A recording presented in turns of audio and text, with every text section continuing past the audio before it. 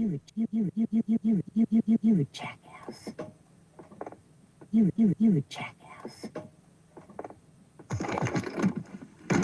You ain't suing anybody. Your days of flim-flamming people are done. And I have a really good idea that I'm talking to another person about protecting the community from people like you, with receipts, with proof, and with your own words. You ain't got nothing on me, jackass.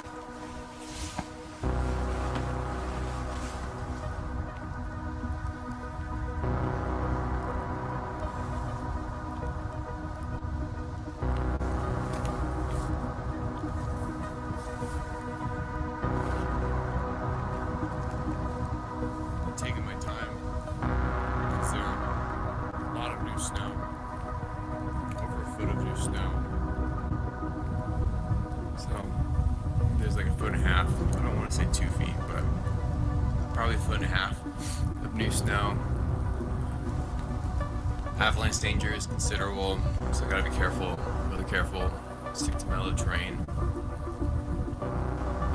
yeah, it's just a lot of vertical. So they're going pretty slow. Glad they won't be there though.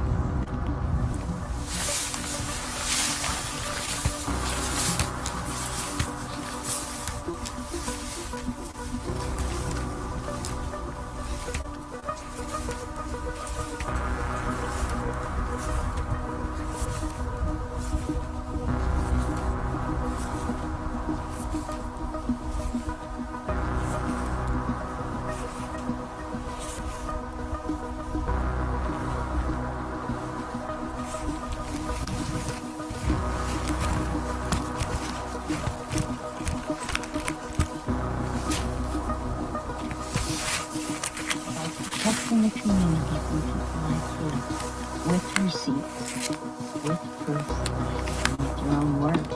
You ain't got nothing on me, jackass.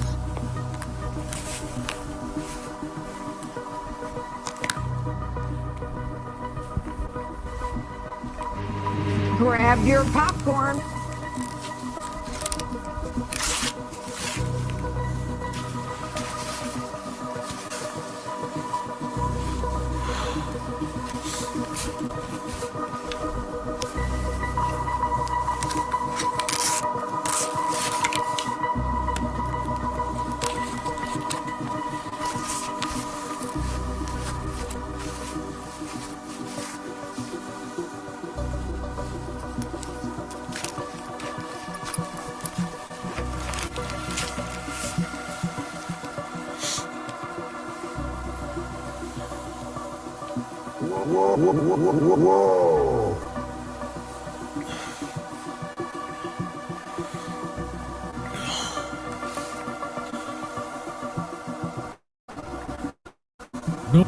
No way, man.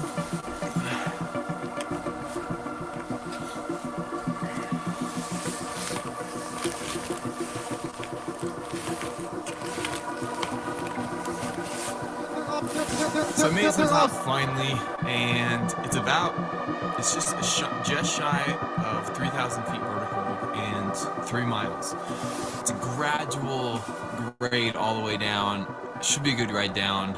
A lot of powder, burnt down trees, typical Idaho skiing.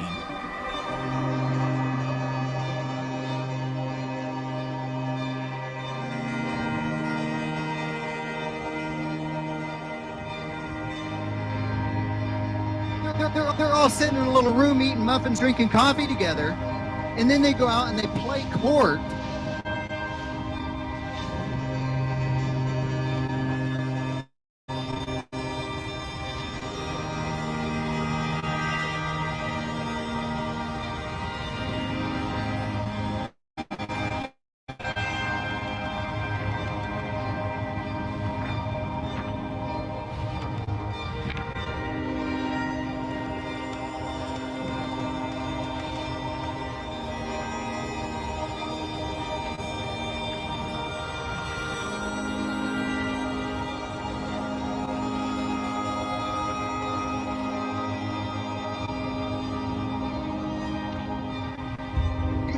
You think it's a joke?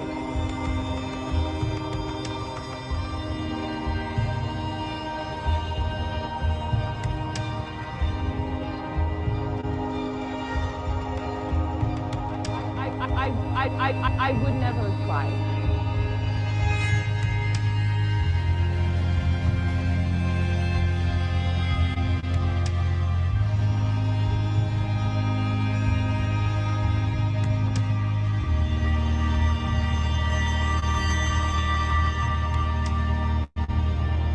Because I think Aaron Cox, when he tricked me, was saying part of the truth. Whoa.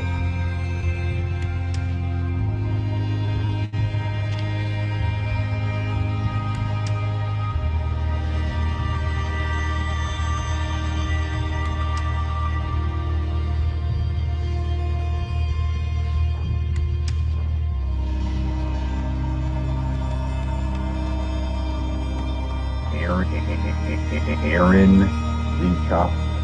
Aaron Recop.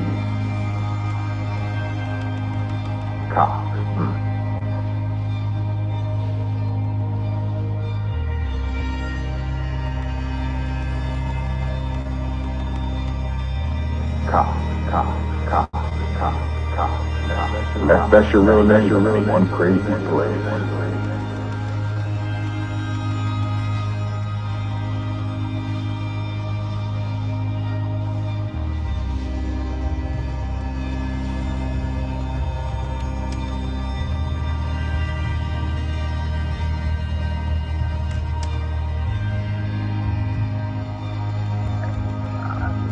Okay.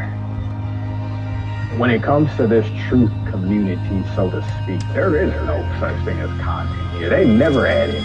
The only thing that's been done is they got your queen bees and your master king, right? And they're putting out the videos for you. Now, what people have been doing is just mocking these videos, just doing repetitive, adding their spin. That's what the truth community was. You know what I mean?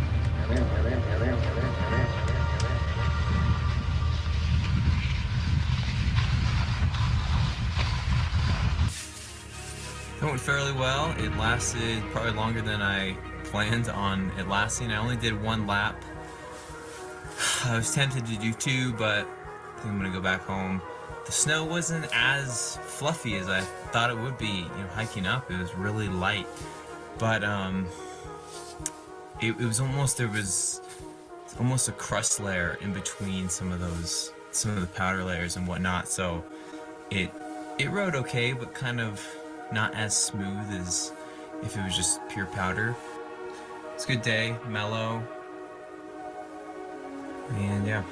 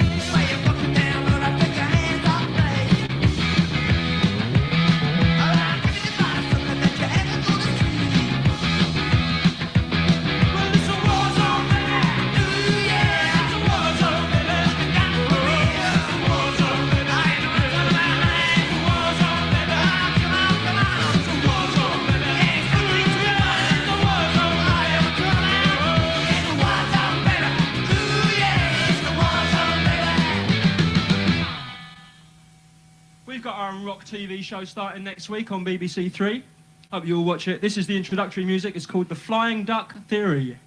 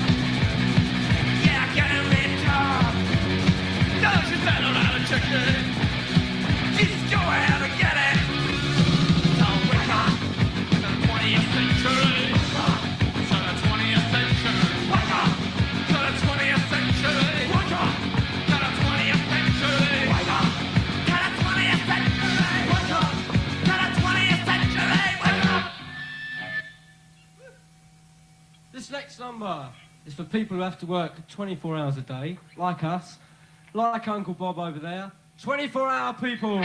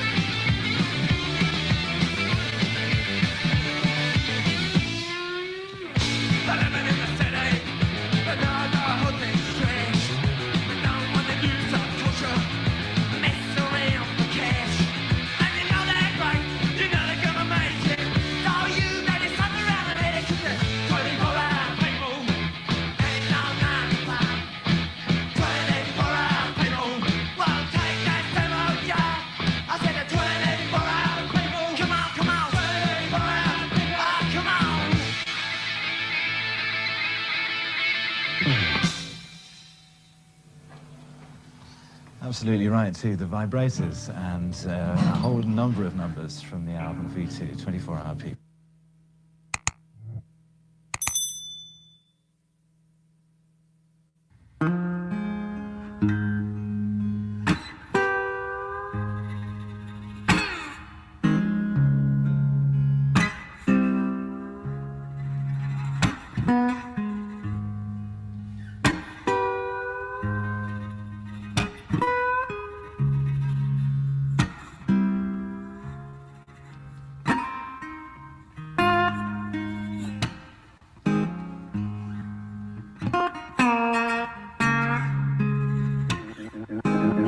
And I'm fixing to crash this place.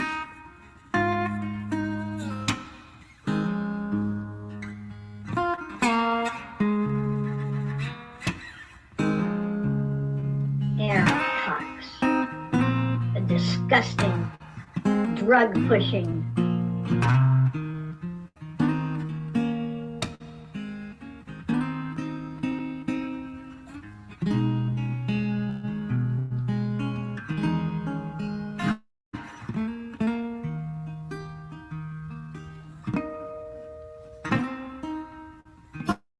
Any of you other paid fucking shills that are hanging out or about, go, go, go, go. Go, go, go, go, go, go, go.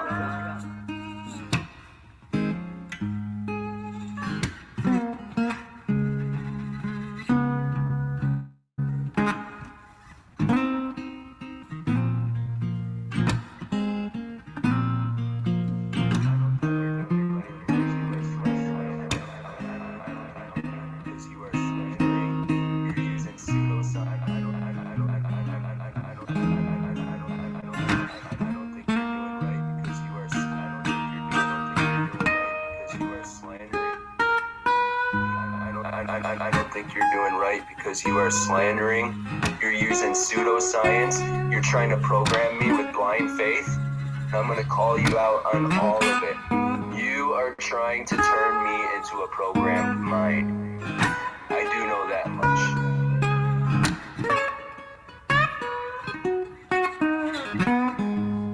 You, Shala Ali Chaz, is trying to program me to fucking take a story of Esau and take it to the motherfucking heart and read a book, the Proverbs section.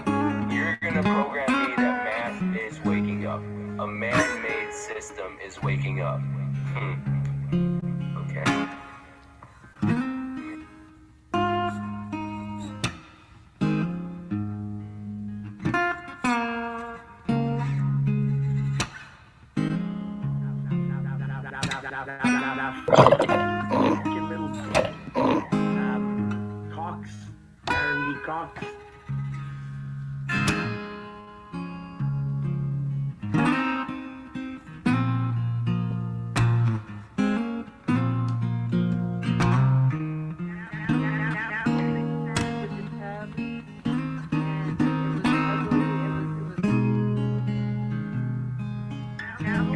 happened with the tub, and it was ugly. It was horrible, and it was unsightly.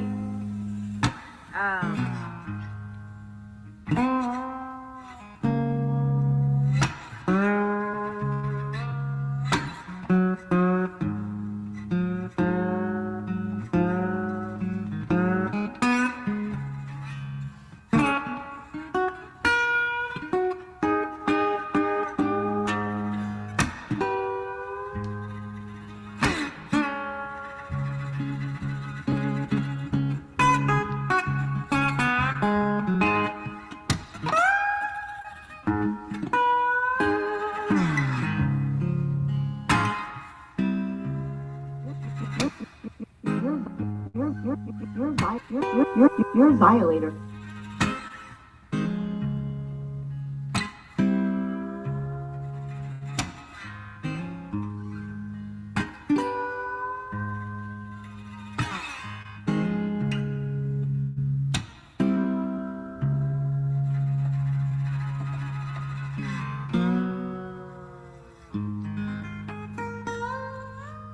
These people are pros at emotional extortion and blackmail.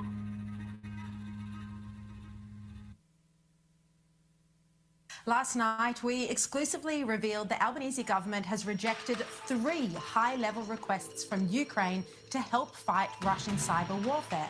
The under-siege Ukrainian government has sent 3 separate requests to Anthony Albanese's senior ministers asking for funding to help the Russian cyber attacks. Ukraine's ambassador last night confirmed this on my program as well. Claire O'Neill was asked about our story at the press club today. Australia provided assistance to the Ukrainian government early on in the war last year with cyber security assistance. There's been reports this week that the government has knocked back several requests from Ukraine for further assistance. Can you just explain what the situation is, and are we open to providing further assistance? Yeah, thanks, Andrew. So can't get into the detail on those, but I can say we're open to discussions with Ukraine about how we can help them, and we do consider proposals from time to time. Thanks. So she said they're open, but the rejection letter, as I revealed last night, we showed the correspondence last night, it was a firm rejection letter from the government. Now, joining me now is a cybersecurity expert who's on the front line in Ukraine helping to fight Russian warfare, Internet 2.0 co-founder Robert Potter, live from Kiev in Ukraine. Robert, thanks so much for joining me. Firstly, why does Ukraine need cyber security assistance from Australia? Why is this such an important issue? Well, cybersecurity is hugely important to Ukraine on a range of issues. So everything from using cyber intelligence to investigate ongoing Russian war crimes in the country, all through to protecting Ukraine's critical infrastructure and financial institutions. Ukraine has been subject to the world's first cyber war, and Australia has a lot of capability, as do a lot of advanced economies like Australia, the United States and Canada, who have a lot of capabilities that the Ukrainians can really use during this situation. And it's also not just a one-way street. So Ukraine is subject to a huge amount of cyber attacks by Russia, which means they learn very quickly and they get access to samples of malware, viruses and things like that, which they can then share with their international partners. They've also got a huge amount of experience in fortifying their critical infrastructure against cyber attacks. So it's a two-way street, and there's a lot that we can learn from the Ukrainians as well. Well, not sure you have dinner plans for tonight, but if not, we know there's a big barbecue in Emmett happening and everyone's invited. Ammon Bundy, the anti-government activist and the only former candidate for governor with a $10,000 warrant over his head, put out the public proffer this afternoon by posting it on People's Rights Network. Lisa and Ammon Bundy are hosting a big barbecue at their house tonight. Come eat Bundy beef cooked on the Traeger and enjoy good weather and friends. Bring the whole family, they say. Come anytime. Eat around 6. I'm not exactly sure what Bundy beef consists of, but I do know this open invitation has remarkable timing considering Bundy's beef with the law, and specifically the Gem County Sheriff's Office. We were told deputies showed up to his house a couple of times this morning to serve that warrant, but Bundy was nowhere to be found. And by the time they showed up a second time, they did find a couple of members of Bundy's People's Rights Network on the property, but still no Bundy, they said. So as it stands now, there's still a warrant to bring Bundy in for contempt, which is related to the St. Luke's lawsuit against him, but not because he hasn't shown up to any of the hearings or participated in any way. The warrant is for Bundy continuing to violate a protective order from the court to remove the harassing and threatening postings against St. Luke's employees from his PRN website. As for the lawsuit, St. Luke's was just granted a default judgment this morning by Judge Lynn Norton. As to what damages Bundy will be responsible to pay, well, that has yet to be determined. Judge Norton also ordered Bundy to respond to discovery, meaning he has to answer questions and provide documents related, or requested, I should say, by St. Luke's health system. She also ordered Bundy and the designated representatives for his campaign and the People's Rights Network to come in and sit down for depositions. And Bundy has to do all of this by May 24th. So it seems he's not going to get away with not answering to the lawsuit, which stems from the days-long protest Bundy and his PRN network staged outside St. Luke's in Boise, prompting them to go on lockdown for a couple of hours last March. Okay, so to recap, Bundy's lost the St. Luke's lawsuit. He's been ordered to participate in the damages phase. He still has a contempt warrant out for him, and he's serving his famous Bundy beef for all and any to eat tonight on the Emmett homestead, where you're also invited to bring your sleeping bag, by the way, because he's opening up the orchard for campers to keep possible law enforcement impediments in place. We don't know. Somewhere, T-Swift's song Anti-Hero is playing unironically, I'm sure. We did reach out to the Gem County Sheriff's Office to see if they plan to show up for the feast tonight. You can insert your goose is cooked joke here, but we have yet to hear back.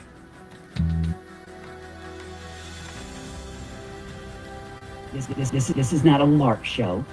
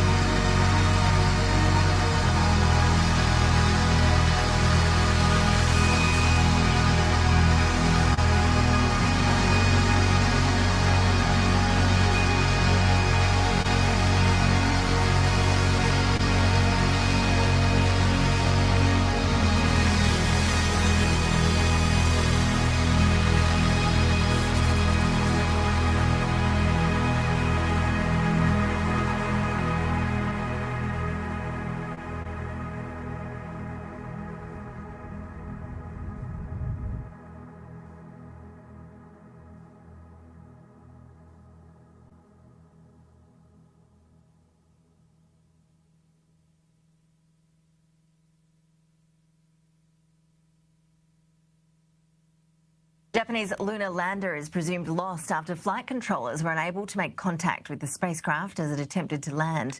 Let's bring in live now Fred Watson, Australia's astronomer at large. Fred, good to see you. Thanks for your time. What went wrong with this mission? Do we know? We don't know what went wrong, and it was something that happened right at the very end of the spacecraft's flight as it was descending towards the lunar surface. The telemetry coming back to the mission controllers said that everything was going fine, that the spacecraft was descending, and then the rate of descent increased suddenly, and then they lost contact. And that suggests what is euphemistically called a hard landing. In other words, it crashed onto the lunar surface, which is a great shame. This is a very brave attempt to send a robotic spacecraft funded by private agencies rather than a public concern like NASA or JAXA, the Japanese space agency. And so what would then happen to that spacecraft? Does it burn up? Does it continue floating around space? What happens next to it? So it is almost certainly in, I would guess, quite small pieces on the surface of the moon. The moon doesn't have an atmosphere, and so it can't burn up on the way in like things do when they enter the Earth's atmosphere or re-enter the Earth's atmosphere. So it would be a hard landing. I'm assuming, you know, from what I've read, that what happened was that the propulsion system failed. Perhaps by propulsion I mean the braking rockets that are slowing it down so that it makes a soft landing on the surface. If that happens, then you've just got the moon's gravity, albeit only 1/6 of the Earth's gravity, but it's still enough to pull something down. And a spacecraft like that would, it wouldn't explode. It is very unlikely it would explode, but it would certainly be damaged beyond repair. There might be a debris pile. It is possible that a NASA spacecraft which orbits the moon, the Lunar Reconnaissance Orbiter, might eventually pick up the pieces, and by that I mean detect them rather than go down and get them, to detect the pieces as has happened before with previous landings on the moon. So that's something that we might find out more about down the track. But I think it's been a big week in space news. Scientists have, for the first time, detected seismic waves through the core of Mars. Now, what does that actually mean? Why is it significant? Well, it's the way we probe the interior of the Earth is, and it's been done for more than 100 years, is to look at the way earthquakes are transmitted through the central regions of the Earth. That's how we know that the Earth has a solid and a liquid metal core. Now, there is a spacecraft on Mars. It's now been switched off as of December last year. It's called InSight, and its job was to measure seismic waves traveling through the body of Mars, through the undersurface. And some recent analysis done by scientists at the University of Maryland and elsewhere has shown that we can now track these seismic waves through the core of Mars, the central core, which, as I said, on Earth is a mixture of solid and liquid iron. It turns out that Mars's core is liquid, so it's molten. It does not have a central solid core like the Earth does. Composition is quite different. The Earth's core is nickel and iron, mostly iron.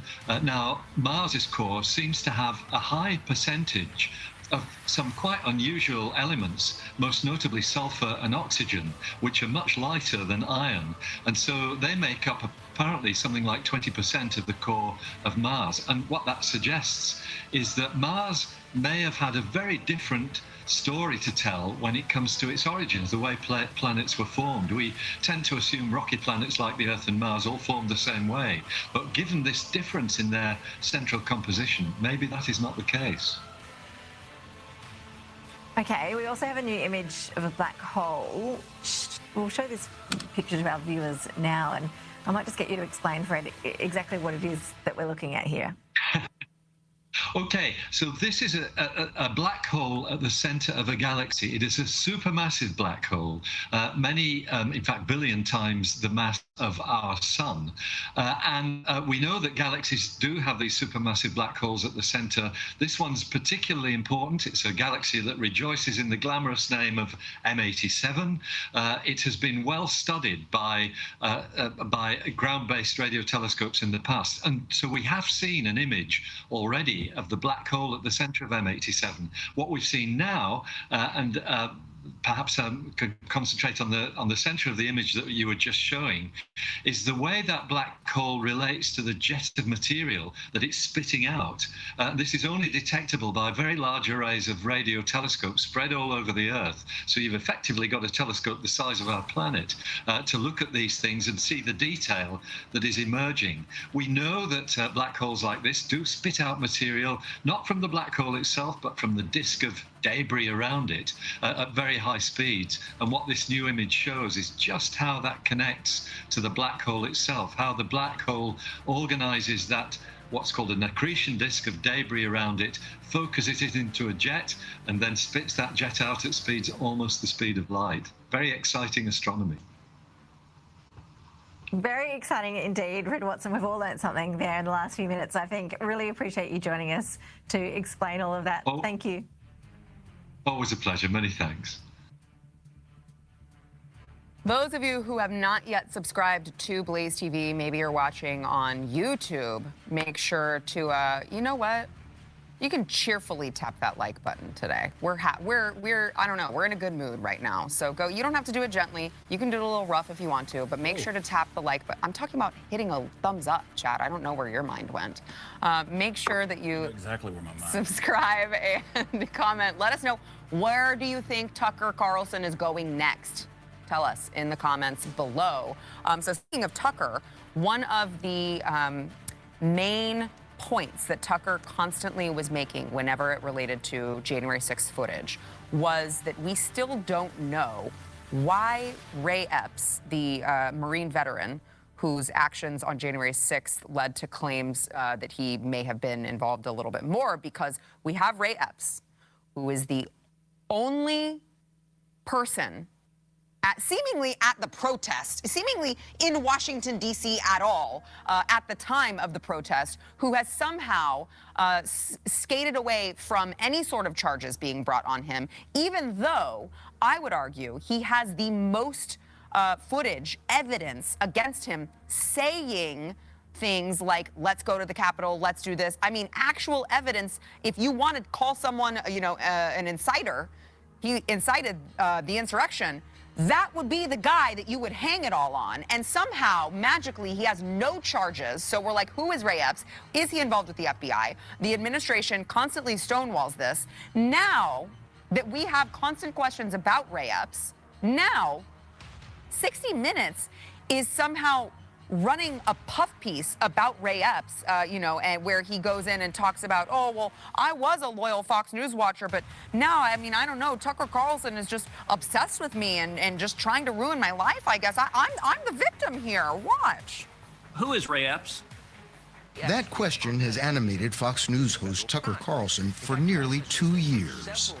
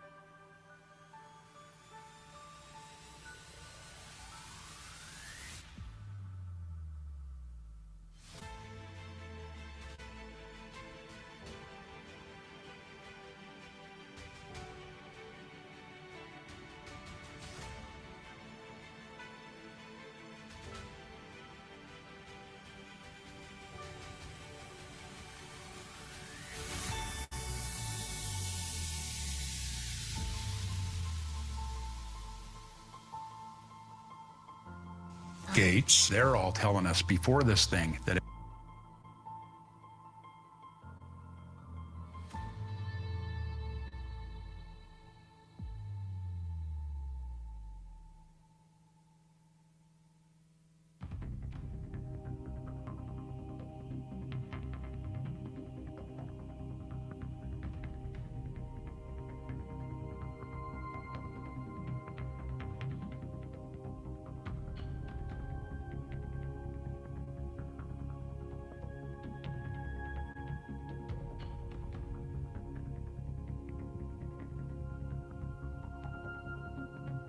where he goes in and talks about, oh, well, I was a loyal Fox News watcher, but now, I mean, I don't know, Tucker Carlson is just obsessed with me and just trying to ruin my life, I guess. I'm the victim here. Watch. Who is Ray Epps? That question has animated Fox News host Tucker Carlson for nearly 2 years.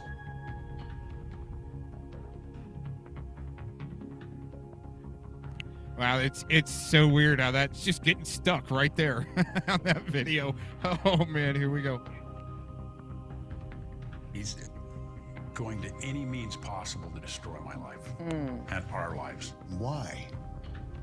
To shift blame on somebody else. If you look at it, Fox News, Marjorie Taylor Greene, Ted Cruz, Gates, they're all telling us before this thing that it was stolen. So you tell me, who has more impact on people, them or me? Epps, once a loyal Fox News watcher, told us he doesn't understand how he got cast as the villain. The Epps version is more mundane. They believed the 2020 election had been stolen from Donald Trump and considered January 6th a legitimate protest. It was a sloppy election. And then to top that off, you have talking heads reporting that there's problems with the voting machines and different things like that. The election's stolen. So yeah, we had concerns. I wanted to be there. I wanted to witness this with my own eyes. Okay. So just to be clear, because he really is gaslighting the American people right now, he says somehow magically it's Marjorie Taylor Greene's fault, it's Matt Gaetz's fault, it's Tucker Carlson's fault, it's all these other people's fault for inciting an insurrection, even though he is the one literally inciting an insurrection on camera, and somehow he's the victim here. Watch. Ray Epps was never seen committing an act of violence that day or entering the Capitol. Epps told us when he saw the violence, his fervor to enter the building became a desire to play peacemaker.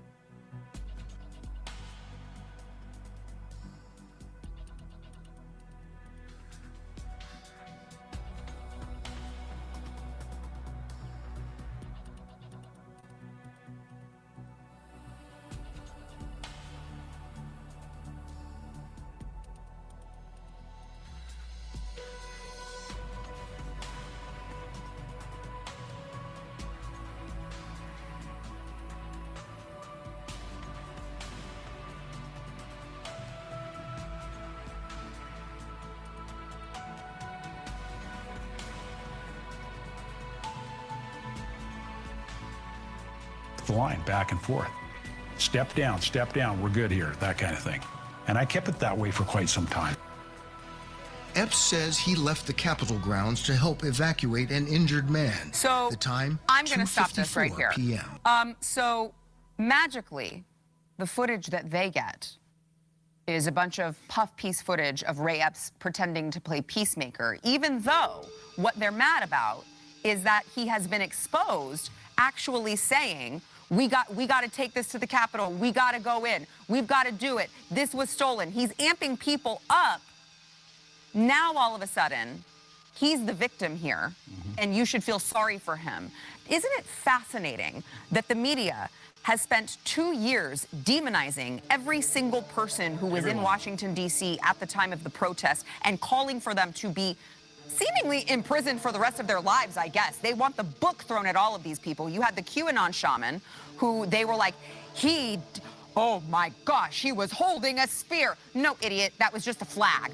But, you know, they want these people, throw them away, lock them up, throw away the key for all of them. But somehow, this one gets to go on 60 Minutes and do an exclusive interview, and this so happens to be the one that doesn't add up at all, that we have all of these questions that, by the way, have never been answered. Yeah. Well, and then there's a lot.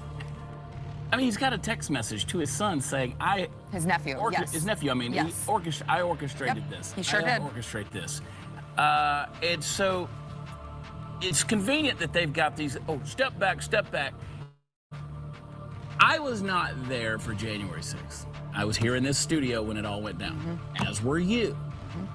2 weeks prior to that, I was in Washington, D.C., and a couple of times prior to January 6th, I had made visits to Washington, D.C. for various protests. I was there to see what was going on, but I was not there for January 6th. You know how many people over these last 3 years have criticized me and said that I was there planning an insurrection, helping people organize for January 6th? They've tried to make me go, I wasn't even there. Do you know how many people I'm talking to the viewers and the listeners, how many people you and I know that were there? People who are in jail to this day without charge. We don't even know where they are being held in confinement in maximum security prisons and solitary confinement. We don't even know where they are. And they're over here, and he's going, Tucker Carlson's obsessed with me. Why? Yeah. By your definition, anyone that was there, and I'm talking to the Riri's on the left, the progressive crazies, anybody that was there on January 6th, I don't care if you were peeing in the woods or a homeless person, you were part of the insurrection. If you were in Washington, D.C., within a 5-mile radius of the Capitol, you were an insurrectionist, okay? And now Ray Epps is somehow getting some kind of free pass. And then you go on Twitter and you see the same wild-eyed leftist, crazy, progressive nut jobs out there who are called for everybody to be nothing short of a guillotine in the streets. Those people are defending Ray Epps. Yeah. So you have to sit back and go, what the hell is going on? Because you're willing to completely throw out the script and flip-flop it for this one guy. Now ask yourself, critically, ask yourself, why the hell is this happening? Why is it happening? What are they trying to pull over your eyes? Because this is deceptive. I mean, think about it. Donald Trump, who they claim incited an insurrection, said, go let your voices be heard peacefully and patriotically. He posted it on Twitter. And they accused him of all sorts of things. He's a traitor, he should be locked up. I mean, just now, they're so excited about him being indicted and arrested because they want what they think is going to be somehow some sort of vengeance for the darkest day in democracy's history. That's how much they care about inciting an insurrection. Yeah. Ray Epps is like, yeah, hey, bud, I orchestrated it. I told people to go there. And he's given a pass because he claims, oh, well, I just directed people to the Capitol. So? Nobody else gets that excuse. So ask yourself why. Ask yourself why the mainstream media now is willing to, the man who has the most evidence against him that he instigated this, said himself he instigated it, now all of a sudden is having the media do puff pieces making you feel sorry for him. There's only one reason that makes sense. One. Only one. That's right. That's right.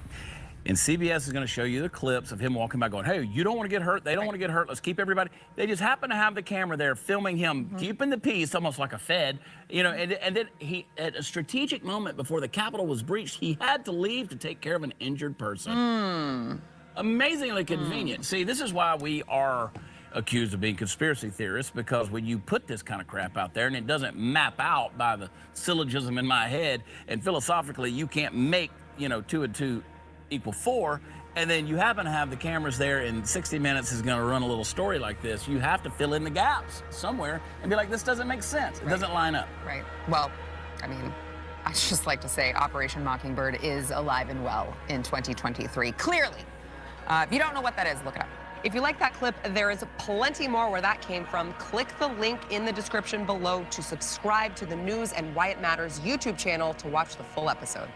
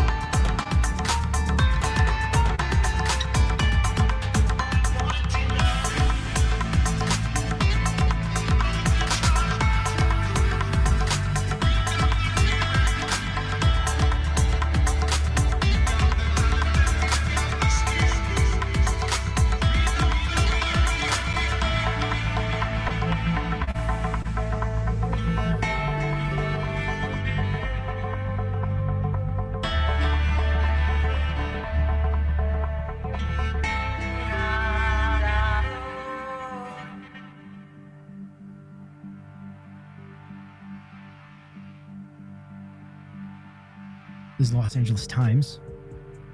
Against their will, a proposed law would make it easier to detain people with mental illness. The first thing I'm going to think is, what is the standard for mental illness? And how will that standard change over time?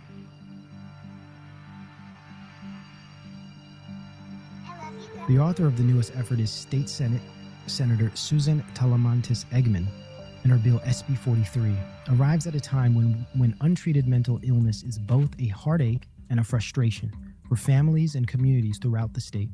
Eggman's bill would expand the criteria by which people in extreme psychological distress can be detained against their will by the police, crisis teams, and mental health providers. This is mental hygiene. Tavistock level mental hygiene. Yeah, this is disturbing as a precedent. It is among recent attempts by lawmakers to make it easier to help individuals, many of them homeless, who are suffering from potentially life-threatening psychosis. The amount of work we have done since 2020 is huge, but it has not made a huge dent in helping the most ill. We can't do it all through voluntary care. We need the full continuum of care. I wonder what that means. Full continuum. From prevention to early intervention, all the way to conservation, to conservatorships. Again, let me read that. From prevention to early intervention. That's possibly through a type of predictive model. We'll get there. So the sickest of people don't fall through the cracks and splatter on the sidewalks, they say. We won't spend any more time on that. I just want to show you the evidence. I just want to show you the receipts. Involuntary institutionalization. Yeah, they claim homeless. So, okay. We see how they stretch things, man. And then I think about, okay, what do you mean by mental illness? What constitutes mental illness? And then I think of stuff like this. What psychology says about COVID non-compliers. They're less open to new ideas and more extroverted and driven by self-interests. This non-compliance alludes to some type of mental illness, some type of danger to the community. So now, not only is it, let's say, mental illness, but it's also this other type of mental illness that's connected to transsexualism, right? This type of identity dysphoria, what they would call gender dysphoria. Olympia, this is out of Washington. This is Bill 5599. Under current law, if a child who has run away from home goes to a licensed shelter, right? Say the parents don't agree with their, perspective on gender or their pursuit of changing who they are genetically. Right. And I think parents have a right to that, especially if they're minors. Run away from home, goes to a licensed shelter. That shelter is required to notify the parents unless a compelling reason applies. The bill allows certified shelters to contact the Department of Children, Youth, and Families in lieu of parents in certain additional instances, such as when a youth is seeking reproductive health services, abortion, or gender-affirming care, genomic manipulation, generational genetic engineering, I call it, transhumanist technologies, of course. We also saw a similar dynamic with, let's just say, therapeutic interventions by way of scamdemic, right? Always at the children. Get them early. Affect the generations of the future today. This bill is an important step in ensuring young people across the state have a roof over their heads during an already challenging period in their life. While we hope that that every child has a supportive family that will provide them with acceptance and the care they need, it's crucial that we, the state, provide housing options to those in crisis. I don't think people realize how serious this is, because it's a precedent. Even if this level of policy is rather low, it's the precedent alone that should be alarming and should cause people to start waking up. And they refer to some of the studies I've showed you earlier. Access to gender-affirming care has been proven to lower rates of adverse mental health outcomes. Again, here we are. This is the argument, the appeal, the coddling. Let's just make them feel better. Let's change them so they'll feel better, regardless of the biobehavioral disruption during the process. And improve the overall quality of life for transgender and gender diverse youth. Improve the overall quality of life, as if they know what that quality of life is, as if they know what quality or life is. So we're dealing with forms of medicalization I've shown you here. Bodily disease, convid, reproduction, and sex, abortion pill is an example, as well as hypersexual lifestyles, polyamory, right, which I believe induces a type of mental illness over time. Unless you're just totally detached from any semblance of human essence, I think. If you could just go around screwing random people, there's something seriously wrong with you on a very deep human level, I would argue. And it might not be your fault you're like that, right? You might have been abused as a youth, and you're not able to connect to people in that way. So I have to be sensitive there. Addictive substances, we talked about that, and mental disease, of course. Now, what's the obstacle here with this last one? The obstacle is community, family, and child-parent hierarchy. This is another technology. It's a political technology that disrupts the child-parent hierarchy. Hierarchy in that the parent has control of the child. The parent makes the decisions. I'm sorry, this is just how it is and how it has to be, at least until that child's no longer a minor. This is a political technology that disrupts that prime relationship. Arguably the most important relationship, because from that comes families. From that comes societies and communities and relationships in general. You learn how to relate to other people through your parents. And the first relationship you ever have is with your mother. Family is the obstacle to transhumanism. Family is the obstacle to technocracy. And more precisely, the parent-child hierarchical relationship and the familial roles therein. The familial roles between the parent-child, even extended family, they all play a role. Those roles no longer exist. Because technology, atomization, etc., we've talked about this. They've displaced everyone. So now everyone is in a bubble. You'll see it today. People don't have dinner together anymore. Everyone's on their phones in some separate room or at the same table on their phones, completely detached from each other in an interpersonal setting. These social institutions safeguard the public from state, political, and technocratic control. Hence, importance of atomization, familial role displacement, and the demonization of Christianity. Because Christianity, as a faith, right, as a body, is rooted in the tradition of the family and the hierarchies, the order therein. Hence the push for progressive equality in everything.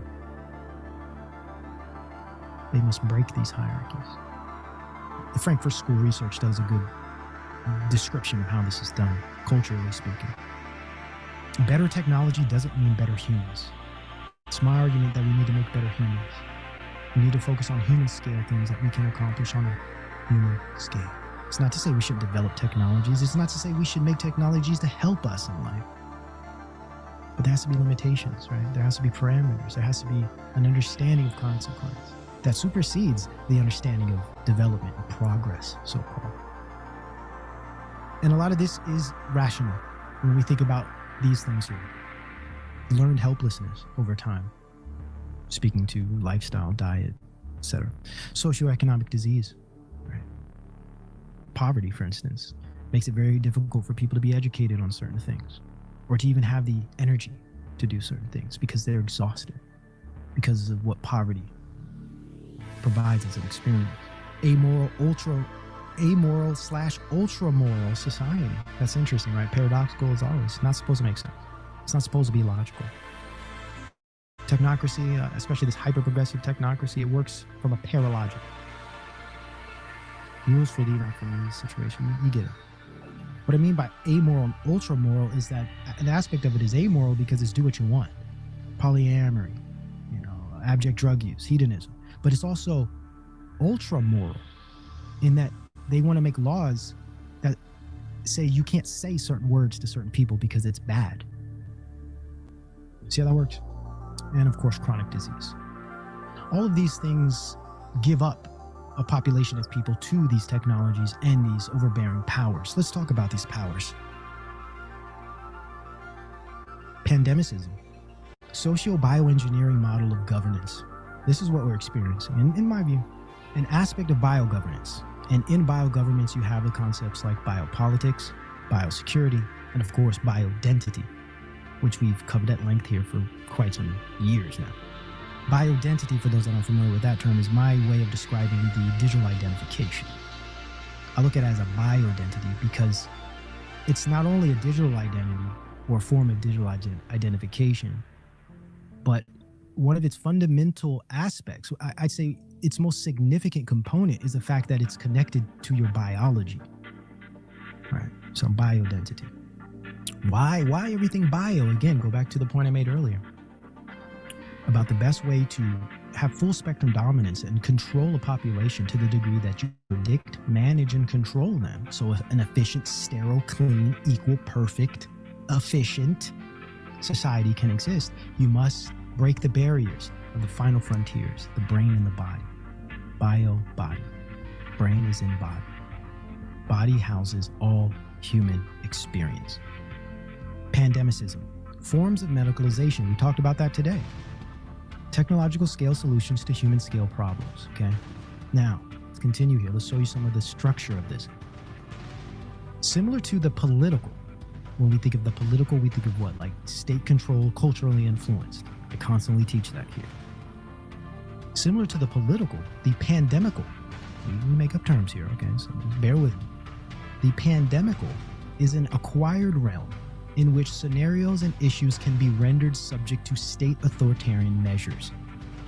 When you want the state to control something, say a body of people, a population, or a movement, or if you want to impose a type of worldview or a type of like belief system or value system, the best way to accomplish that is to make it a political thing. Somehow make it political because the state controls the political, but it's also culturally influenced the political. So not only do you have to make it political, but you have to influence the culture first. And this is what we see being done through identity politics. And we talked about that last show quite a bit. The pandemical is similar to the political in that instead of making things political to control and influence, you make things medical to render populations or systems or environments rendered subject to state authoritarian measures. So what you do is instead of making things political to control people, you make things medical so they become patients, hence medicalization. What I mean by pandemical is using the concept, because it's just an idea, it's not a thing, the concept of a pandemic as a way to medicalize a body of people and bodies of individuals into subjects or patients, turning everyone into patients. This is another way to get control. Politicalization and medicalization. That these are some of the key methods that are being used to, in a sense, structure this new digital transhumanist kind of world. Pandemical scenarios render the subjects or issues to patient status. Yes, lab rats. Medicalization, patient status. So not only does the body, the person, or maybe the group become medicalized, but even issues become medicalized. Not just people and bodies and populations and groups, but issues. For instance, I'll give you an example. Visiting people in a hospital creates an issue that is medicalized. You have to wear a certain thing on your face, or you have to show certain proof of a medical intervention. Family parties become medicalized issues. Relationships between people become issues, not of interpersonal relating, not of love, not of joy, not of interests, but of medical things. Even everyday issues and scenarios and situations become medicalized. This is another aspect of full spectrum dominant. You control what people do. You control what people say. And it's rational because you've medicalized it such that only medical experts and public health experts can intervene as an authority, just like only politicians can intervene regarding policy that addresses issues similar to how medical intervention addresses issues. Pandemicism, mass disease as control mechanism. Top-down, expert-based, society-wide control through technocracy. Examples of politicization is identity politics. We saw that post-Trump. That's how they accomplished what they accomplished. By politicizing literally everything. Race, sex, gender, orientation, comic books, I mean, they politicize beer, okay? Literally, beer. What are the experts? Who are the experts? Politicians, doctors, scientists, academics. What we see here is the organized effort of two sectors, public health and public policy, essentially life and law. Life and law. Who do we know as authority over life and law? Think about it. Think about what they've accomplished in a matter of 3 very short years. We've lost faith in our society, our industries, our brothers and sisters, even ourselves. Forms of pandemicism, that these are the two elements of focus for medical industry, big technology industry, as well as state military industry. Because when we look at what DARPA is doing, it's not too far from what NVIDIA is doing. And it's surely not too far from what Johns Hopkins is doing. And it's no different from what Fox News and CNN and MSNBC is saying. Bodily disease and mental disease, brain and body. Forms are to be universalized. Example, universal medicine. This arrangement warrants the development of policy, state behavioral regulatory systems. That's what policies are. Yeah, they do help in here and there. State behavioral regulatory systems. Social engineering. Control mechanism is a frame of perception, and this is a false frame. The false frame of perception in this medicalized pandemicist kind of world is germ theory. And in germ theory, we find virology, vaccinology, immunology, epidemiology, and of course, its frame, modeling technology. I call it data-driven epistemology. So through this false frame of germ theory, our ontology with regard to disease, our perception of what disease is, how it behaves, for instance, spreads, is false. This is how they control the perception of disease from other people. So when we see masks, when we see, people coughing, we think contagion, we think transmission, we think virus. Therefore, we'll do whatever the virologists, the vaccinologists, the immunologists say. Another appeal to authority, but it is done through this type of framing of perception. This is an ontological type of attack. Recent operations. So we got the historical precedent, then we have recent operations that compound the anchoring, the acceptance.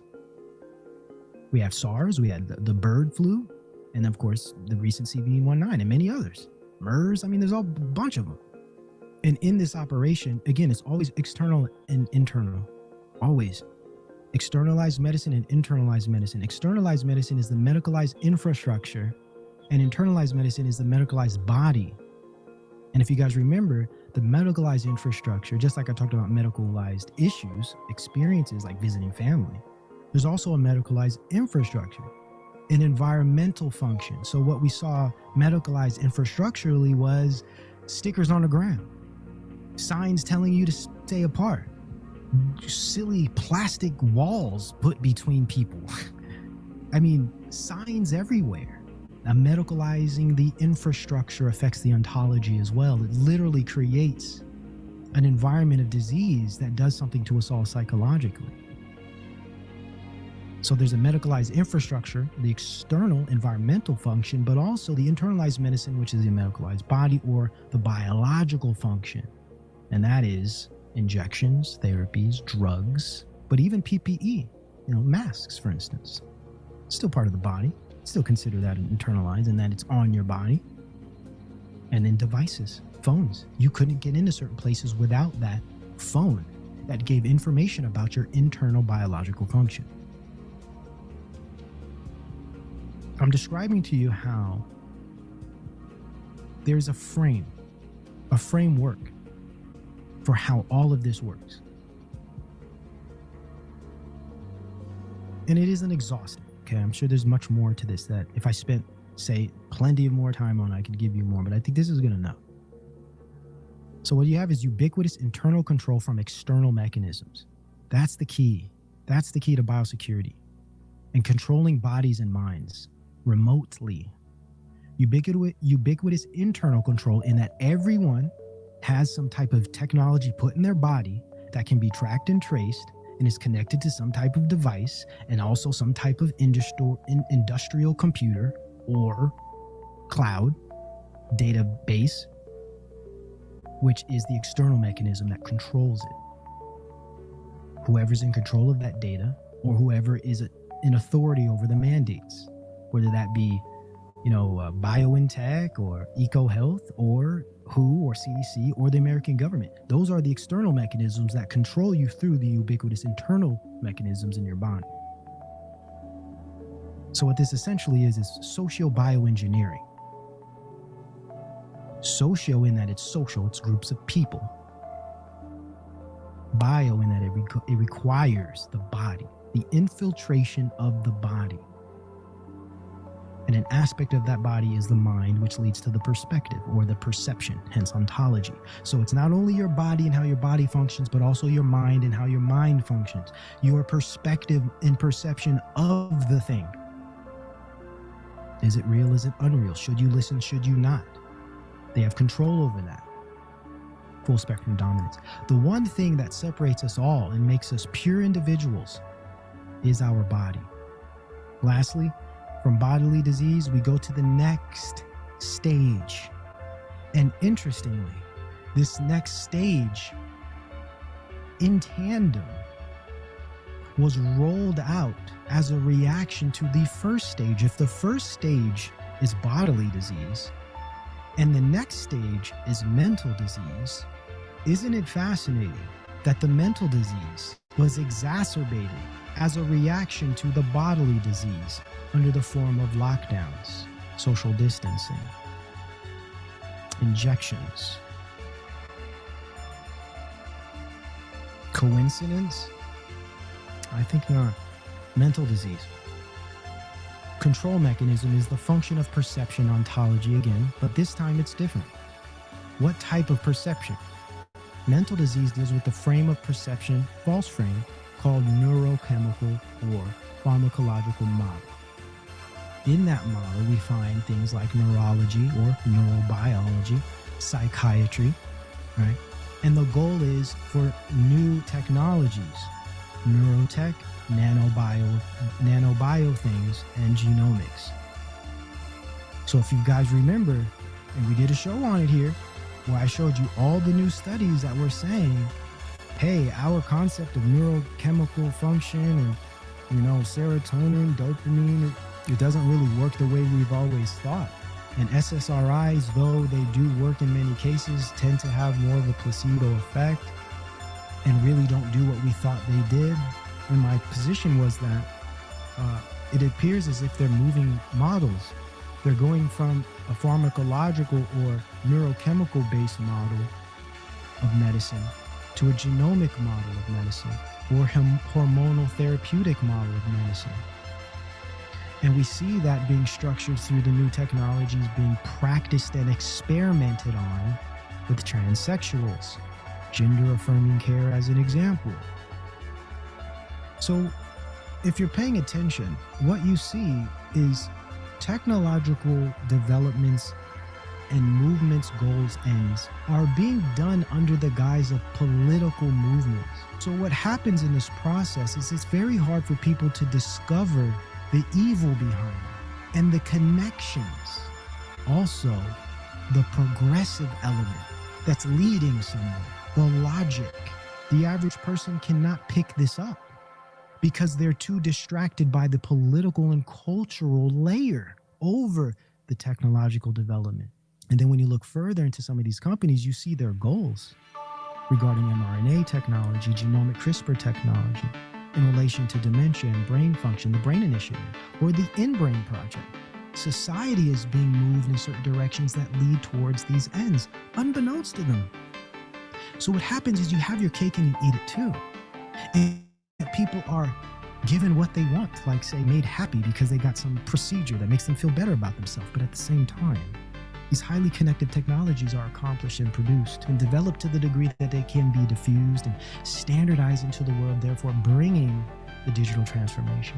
And not just bringing like Internet of Bodies, but also bringing new digital currency, bringing a new housing arrangement through 15-minute cities, for instance, bringing a new travel arrangement through electric vehicles, fixing the environment through digitizing everything.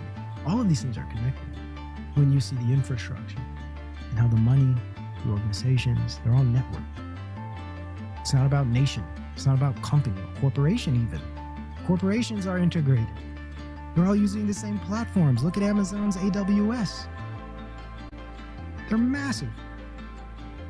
What an amazing time to be alive, to see this happen far before it's complete. Like, we're still able to live and do what the hell we want to do.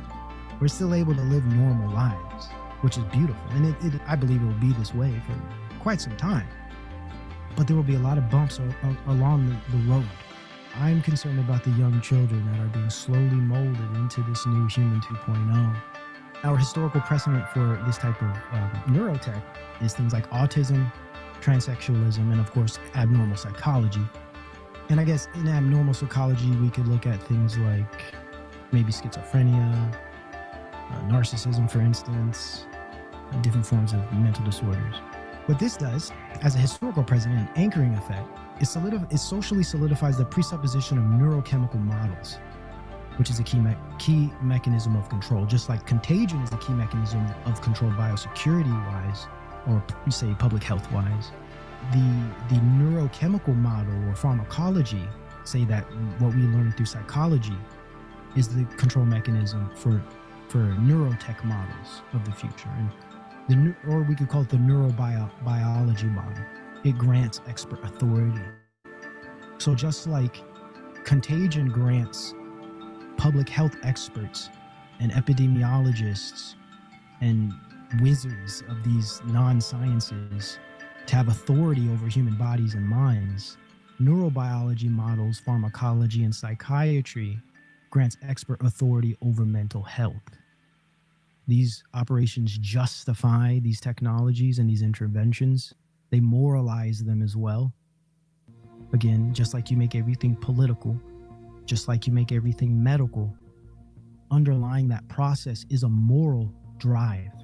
The medicalization, the politicization of things can't be foisted, imposed without a moral drive. Hence the importance of faith and moral consistency, moral absolutism and transcendence through a faith, a truth. At the gate of all of this comes a moral drive that has been written on all of our hearts, atheists included. To solve this mental health problems, gosh, we need some solutions, right? Next stage, wrong thing, religious political belief as potential candidates for mental illness categorization. I pray it doesn't go there, at least not in our lifetime. But I've shown you plenty of evidence to suggest that we're not too far away from that. The precedent has been set. The goals are clear to see. Socio-bioengineering, full spectrum dominance, subject to same biobehavioral security model as the bodily disease. Mental disease will be approached just as bodily disease will be approached because they come from the same substrate. The mind, the brain specifically. The brain is an aspect of the body. The body houses it. The brain is not the brain without the body. The mind is not the mind without the body. Speaking of this moral push, right? This moral drive, almost that type of ultra-moral agenda that we see in the hyper-progressive technocratic left, but also in the neoconservative, neoliberal right, just as technocratic, if not more. We see them pushing this moral drive to help people in need. And today, it tends to be those suffering from certain dysphorias, that regard gender, sex, etc. The new movement of health, because this is a new health movement. When we think of medicalization, when we think of bodily disease, mental disease, this is a health movement, but it's under the guise of happiness, especially with regard to the trans identification.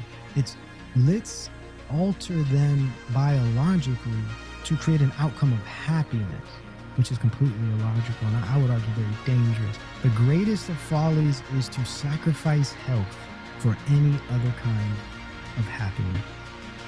There's something very powerful and poignant about this quote today, because I believe what these institutions, these industries, and these social movements are doing is precisely going against this idea. Let's bring a scripture to buttress this. How about Proverbs 14:8? The wisdom of the prudent is to give thought to their ways, but the folly of fools is deception. What I see here is a slippery slope. Slippery slope, the unraveling of science. This is an example of the big oops and the consequences of the slippery slope that we saw happen over 3 years. November 2022, they already were admitting to this. COVID jabs, we flew the airplane while we were still building it. You know it's trouble when they're admitting this stuff. And that's with mRNA. You don't think there's going to be similar consequences for, say, gender-affirming care, say all these new type of weirdo neurotechnologies and nano-bio internet of things? Think about it. Can't trust any of these people. Not only are they trying to fly planes while they're still building the planes, they don't even know how to fly. They're not even pilots. Yet these are the experts we're supposed to trust with our health and our minds at the expense of our spirits and the truth. Now this is next level insanity. That's why I saved it for the end. And that's why I presented to you the idea of the slippery slope. Because the slippery slope slips deep and the consequences could be dire. And when you're dealing with a transhumanist, technocratic world of today that's hopped up on nanotechnology and integrating nanomachines, you get silly, stupid, crazy, insane, psychopathic, demonic things like this. You're at pmc.org. Genome editing for involuntary moral enhancement. It ain't no games, man.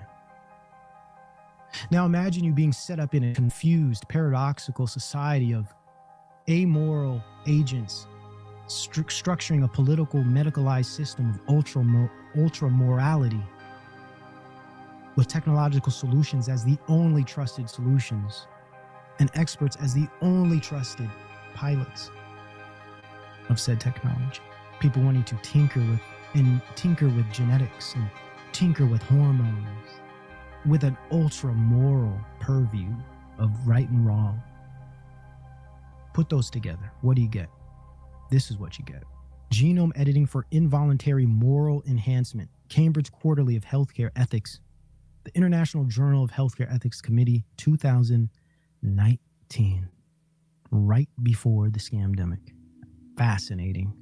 During the previous years, voluntary moral bioenhancement has been contrasted to compulsory moral bioenhancement. This is taking wrong think to the next level, to the genetic level. In this paper, a third possible type of moral bioenhancement is discussed. Genome editing for moral enhancement of the unborn that is neither voluntary nor compulsory, but involuntary. Involuntary moral bioenhancement might engineer people who will be more moral than they otherwise would have been. The possibilities of genome editing aimed at moral enhancement of our offspring is assessed. It is argued that genome editing might have the potential to engineer our offspring in 3 domains: to be more empathetic, to be less violently aggressive, lower testosterone, and to have a higher potential for complex moral reflection. Consider the ultra-moral / amoral society we're in. Interesting. Genome editing is discussed in 3 domains, and a proposal made that a combination of VMBE and IMBE might be the best option humans have to become better. Wow. To become better. Humans, better. What makes better humans? Truth. Love.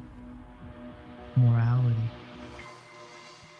human scale issues, human scale dilemmas.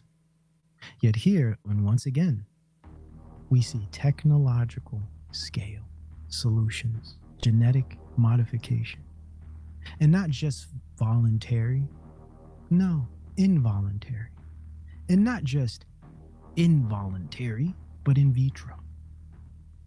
Prior to birth, Brave New World. Now, we talked about mental disease, we talked about autism, we talked about gender dysphoria, and all of these different issues that are being used to create new technologies, hormonal but also genomic. Right? Not only autism, though, not only mental illness like depression, anxiety, schizophrenia, dementia, not only gender dysphoria, but even ADHD. I have a recent article here from April 8th. More and more I'm seeing everything is going towards a genomic solution. We went from this chemical-based pharmacological neuroscience kind of thing, and now we're going towards everything genomic and hormonal. This is true transhumanist medicalization happening. Groundbreaking new research identifies the cause, literally the cause, crazy, the cause, as if you know. As if all of these screens aren't contributing to this ADHD, as if diets, malnutrition, and different forms of attentional abuse through, say, neglect in certain family dynamics aren't contributing to the development of ADHD. As if you know. The point, again, isn't the truth. It's the belief of those who hear it in the pursuit of a type of specific technological development. And what other development than, of course, the granddaddy of them all, and it has been used for quite some time. It's not like this is new. They've been using it. CRISPR. The team used CRISPR to insert this type of mutation in a homologous mouse genes, which cause hereditary hyperactivity.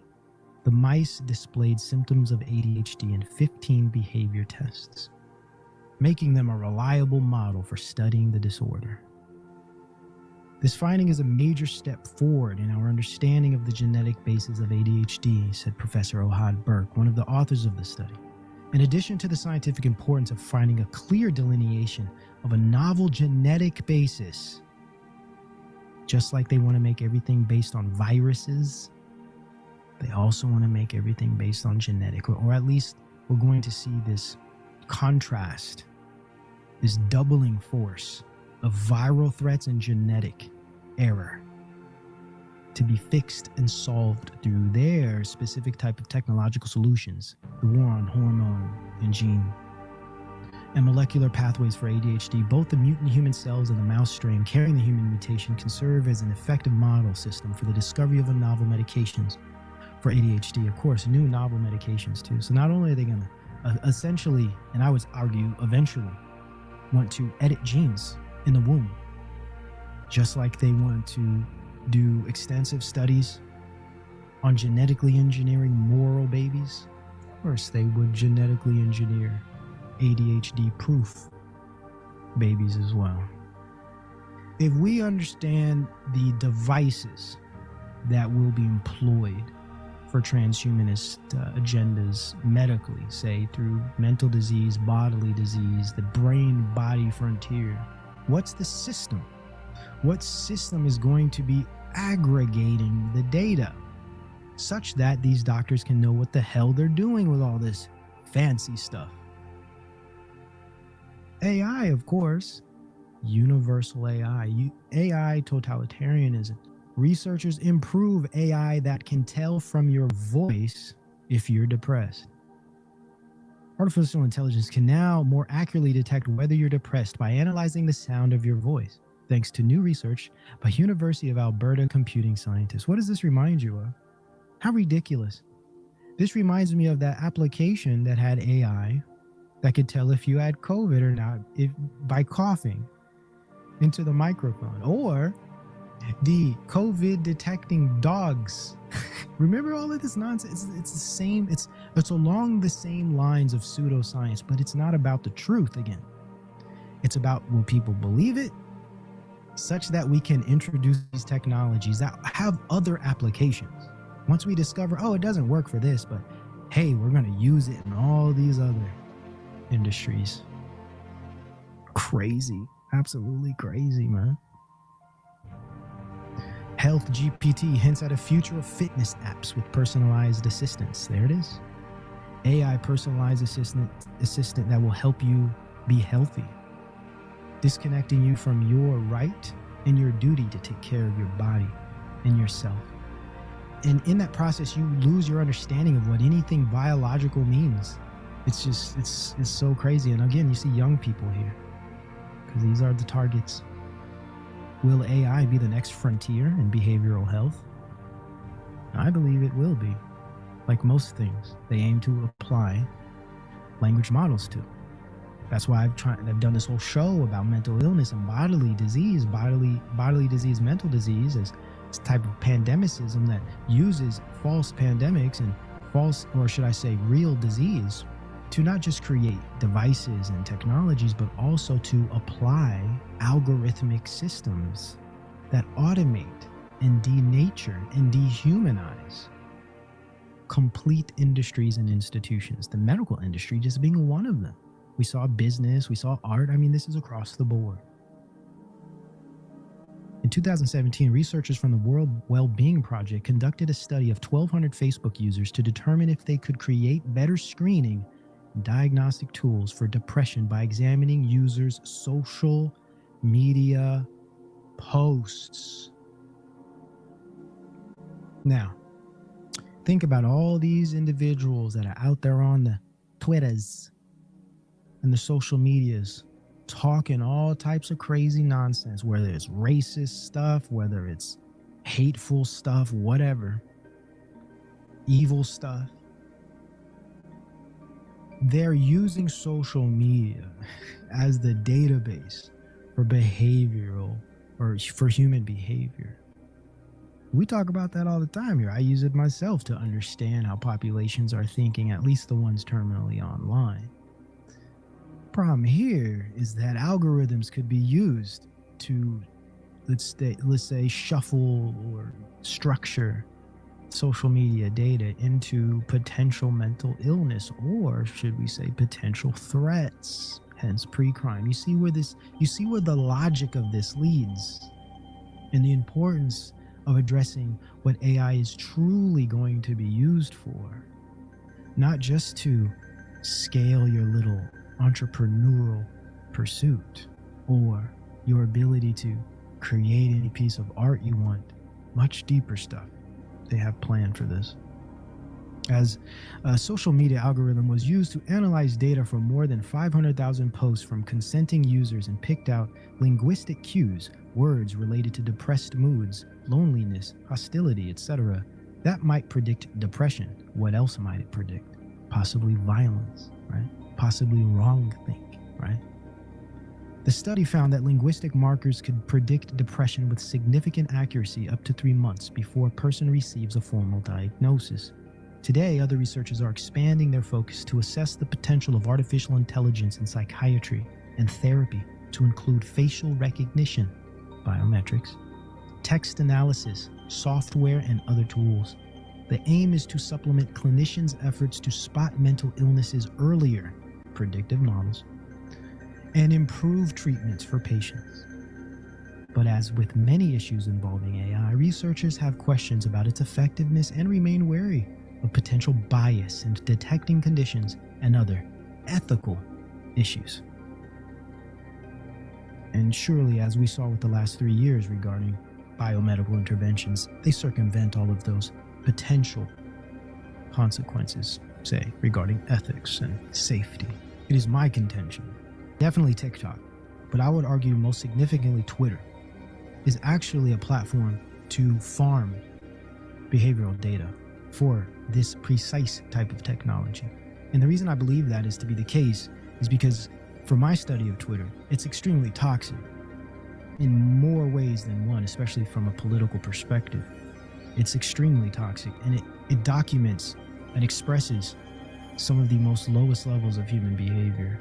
And I think this is also by design, and it is not a surprise why Elon Musk has invested in it, given that he is not only trying to create an X app of all things, which is in a sense going to be, if it's produced, a type of platform for the bio-identity, but also he's very interested in creating a type of singularity, creating a type of super AI integrated system that forms a congruence with human brains, especially when we see its role in the social engineering and psychological operations of the COVID scamdemic.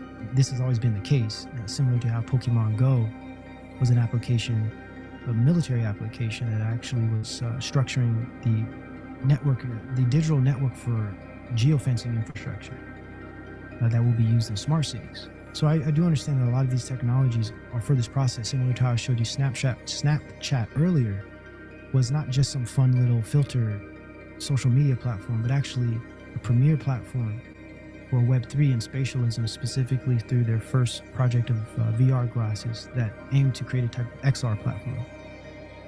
No other social media platform is doing this. It's very interesting when you consider the fact that Snapchat is almost forgotten, yet they're building something totally different on the back end. And I think Twitter is doing something very similar with regard to pre-crime, biobehavioral social engineering on the part of AI, and human social field dynamics. It's very Lewin-esque, very Tavistock-ish going on here. Now, this isn't to say we aren't to ever use Twitter, but be careful what you do on Twitter, I'd argue. Be careful what you do on any platform. Now, there will come a time where even things as possibly as honest and true as, say, faith and logic and reason are demonized, persecuted. I have no problem being persecuted for truth, but it's different when we are socially engineered to behave in ways we shouldn't. We're very dark places in all of us, what Jung would call our shadows, are in a sense tapped by way of social engineering, agitation, propaganda, algorithmic capture that tends to send you nothing but violence and horrible sights day to day as you scroll and scroll and scroll, to the degree that you start to behave in ways that you shouldn't. Say you start to speak in ways that's condemning to your spirit in the pursuit of one-upping another.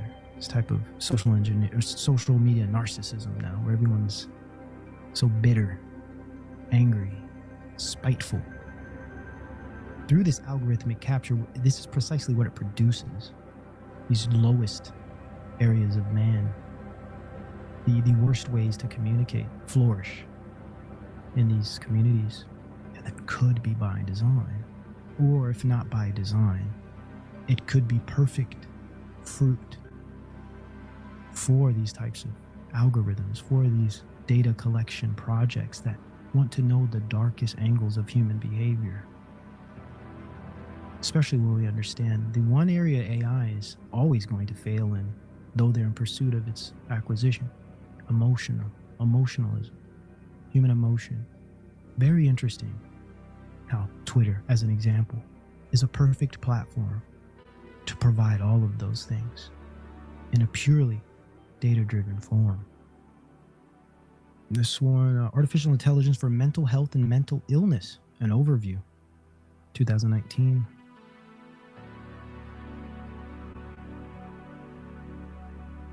Yeah, empathy, absolutely. Absolutely. Something a lot of these social media platforms lack. Because I think humans are essentially, by our fallen nature, we're driven to the negativistic. We're driven to the darker aspects. It's harder to work towards the empathy and the positive. I think that's what that describes our need for a savior and our purpose in this life of coming to the truth and reuniting ourselves with the Most High God through Christ and being real and true and transcend this flesh in these ways that we're accustomed to, which tend to be the darkest if you pay attention. It isn't to say we're purely bad in some Gnostic sense, but it is to say we're predisposed to those of the uncomely, those of the dark. We reviewed 28 studies of AI and mental health that use electronic health records, mood rating scales, brain imaging data, novel monitoring systems, and social media platforms to predict, classify, or subgroup mental health illnesses, including depression, schizophrenia, or the psychiatric illness, or other psychiatric illnesses, and suicide ideation and attempts. Collectively, these studies revealed high accuracies and provided excellent examples of AI's potential in mental health care. But most should be considered early proof of concept works demonstrating the potential of using machine learning algorithms to address mental health questions and which types of algorithms yield the best performance. As AI techniques continue to be refined and improved, it will be possible to help mental health practitioners redefine mental illnesses more objectively than currently done in the DSM-5. Wow, you know how disturbing that is? Because the DSM-5 is extremely flawed, and there cannot be any objective understanding of the subjectivity of human behavior in the type of standardized way that the DSM attempts to do. Imagine them want to ramp up that standardization that DSM already fails at through artificial intelligence. That's insane. Imagine the consequences of that, especially when they redefine what mental illnesses are. Imagine when they start to put things that clearly aren't mental illnesses as mental illnesses under, or should we say subject to, a type of standardized algorithm. Crazy. Absolutely insane. Identify these illnesses as at an earlier or prodromal stage when interventions may be more effective. Prediction. Predictive models. And personalized treatments based on an individual's unique characteristics. However, caution is necessary in order to avoid overinterpreting preliminary results, and more work is required to bridge the gap between AI and mental health research and clinical care. This was 2019.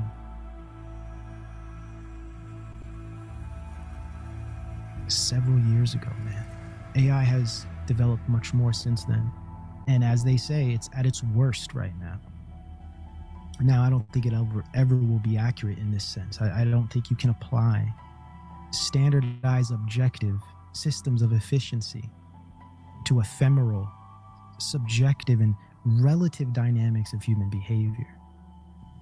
It's like trying to say a machine is conscious. It doesn't work. But that's beside the point. Again, it's not about what's true in this world, in their eyes. It's about what you believe. It's about what they can get you to accept and comply to, as well as what can they, as well as the technology that they can develop and implement in pursuit of a type of sterile, universal, digitized, efficient system of man, machine, industry, institution.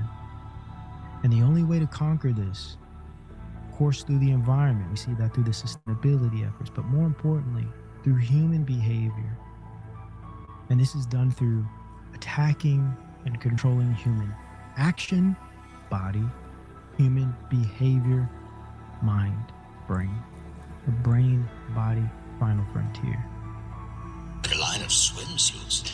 I'm talking about AI, artificial intelligence, the missing link between computers and human thought. You mean machines that think? Yes, and with a will of their own. They could process raw data 1,000,000 times faster than we, yet still be able to make the leaps of intuition that inspired our greatest minds. Sounds as if the human race could become quite expendable. Except for butlers, of course. Of course.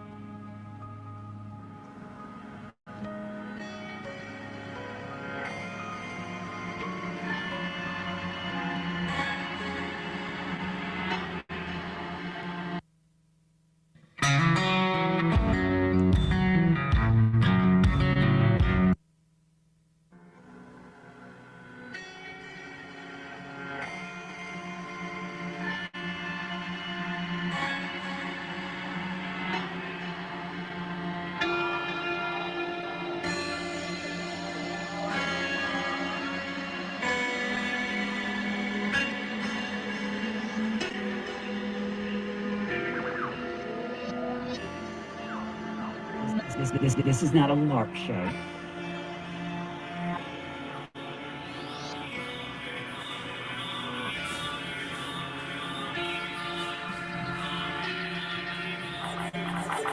I like this character.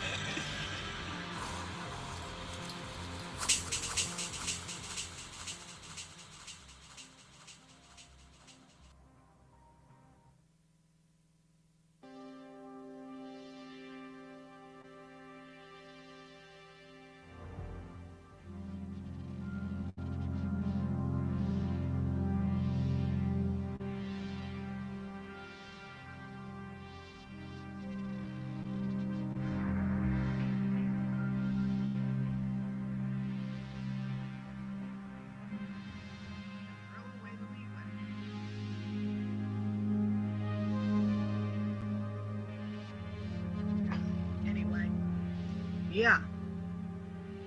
Okay. Ed Stairs, you need to listen to this. I hope somebody tweets this to you or DMs you or whatever, emails the link, whatever they do. You need to listen to this. Okay? You may always be an idiot, but you don't have to be a useful idiot, especially not to a terrorist like Clovis Harmon or Angela G, who are looking for a martyr. Here's something you need to know, Ed Stairs. Clovis Harmon bragged that my daughter's death was a gift to some people who wanted to use her death to raise money. She didn't say that last part. I know that was the motivation. Because I had been shutting down fundraisers by the people who killed my daughter at the time when I still believed she had committed suicide, because I had not spoken to that state trooper who tipped me off to what they knew about it and were not acting on, because a state trooper cannot challenge the University of Massachusetts and its associated wealthy backers. Okay? You know what I'm talking about, Ed Stairs, because you're from a Massachusetts-connected family. You've said so yourself. Clovis Harmon recruited Ed Stairs as part of her effort to silence and intimidate me. To the general public, what this is about: terrorism in the United States, the Occupy movement, cult, whatever you want to call that pile of brain turds, is, and probably always has been, entangled with the mafia in the United States, because that's where their creative youngsters get their training. How to be a law unto themselves, be berserkers, be nutcases, recruit, scam and compromise people, blackmail, the whole thing. So there's this big documentary being planned. Clovis Harmon speaks of it. She talks about she's sitting on a gold mine. Blazing Scar, whatever she calls herself, holds the database full of clips that people are using over there in New Zealand. Anna Cooper is a New Zealand woman who's engaged in a LARP marriage with Thomas Schoenberger. Thomas Schoenberger believes it's real. There's somebody else in New Zealand who has all of the skills of a bomb maker. His name is Aiken Drum. Now you might say, why would somebody who could be making bombs, might be making bombs, allow his skills to be seen while he quietly converses with his fellow terrorists in their live streams? And he's always working on these little projects with his soldering iron and his, workshop. Well, it's a good marketing ploy, actually. The pedo-baiting blackmailers, Daniel Dowd, Jesse Davis, that crowd in Sewertown, they do that when they're showing off their hidden camera blackmail equipment that they invest a lot of money in, and they're showing off that, hey, you need that done, you can call them up. You might say, I'm giving them all a plug, aren't I? Well, they don't like the kind of plugs I give.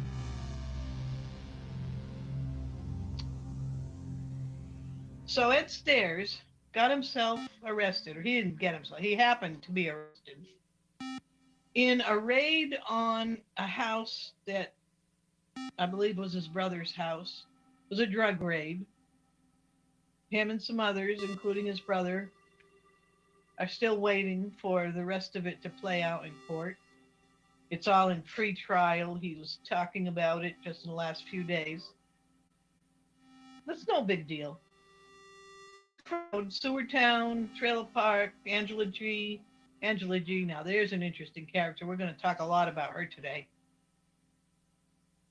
They're all in that scene. In fact, there's this one Treach Renfro. He calls himself Treach Shiftskin. Okay? And he is exactly that, a shifty little guy, a snake. They're all snakes. But Treach Shiftskin is one of the interesting ones who appears to not really understand what he got himself into. He's playing games. Well, he thinks it's clever to name himself after the word treachery. So that tells you what he is right there. Not too bright. He was pulled into the Pizzagate cult to such a degree that he quit his job, believing he had been convinced that he was going to be able to be a professional pedo catcher without bothering to enroll in a police force academy and get a badge. Okay. And when you look at his Twitter following, he lost his Twitter page, but he still has a big following. They're all gangbanger looking types. A lot of them have the word M-O-B-B, mob with 2 B's in their names. And it's a music. It looks like just a hip hop rap music crowd. No big deal, no crime there. But you get the social setting. And there was an interesting 3-way conversation between Treach Renfro, who is, in fact, I believe, when I'm characterizing people, that's just my opinion of them. My opinion of Treach Renfro is that he's a gangbanger wannabe. He's not a strong personality. He's not a strong man. He had some video up maybe 2 years ago in which he was trying to challenge Thomas Schoenberger's piano playing abilities. And it was a really wild stream to watch because Thomas Schoenberger is not a performer when it comes to the piano. His composing is mostly in his head. And he puts it out into music form. He's had childhood lessons on the piano. He knows his music. He composes it. He works with arrangers. They work with instruments together. It's not the kind of thing that a person who just plays the piano on stage does. So Treach Renfro was in this Jerry Springer type expose of the fact that Thomas Schoenberger is not a performer when it comes to the piano. And Schoenberger did not want to show himself on camera. At the time, he was on medication that had that unfortunate effect of making you puff out. And as a young man, anyone can see from the pictures that Thomas still uses from his youth, he was a damn good-looking guy. He was what we used to call a hunk. And he used that charm and that physical attraction when he was young. But here he was, a seasoned veteran whose physical prowess was puffed out by medication and neglecting himself, not being out working out at the gym every day, etc. So they took pictures. These trolls found pictures of him from that time and harassed and just harangued him for not being willing to subject himself to further humiliation. Because that's all these people are, is young thugs. And Renfro was he appeared to be trying to figure out what was going on because he believed himself to be part of a good group. This was the Occupy cult. Obama and Jesse Davis are deep in that cult, pretending that they're exposing Thomas Schoenberger. when they put out emails showing that, in fact, Thomas Schoenberger was involved with the Occupy movement because his friends were. He was part of that. This terrorist scammer, Lisa Clapier, more scammer than terrorist, was heavily involved with the conversations with Pavana Davis. But it's all theater. It's all theater. That's what they do. That's what Occupy believes itself to be. But it is satanic theater. Clovis Harmon spoke to some of the same types of people who had surrounded my daughter and killed her. Clovis Harmon is a member of that. Now, Clovis Harmon is using a Massachusetts man named Ed Stairs. They've got him in the same place they were trying to get Treach Renfro. The difference between Ed Stairs and Treach Renfro is that Treach Renfro is a weak little guy who can be pushed around by domineering women. Ed Stairs appears to have some more basic street smarts. For one thing, he disclosed himself that he grew up in a connected family. His father was drinking buddies with a Massachusetts patriarchal capo. I talked about that recently. Now, the reason that's significant in what I'm saying today is that when you grow up in that situation, you learn very young from listening to your dad tell his stories and from seeing what's going on around you up there in Massachusetts, that you don't play games with this stuff. Ed Stairs his family moved down here to Texas. And Clovis Harmon, in some conversation somewhere, came across him and recruited him to send him after me. And he was young enough not to be street smart about what Clovis is. And he's still not very street smart because he still thinks he has to be polite to these people, even though he clearly tries to distance himself from the more irresponsible criminals. But he has a view of himself exactly the same as Treach Renfro. He's going to be a hero, taking down the pedophiles. And I wish I could applaud them both for that, because that is heroic, that needs to be done. But that's not what those two are doing. Ed Stairs is beginning to figure that out. He makes remarks. He made a channel called Pedophile News and Drama, or Pedophile Catcher News and Drama. That's what it is. And he talks about some of the problems that he's finding out are part of this. That while they go to all this risk and expense to supposedly catch a predator, those predators are not ending up in prison. And he's beginning to question the usefulness of what he's doing. One of the things that this filthy cult does not like is somebody who starts using their brain cells to ask questions. Clovis Harmon was shouting recently, you could practically hear her rubbing her hands together in greedy glee as she said she's sitting on a gold mine.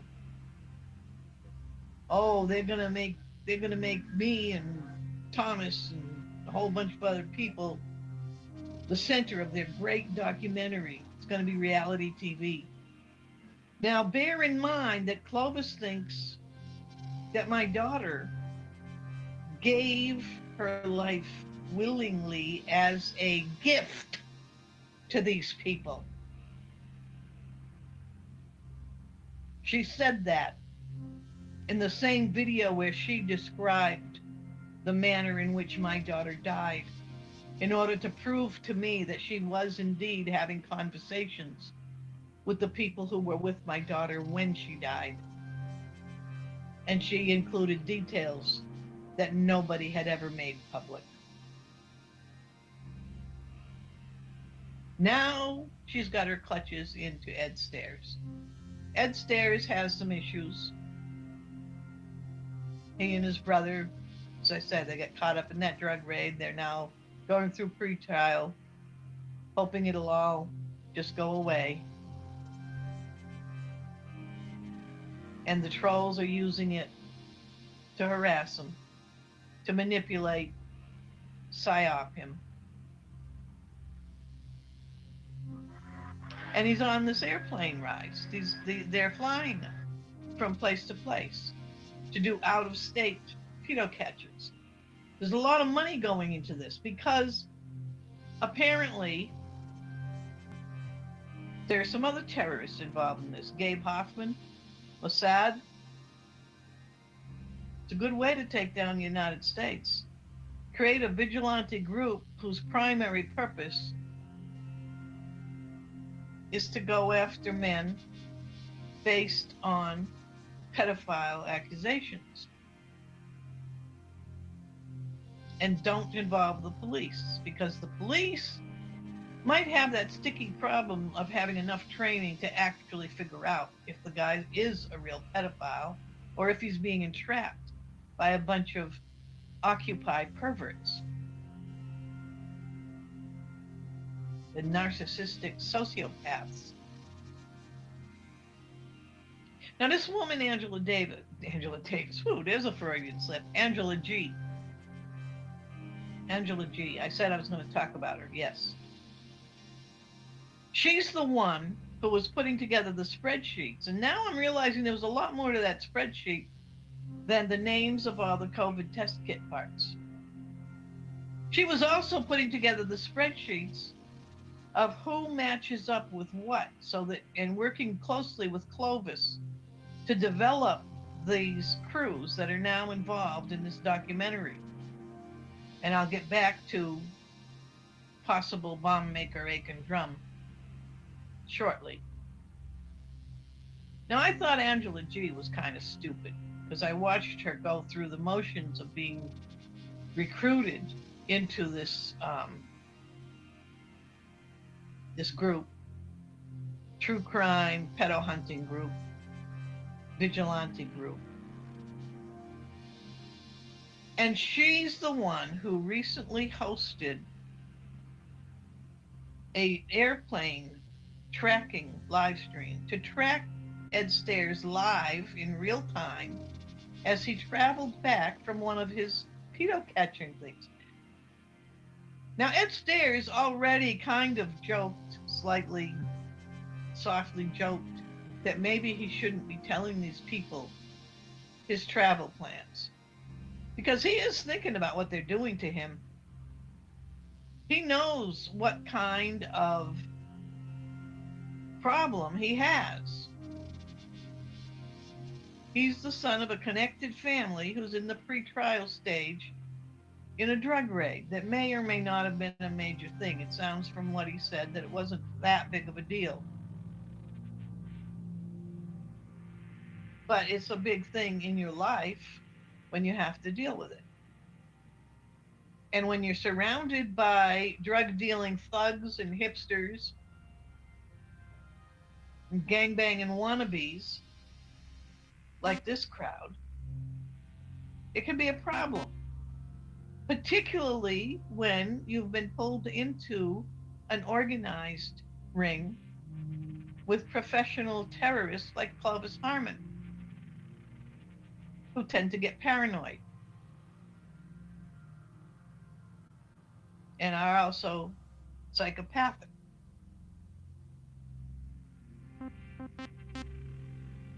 I don't envy Ed Stairs one bit. His position is not a good one, and he knows it. Angela G is working closely with the people who want to set up a reality TV blockbuster that's going to be worth $1 million. And what better way than to turn Ed Stairs into a hero, a martyr. I spoke in my previous stream about how the other members of this terrorist group, I named Aaron Cox, but there's also the Sentinels group with the pedo hunting stuff, the ones who actually stalk the young underage relatives of convicted sex offenders. That would be Laurie Alexandra Swan. Ernest Nicholson is one of the speakers of her channel, Doomsday Channel, Global Watchman News.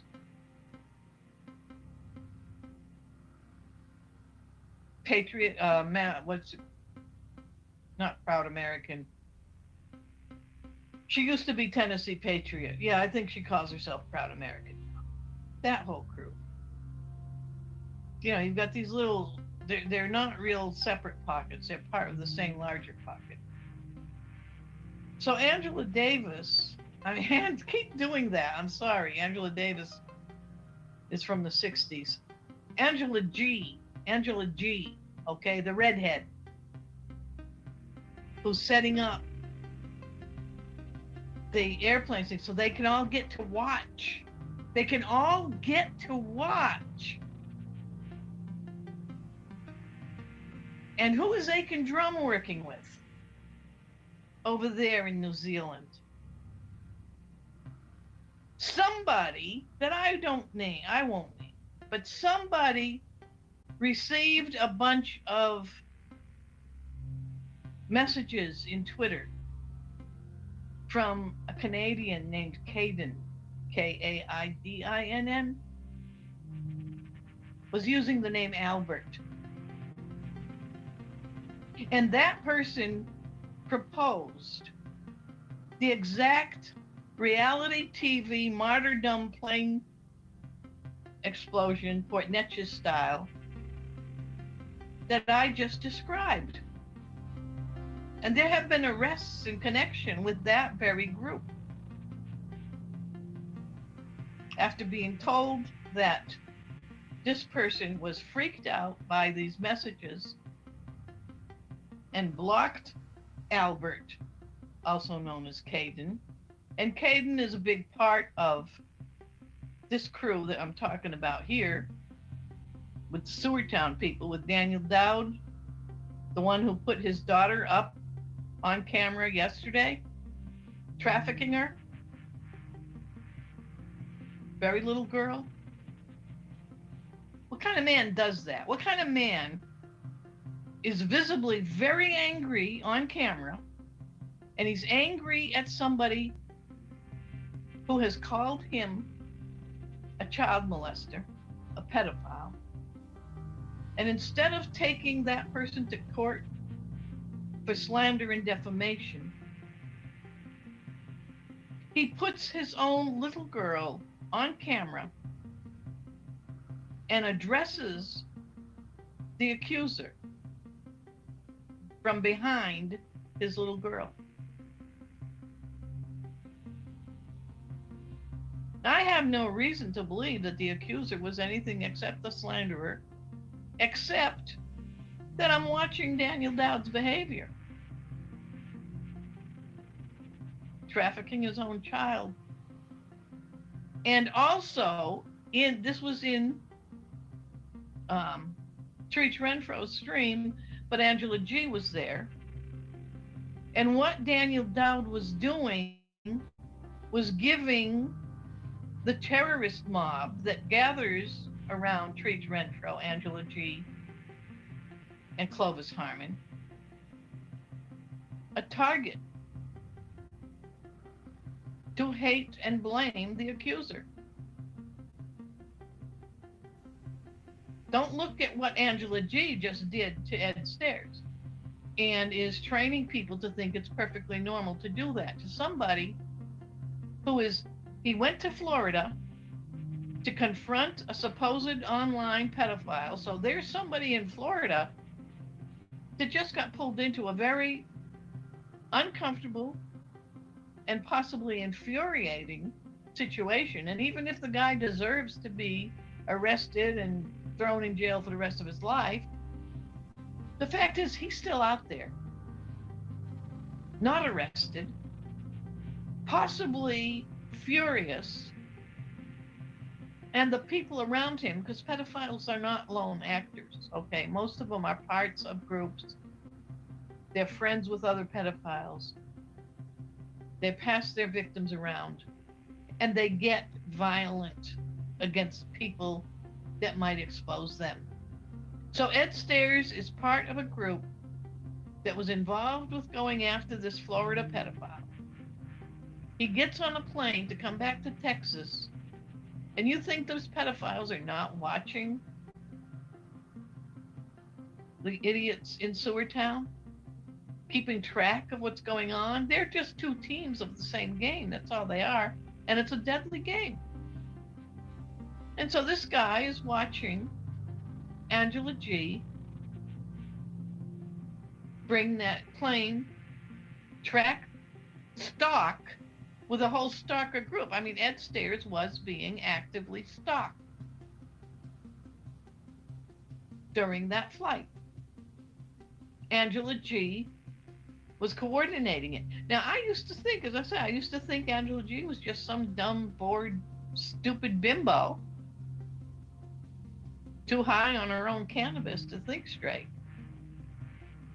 But I see her differently because I'm watching her behavior. She has been promoted to take Kim Arnott's place as the cult's den mother with her little puzzle social, let's sit back and virtue signal and relax, and let's stalk Ed Stairs while we're at it and claim that we're just following him because we love him so much.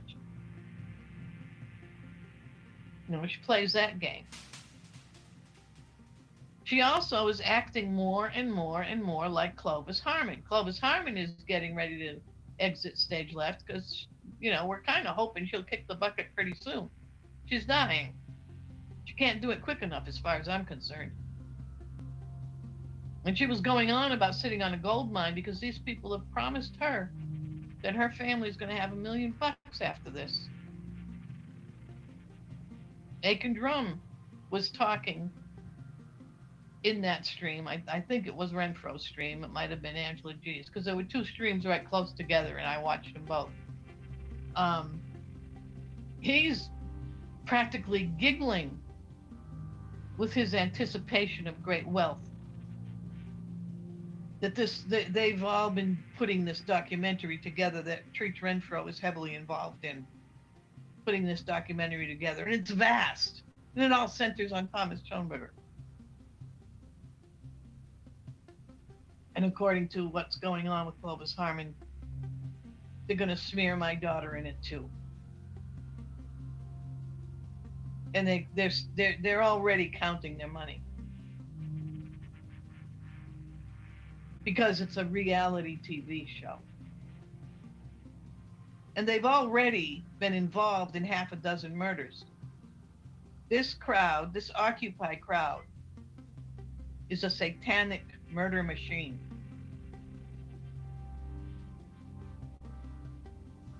And Ed Stairs probably has not signed on the dotted line to be a willing martyr, because he sounds a little bit like he's looking around and wondering what's really going on here. Angela G bullies Treach Renfro as if Renfro may as well have Clovis in his stream. Bullies the heck out of him. She wouldn't get away with that if it was Ed Stairs' stream, because Stairs is a strong character. And this group does not like strong characters. They'll recruit them and try to use them, but if the strong character has a moral compass and goes his own way, he has to be eliminated. That's the way they work. That's what they do.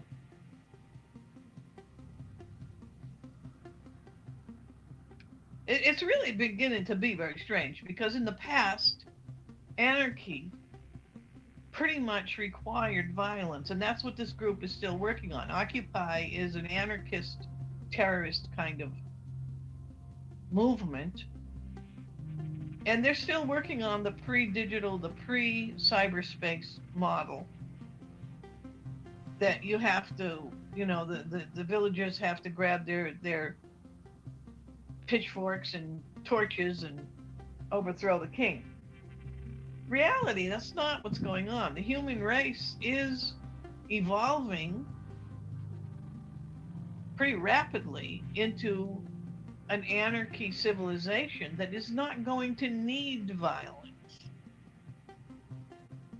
What I'm doing right now, speaking about what these people have been planning and are in the early stages of carrying out,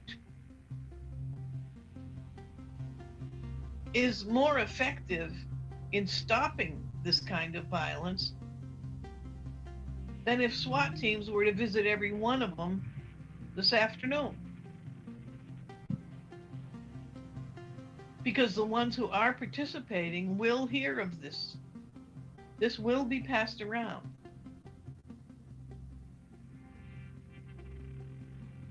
And they will disengage from the plan. And Ed Stairs can go on about his life, settle whatever he has to settle in court, and find a better way to carry out his honorable mission of defending our children. Same for Treach Renfro. He's a good-hearted guy. I can tell that in how he talks, but he's weak. He'll never challenge a bully like Angela G.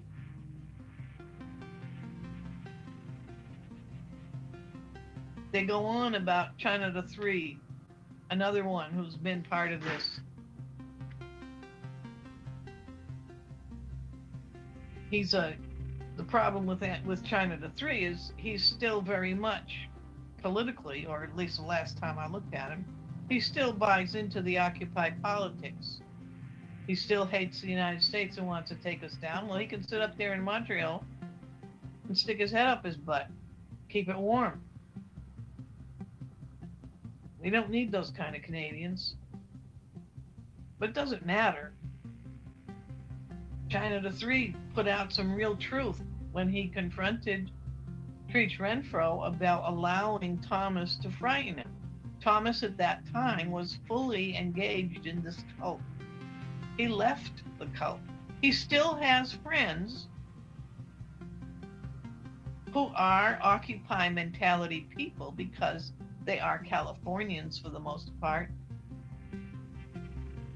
They're brain dead liberals.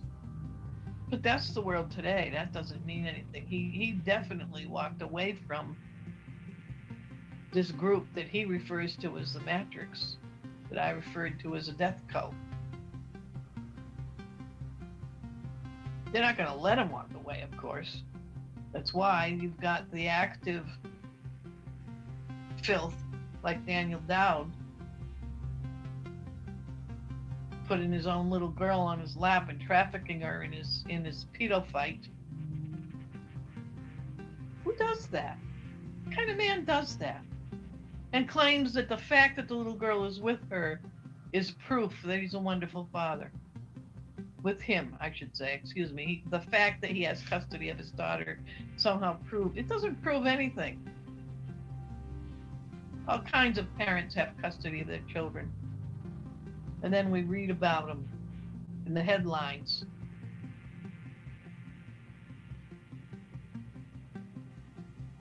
Doesn't mean anything. A responsible father would never put his child in that kind of video and that kind of live stream.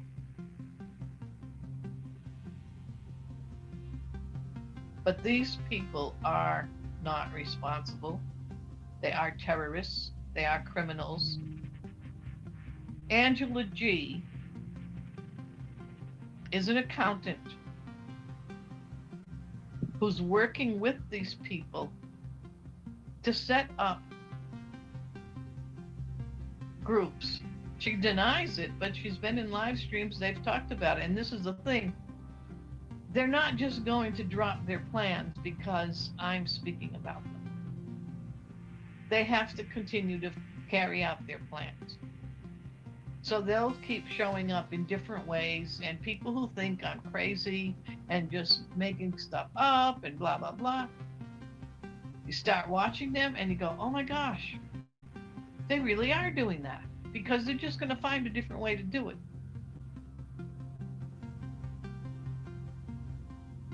They're going to have to find a different way to advertise their terrorist trade skills. They're going to have to find a different way to network, recruit, and brainwash their patsies and their useful idiots, and train their cadres to take positions of conscious responsibility for their crimes.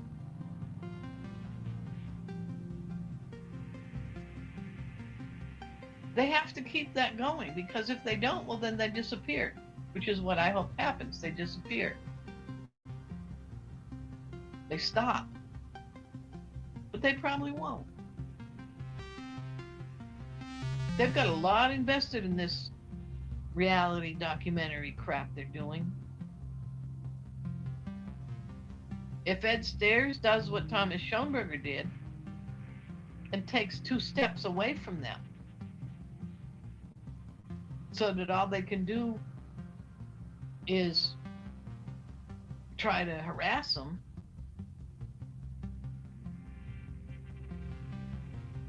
and if his people that he knows in real life help him put his life together in such a way that it doesn't matter that he has these unfortunate experiences behind him, that doesn't matter that he has a stalker crew, he'll be able to live his life. That'll be a good thing. But if he continues to try to appease these people and cooperate with them and work with them, well, he's his own karma. The same thing for Treach Renfro. Now, Treach Renfro is confronting someone who is, I really need to point her out, because I mentioned that Angela G is a very key conscious cadre, trained and aware criminal in this, alongside Clovis Harmon. Although Clovis Harmon is not as, Clovis Harmon is a horrible, horrible, dangerous person, but she's a nutcase. And Angela G might be on her way to becoming as nutty as Clovis Harmon in yelling at people and bullying people, because she's already doing that in streams where she's a wrench holder and she believes that she's got some clout. But she has skills as a, I believe she's a CPA, certified public accountant. She has professional skills. She has money, she has business. She's working with putting together predatory groups that are not only going to exploit children, that they're going after the children, but they're going after elderly too, because we can be pushed. We elders are pushed into a social status that can be similar to childhood. And we can lose the rights to control our environment and our resources and own our own property, because it can be taken away from us. I mean, I'm not saying it as a complaint. It's not likely to happen to me. I've already dealt with all of that. But there are groups, there's always been these little church groups and things that are known to suddenly show up in the lives of some older person who might have an estate with people to inherit. And they've been known to actually get between an elderly person and that elder's own children and heirs, in order to alienate them so that the church can then grab the money, or real estate, or whatever, artwork, whatever it is they want to grab. And this group is definitely heavily involved in that. That's one of the reasons why they attack artists. Some of them are trying to get ownership of art. ownership of intellectual property rights. Things that a lot of people might not even recognize have value when they're clearing out the estate. I remember when a friend of mine's mother died, and she asked me to go house sit while she had to go downtown and take care of all the legal matters relating to her mother's death. And the reason she didn't dare leave the house without having somebody there, like me, to just sit there and keep people out, was that there were people showing up like vultures because there were rumors that her mother, who died practically penniless, except that they owned the building, they owned an apartment building, and they lived off the rentals. They didn't have anything valuable beyond that.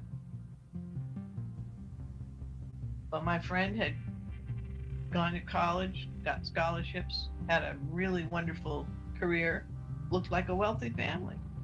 And there were people showing up like vultures because there were rumors that there was jewelry and there were other valuables. And these people were showing up and actually saying they needed to come in because Julia, that was the woman's name that had died, Julia had promised them this or that necklace or brooch or whatever. Because they thought, well, if they just go in and take it and then claim it's theirs.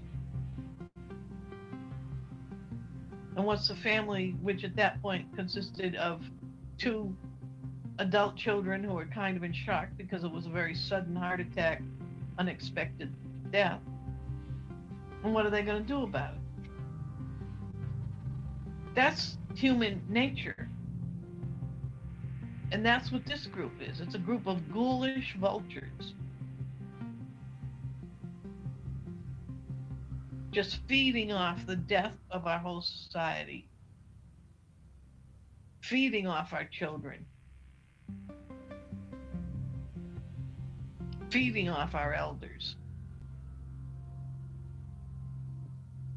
Terry Joyce figures into this.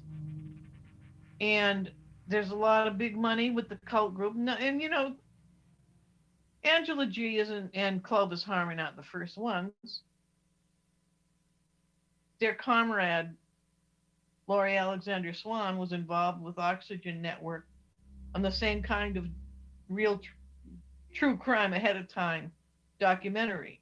I should have named this True Crime Ahead of Time. Because Laurie Alexander Swan has been involved with several people who later died. And she was in a position, if she could have pulled it off, she would have gotten the profits off the documentaries made about those people. But she couldn't pull it off because other people watching what's going on started talking about it. And that's what we're doing now. Angela G. Oh God, I hope Angela G ends up in jail soon. I am so disgusted with what she is at. She knows what she's doing. These idiots, these gutter sluts, these whores, these castrati, pedophilic manlings, they're not men. They're gross, drug addicts. They don't know what they're doing. They're just animals. Daniel Dowd is nothing but a filthy animal.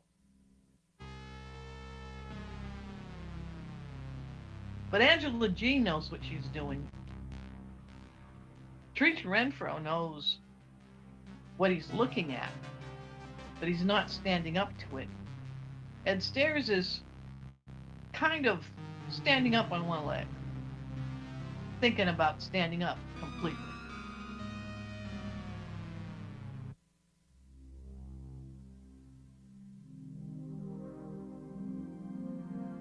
That's their plan. And those are the people that are in place, drooling at the thought of the millions of dollars they'll make because they think this is going to end up being a big hit. Well, it's not. It's not going to happen. The entire media movie industry, insofar as money is concerned, is collapsing anyway, but these people don't have the brains to see that. Nobody's going to pay for their documentary. They're not going to be able to make the money after they've gone and murdered at least one of their own friends in their frenzied madness to make $1, to sit on a gold mine. Terry Joyce is involved with Steve Campion in New Jersey. No, he's in Pennsylvania, excuse me, Pennsylvania. Does a charlatan expose, scammer expose TV show, YouTube show. And he exposed what Terry Joyce is really part, because she'll tell you, she's proud of her membership in Occupy. She's proud of her relationships to people like the CEO of Revolution Radio, who was arrested for child porn on the dark web. And this whole group, Caden up there in Canada, Ray Johansson in Norway, that whole group, some of them have been arrested and are in jail, in prison. And it is international. And New Zealand is heavily involved, and Anna Cooper is involved.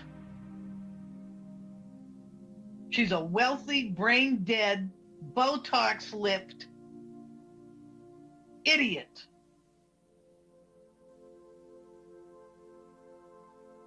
Working with the New Zealand terrorists.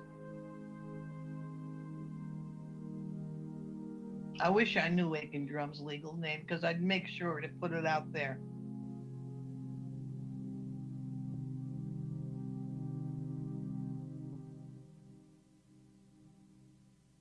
Anna Cooper at least expressed that she's creepy. She didn't realize this is what they're using her for.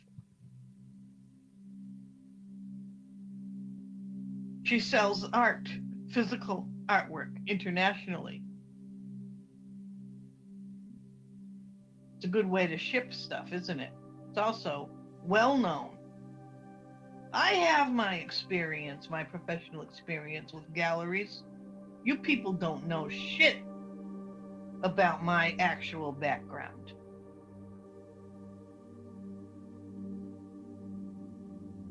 Anna Cooper is right there in the middle of global money laundering transactions. And how are they going to get bomb parts from New Zealand into Texas? Because I think that's where the plan was. That plane is supposed to be blown up here in Texas, isn't it? Well, they got Anna Cooper's artwork. They got galleries here in Texas. Or wherever, actually. The bomb could be put on the plane anywhere. Because however they plan to do it.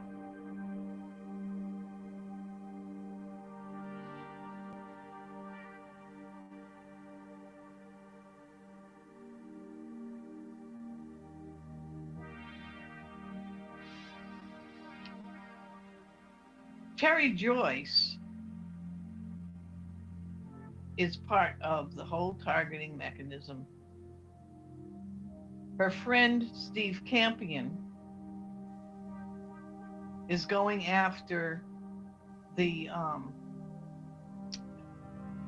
Chinese dissidents. There are some Chinese cult people who are just, you want to believe some of the crazy stuff some cults teach. That's your business, okay? It's the universe is a free universe. But the Chinese Communist Party likes to use cult members who belong to cults that do not use alcohol, smoke tobacco, or eat junk food. People who are into real good health. They make the best organ donors. And everyone knows about the Chinese government hiring Terry Joyce's employer, Steve Hassan. Actually, that's Steve Campion's employer. Steve Campion's real name is Steve Lanuski. He has an LLC running his YouTube channel. So he's a real business person. He's registered. He's got money invested. And he's working with Steve Hassan to go after the Tai Chi Chinese dissidents. Steve Hassan and Rick Ross. That's why I slipped up and said New Jersey. Rick Ross is up there in New Jersey. Rick Ross is under contract with the Chinese Communist Party government as an anti-cult stalker to hunt Chinese dissidents and Chinese Americans who are Americans. Maybe go back 5 generations, just like Anglo-Americans, Irish Americans, Italian Americans, or any other Americans.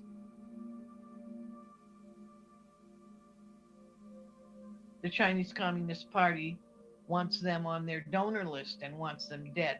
And we're right now seeing some people begin to wake up to the existence of illegal, underground, hidden Chinese police stations in places like Manhattan. And Steve Campion, in his things exposing David Wilcock, showed that David Wilcock, who's a patsy, an idiot, a scammer, just like the rest of these people, just like Angela G, and Jesse Davis, and Gabe Hoffman, anything to make that $1 million payoff.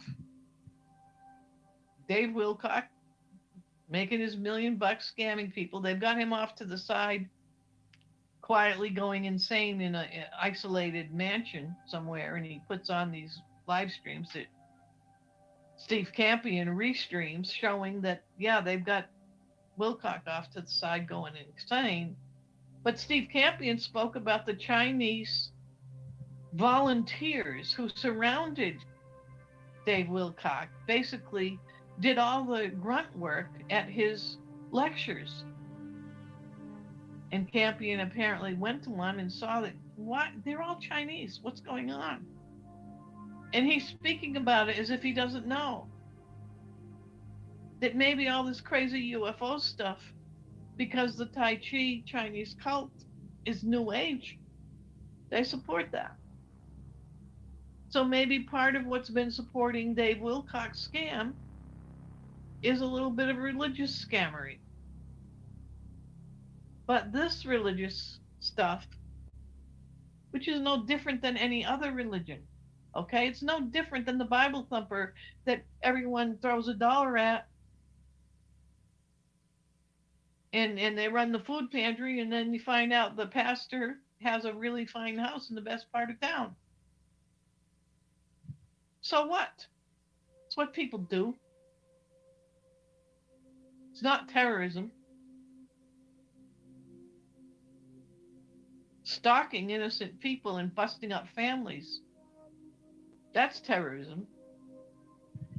So Steve Campion's going on about Dave Wilcock, and he shows that that's what it is. It's the Tai Chi people. That's the group that Steve Hassan used as an excuse to have my daughter killed. Sent his own staff in there. Because I practiced Tai Chi and spoke about it online. And she was a yoga teacher, and they also go after the Hare Krishnas. Well, she was not a Hare Krishna yoga person. She spent 2 years in a genuine Hindu ashram, not the Hare Krishnas. She was a certified yoga teacher. She works with veterans. She was a therapist. But Terry Joyce's friends were able to characterize her as being part of a cult so that they could go after her. They were able to characterize me because I spoke up in defense of the Tai Chi people. And I practiced Tai Chi. I wasn't a member of that group, that cult. I never joined any Tai Chi group. You can practice Tai Chi just by learning about it. I did go to a dojo. A very, very fine dojo. And learned it right there. But that's all it was. But Terry Joyce is convinced I'm on Steve Hassan's list of people to be taken out. That's why she's nuts. I mean, the woman is bona fide, totally nuts. Stupid. Okay, she really is stupid. And she's in all of this because she's going for that gold mine. The Hollywood real life gold mine. The Isaac Cappy gold mine. That's what she was after, money off him. She was going to make a lot of money talking about his death. She partnered up with one of the people that was involved with him and involved with his death. I'm talking about that filth Kate Schneider. Both of them heavily involved with Steve Campion. All of it going back to Steve Hassan. And most of these people in Seward Town, the Sentinel Camp, and the Trailer Park, Colleen Kokar, Tacos, Cults, and Cats, she's heavy into it, and so is Crano. Crano is involved with Clovis Harmon and Crano's shown herself to be willing to blow things up in Texas. She's been part of it. Treats Renfro's going on about she supposedly gave Thomas $40,000. No, she didn't. And she told you herself, Renfro. She was in one of Clovis's streams and she corrected everybody.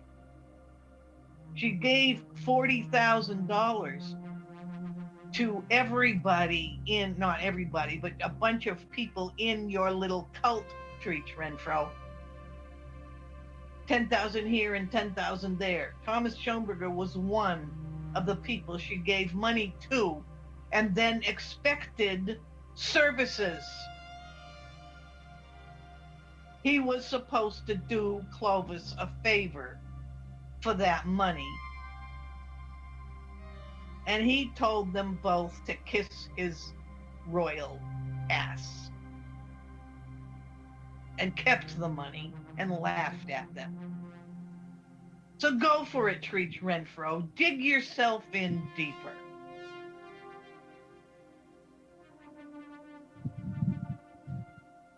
Renfro doesn't even know what he's doing.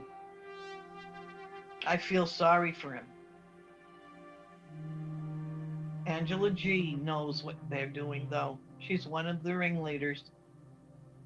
She's not a stupid woman. Terry Joyce is a stupid woman. But Steve Campion is not stupid, and he's a ringleader in it. He's going for the gold mine. These people, they're all looking for $1 million. Thinking they're going to get away with it. True crime ahead of time. Well, God bless some, have mercy on some. And to hell with the rest. Denise Matteau, over and out.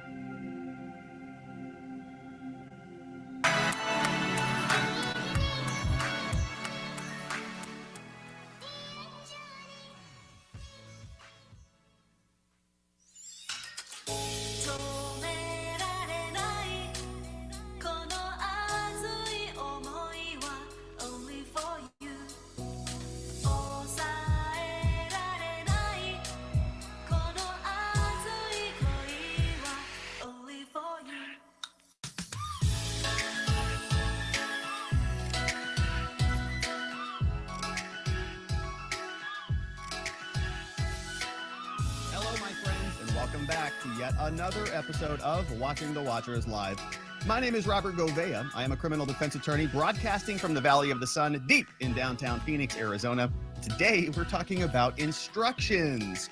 Some of these instructions are, kind of boring a little bit, maybe you might think. I don't think so. But we're talking about jury instructions, very important, the critical part of a case.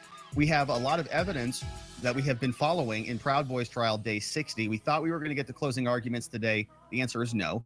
But we are going to go through jury instructions and some other closing items that took place at the close of trial. It's Friday.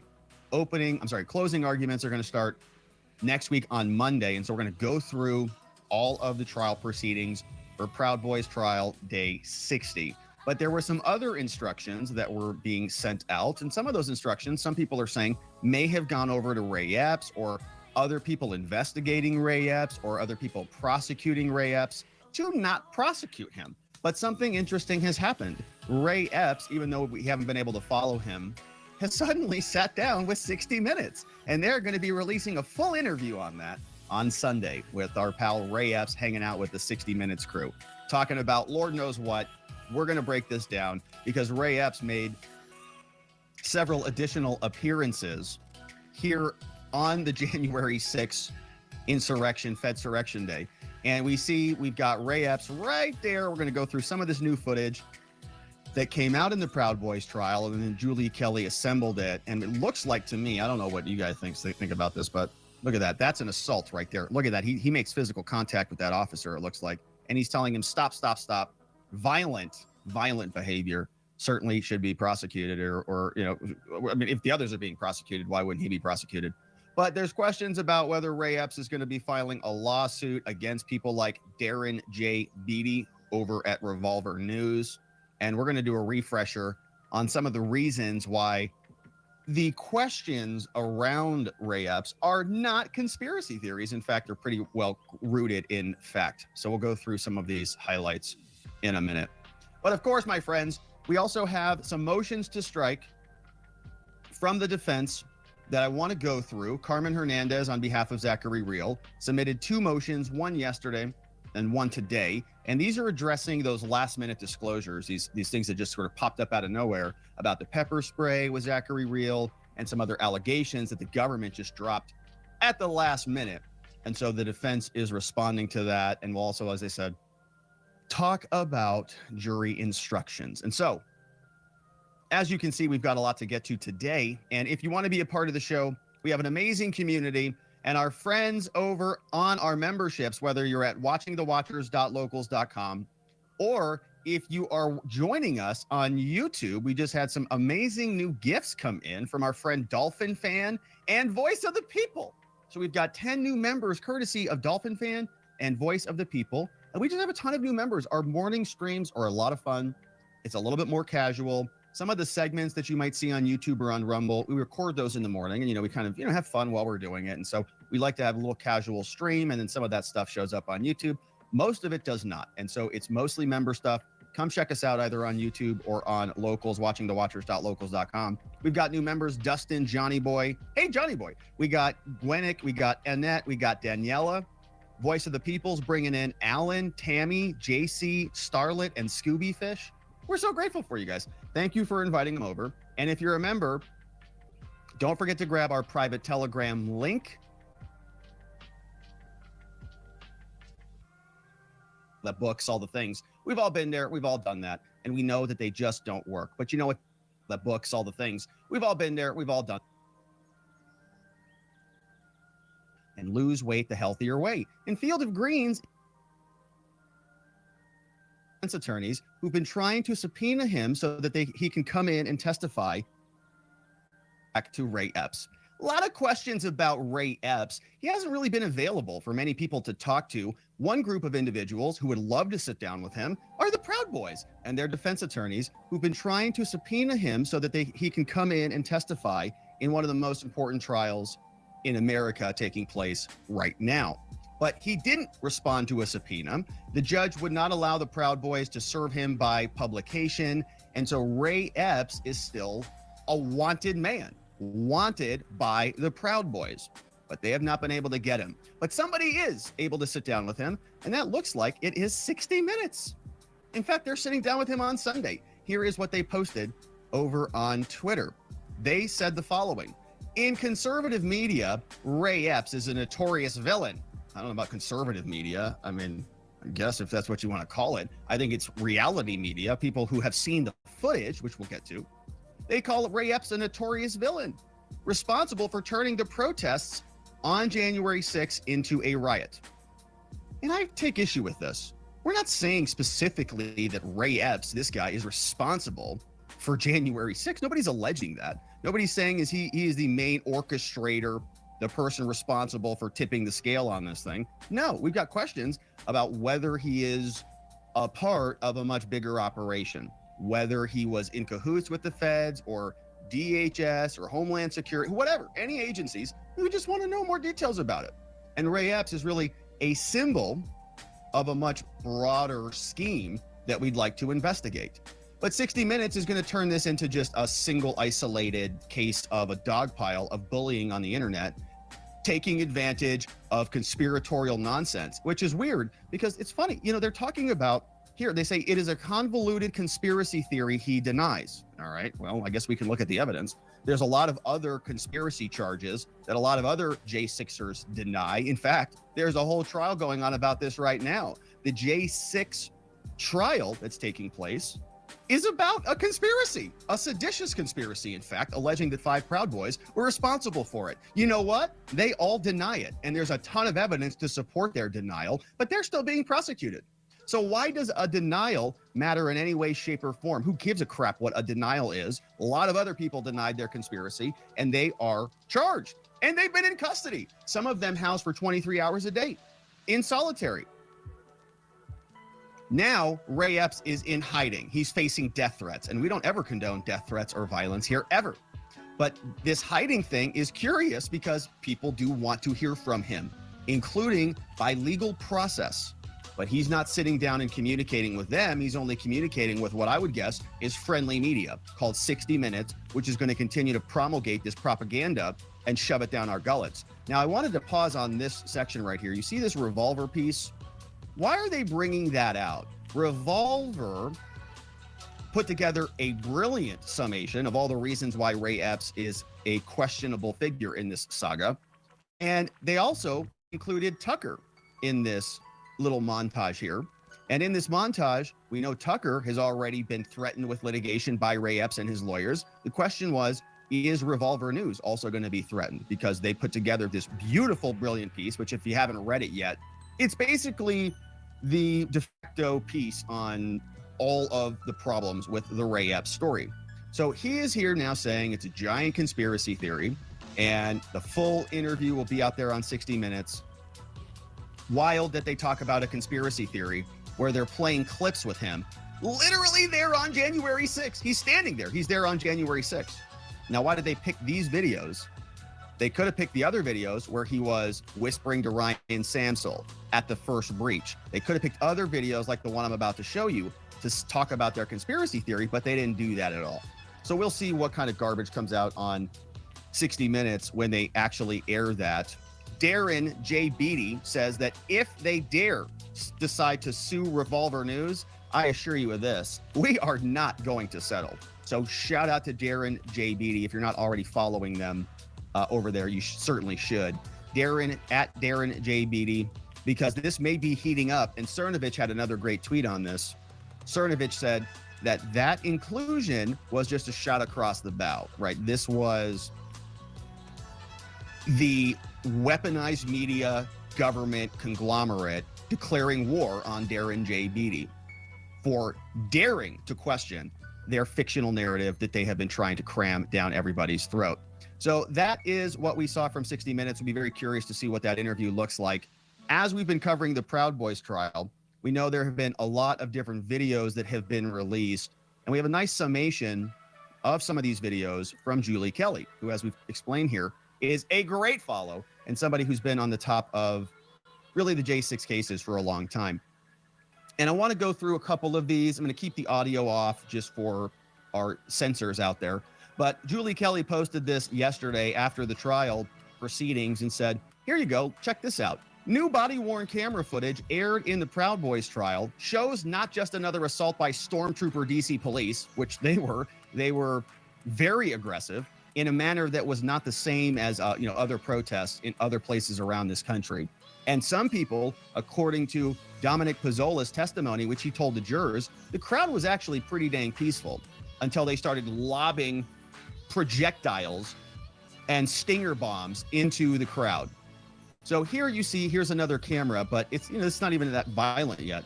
But here, guess who this is right here? It's Ray Epps. Look at that person standing right there. And here he is, showing that he is urging the police to calm down. Right? See, he's right there at the front entrance. And so there's Ray, and there are a bunch of other people there. And because we don't have all of this footage and we haven't been able to assemble all of it, are these all Trumpers? Are these all Trumpers, or all these? Is there any Antifa in here? Was there an investigation by the Metro PD, by the DC police, by the U.S. Attorney's Office, anybody at the DOJ, FBI, DHS to go and really flesh out who all of these people are? Because we know a bunch of people on the FBI's most wanted J6 list have not been picked up, including Ray Epps. So we have questions. If there are prosecutorial decisions of discretion and a prosecutor gets to exercise discretion, we have questions about what those check boxes are that determine whether a person is charged or not. We're looking at Ray Epps. He was there. He was touching other police, talking to other police. You can see him here. And as there are some bumps and the crowd starts to bump into each other, like they're all standing around here. Watch what happens. This guy's getting pushed in, and an officer is going to come up pretty close, and then Ray Epps is going to reach his arm out and look, this guy's saying, look, I'm not doing anything, man. I'm just standing right here. Standing right here. They're all just standing around. Doesn't look like cops have started lobbing projectiles into the crowd yet.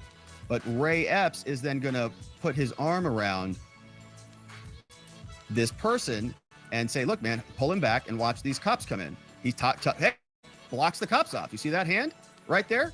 He just blocked that cop right off there. Look at that hand. He's telling him, get back. And what? Look, he's blocking the cops off. Hey, get out of here. See that hand right there? And he's like even waving the cops off. Wow, that's pretty much contact right there. Wow, that's a violent assault right there. That's obstruction of justice, clearly. Cops are in there and Ray Epps is interfering. Wow. So we add that to all of the other things that we have questioned about this entire charade. And Ray Epps is in that footage. You see here, here's a close-up of the hand. Stop, stop, stop. He's saying, stop, stop, stop, telling the cops. Everywhere we turn, there's Ray Epps. And again, it's not even about Ray Epps per se. He's just a symbol. He is just one person who is been identified. The question is, how many other Ray Epps were there? That's why we keep using it, because he stands out like a sore thumb. It's just him. So yeah, I would actually agree with Ray Epps that I don't think that he was responsible for the whole insurrection, but I do have questions about his involvement and about who he was talking to. And I've got questions about why he is not on trial and why the prosecutorial discretion has left him immune while huge swaths of the other country have been gobbled up without what I consider to be a lack of due process. Very curious. So now if we zoom out on this, we ask ourselves in summation, who is this guy, Ray Epps? You remember some of the details. He was here the night before January 6th, on January 5th, urging people to go into the Capitol. That's what he's doing right here.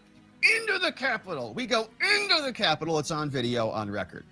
He was also on the most wanted list on the FBI's post that they dropped on this tweet. This was a tweet that they posted. Look down here in the bottom corner. Number 16, Ray Epps.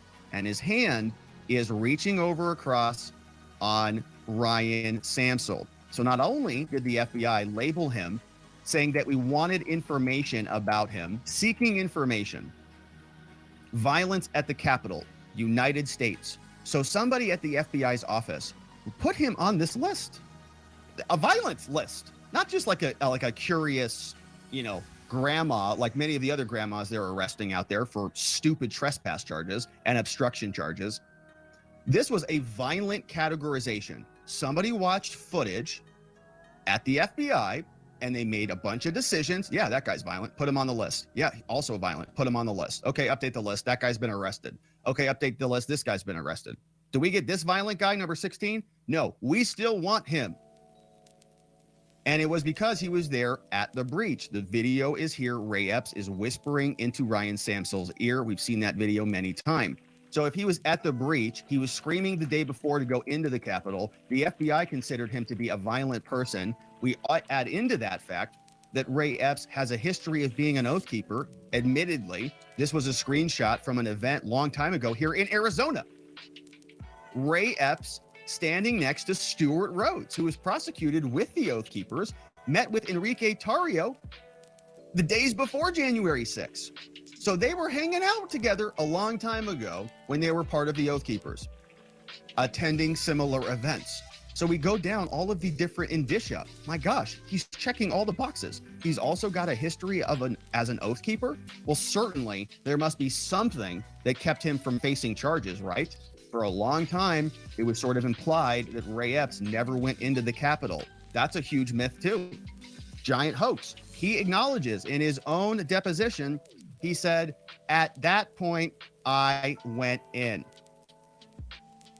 Originally, he says, I took a couple steps in. The question was, did you follow the crowd did you leave the Capitol? Tell us what happened. Terrible question because they don't really want an answer. This was the question from the January 6th Select Committee. They asked 3 questions because they don't want an answer. Ray Epps gave him an answer that they didn't want. He says, yeah, I took a couple steps in. Yeah, I just looked around and I was sick. Tear gas, a lot of bad stuff. But I heard somebody screaming for a medic. So at that point, I went in. I went up where I found an individual. He was lifeless. I knelt down. He wasn't beating. Another medic showed up. And then we started getting ready to do CPR, right, is what he said. So I went in to save a bunch of people, is why he says. And you go through the rest of it. And he was in the Capitol, along with everybody else. And other people were saying they were there for similar reasons. They were there to go stop the destruction. They were there to help the cops. They were there to protect the building. Other people were making those same claims, but they got prosecuted, and Ray Epps didn't. Very strange. Very, very strange. So this is what the summation is on Ray Epps, but he's still not been prosecuted, and he's going to come out and call us all conspiracy theorists for looking at the evidence and asking questions. Of course, nonsense, but we'll see what he says, and then we'll pick back up on that next week after the interview. But turning our attention over to the Proud Boys trial, the defense filed a motion to strike because some of the evidence is not appropriate. And I want to run through a couple of these here. This was filed yesterday. And for context, remember, we're in the middle of the Proud Boys trial right now. We are going to be getting to closing arguments on Monday. We've got questions about Ray Epps. Those videos that I just showed you from Ray Epps came out in this trial. Many of those videos were related to new evidence that came out by the government saying that Zachary Real, the person who's drafting this motion, had a pepper spray in his hand or mace or something, and he was spraying officers in the face during this ordeal. Now, Zach, this entire time in his defense, have argued that he is not violent, but never was violent, and that had nothing, and that he was not that person, and that this was not what the government claims it is. And so after this testimony came out, during the cross-examination of Zachary Real, we were suspecting that the defense team was blindsided by this. Where did these videos come from that showed this spraying, which we covered earlier this week? And so now we turn around and we see Carmen Hernandez responded. She said, we, the defense, are asking the court to strike these recent video exhibits that purport to show Zachary Real pepper spraying cops. Ms. Hernandez says, my client moves this court pursuant to the rules, the due process clause and the confrontation clause, to strike several government exhibits that were brought out during cross-examination. Why? Well, of course, these materials had not been previously produced in discovery. They came from an unknown source, and they were not properly authenticated. She's talking about specific pieces of evidence, Exhibit 2004. She said on April 17th, earlier this week, after Zach completed his direct examination, which we read through here, The government produced 4 videos and other materials minutes before it began to cross-examine Mr. Real. 2 of the videos were CCTV videos, and 1 was an open source video. The 4th video was a clip of a body-worn camera, presumably the one that we just watched. The court denied counsel's objection that it had not had enough time to review the videos. So on the day of trial, Ms. Hernandez just finishes asking Zachary Real questions. The government says, okay, he talked about a couple things and we're going to use these videos to contradict his testimony. They show her the videos. She says, where the hell did these come from? I never seen these before in my life. They weren't in discovery. You never notified me about these. If they were in discovery, I would have brought them up. I would have dealt with them. I'd have filed motions and dealt with these things.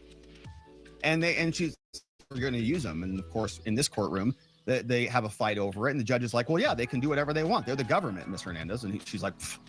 So she files an objection and she's overruled. She says, well, if they can use them, can I have more time so I can read them? No, of course not. You're the defense. Sit down, shut up. The government had not previously produced the video, she says, that it used to cross-examine Mr. Real. Never seen it. At the time, the government did not disclose to the court or to counsel that the video had recently been sent to the government by a source. Where'd this video come from? Whom the government is yet to identify. Wonder who that was. Probably Ray Epps' cousin. Undersigned counsel was unaware of the provenance of the video. Haven't seen it. The government moved the video into evidence through Mr. Real. The question was, off to the left, Zach, do you see the same TV tower that we're talking about? Yeah. And that also appears to be from January 6th? Yeah. And you'd say this fairly and accurately depicts how the crowd looked, right? How the stage looked and how the tower looked. And he says, yeah, you could say that. You can see the prosecutors laying foundation here. Now, the defense says, in light of the unknown provenance or the integrity of the videos, my client's response to the foundational questions, you could say that, is insufficient, saying he didn't properly agree with the foundation. The questions probed a single reference point in the scene. Mr. Real had no basis to determine whether the video fairly or accurately depicted the entire scene. He's not the videographer. He has no personal knowledge of the scene depicted in the nearly 8-minute video, and he has no knowledge about the video's integrity. And who knows what these prosecutors have done. The video did not indicate the time it was taken. Mr. Real was not the custodian of the video and could not otherwise supply evidence as to the type of camera that was used, its general reliability, the quality of its product, the purpose of its employment, the process by which it was focused, the reliability of the entire system or the video itself. And Real's response also lacked certainties, and you could say that. Notably, the following day, the court questioned the government and asked whether the body-worn camera videos that it sought to introduce is, quote, not something that you just plucked off the web. You guys just download this from some Twitter user? Is this a deep fake? Where'd this come from? Are you guys just rendering insurrections now in your AI systems now after you're done with your Joe Biden clips? Ms. Hernandez says, the following day, the government produced an additional clip of a different body-worn camera. Neither of the 2 body-worn camera clips were previously produced in discovery, so the defense has never even seen it, right? Nor is it clear who did the clipping of the videos for what and for what purpose. One of the clips is particularly unstable at the key moment when the government alleges that Mr. Real pointed the pepper sprayer. Again, the government relied on questions it asked Real to establish the foundation. However, Mr. Real doesn't have the ability to authenticate these clips. And without any indication of the integrity, the chain of custody, where these videos came from, or other authenticating factors, it can't be admitted. Over objection, of course, the court admitted both of them anyways. She says the videos were grainy, they were unclear, and at the critical point, one of the videos was completely unstable. Couldn't even see it. So springing such poor quality videos on Mr. Real at the last moment without any opportunity to inspect or review these things impairs his right to confront the evidence. In conclusion, Ms. Hernandez finishes, she says, neither the open source video nor the clips of the body-worn camera were properly authenticated. Their production for the first time during cross violates the rules, and the body-worn camera were very grainy, unclear, and unstable. and using them against Mr. Real, like the government did, without disclosing their integrity, violates the due process clause. It was unfair. It ambushed Mr. Real, and it provided unsubstantiated innuendo rather than evidence. And so it should be kept out even under 403, which is if it's more harmful than it is helpful, we keep it out of court. That's the rule. Accordingly, Mr. Real respectfully requests that the court strike the exhibits and testimony. Signed, defense attorney, doing an outstanding job, Miss Carmen Hernandez, filing motions up to the last minute. And this was a bit of a surprise. And as we were reading through the tweet thread, we were asking ourselves where this came from and how this got admitted. And it's because the government didn't disclose it and the defense had no idea about it, and the judge didn't care and said, well, he talked about it, and so he laid it down, and everything just gets admitted that they want to use. So that was Carmen Hernandez motion to strike yesterday. And another one got filed today. On April 21st, she says the following: Your Honor, we want to strike more, a big part of a government exhibit 1001. Now, this is an interesting situation. Apparently, there's a video recording that they played in court, and there's a transcript, or I would call them captions, on the video. You know, here how we do the shorts on this channel, and I always encourage people to, share those with a friend and say, hey, this is a kind of a fun channel, and they can come and watch the show, get a little snippet, see if they like it or hate it, and then stick around. But we print the captions on the video so you can see what it says. And sometimes those are right, and sometimes they're wrong, and sometimes they can be used. We don't do this, but you could see how you could use a transcript to maybe correct a word, or if there was ambiguity about a word, you could put what the word is. Like if you think that they said the word, or maybe somebody said the word we versus them or something like that, right? What did they say there? And you just put it up there. This is what was said. Oh, well, I guess that's what they said because it's imprinted on the screen. You can see how that might bias the jury. So here they're saying that there is no rule of evidence nor any precedent that supports the government's decision to burn in the captions on their exhibits. And she said, we told the government about this. There's no support for doing that. A prior case makes clear that if a recording is of poor quality and there's a number of voices that are all in the mix, and there is a dispute as to the identity of the speaker and the spoken words, then a transcript raises prejudice. Okay, January 6th was madness. There were people all over the place, right? And Ray Epps was also there, and other Ray Epps analogs. There's a lot of different people shouting things and throwing things, and there's cops and there's protesters and there's rioters and there's just madness. And there's a bunch of things being said and a bunch of noise being made. And so we might disagree about what is actually taking place. If the government burns it into the video, it makes it difficult for the jurors to be presented with that ambiguity. She says that here the recording is of poor quality and there's overlapping voices. Multiple people have been captured, and several of the witnesses testified that they were unable to distinguish any individual voices beyond the chats. Can't make anything out. So the government imprinted the transcript right on the videos so that the jurors couldn't come to their own conclusions. Indeed, the courts generally recognize the prejudice where a transcript of unintelligible tape blurs the difference between the evidence, namely the recording and the transcript. In a case, a limiting instruction doesn't erase the prejudice. You can't just tell the jurors to ignore the captions. A recording submitted has to be authentic. It has to be accurate and trustworthy.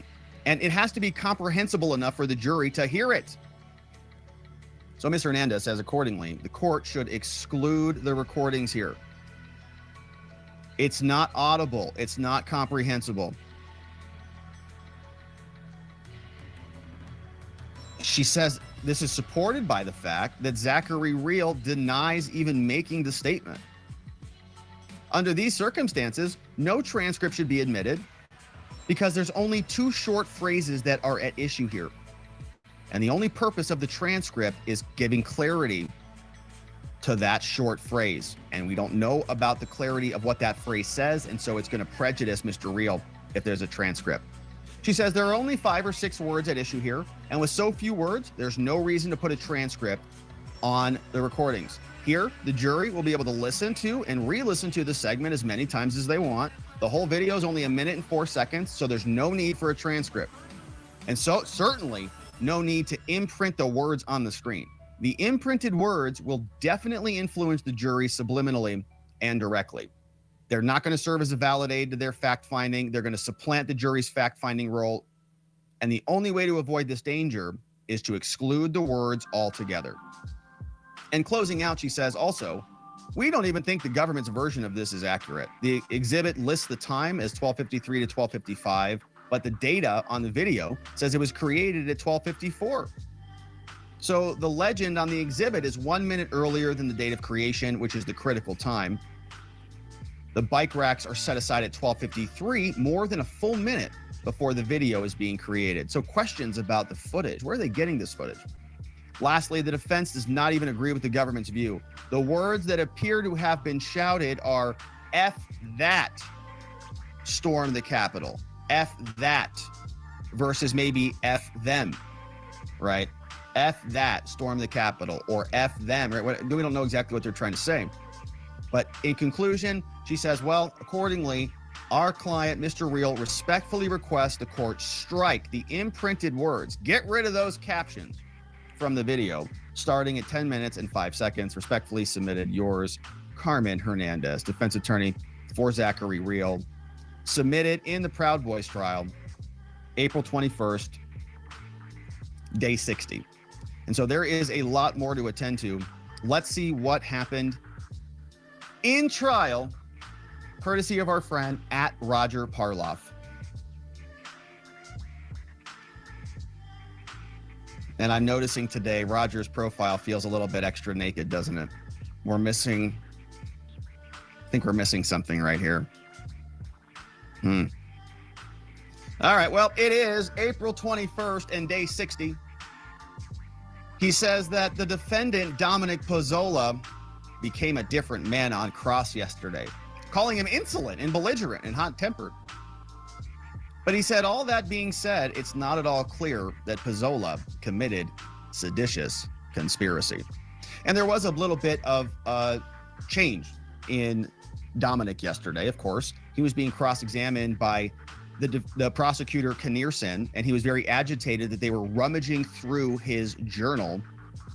And he called it a phony trial and a corrupt trial. And he said that their evidence is garbage. They were going through social media posts and they were saying, did you re-upvote this Parler post and so on?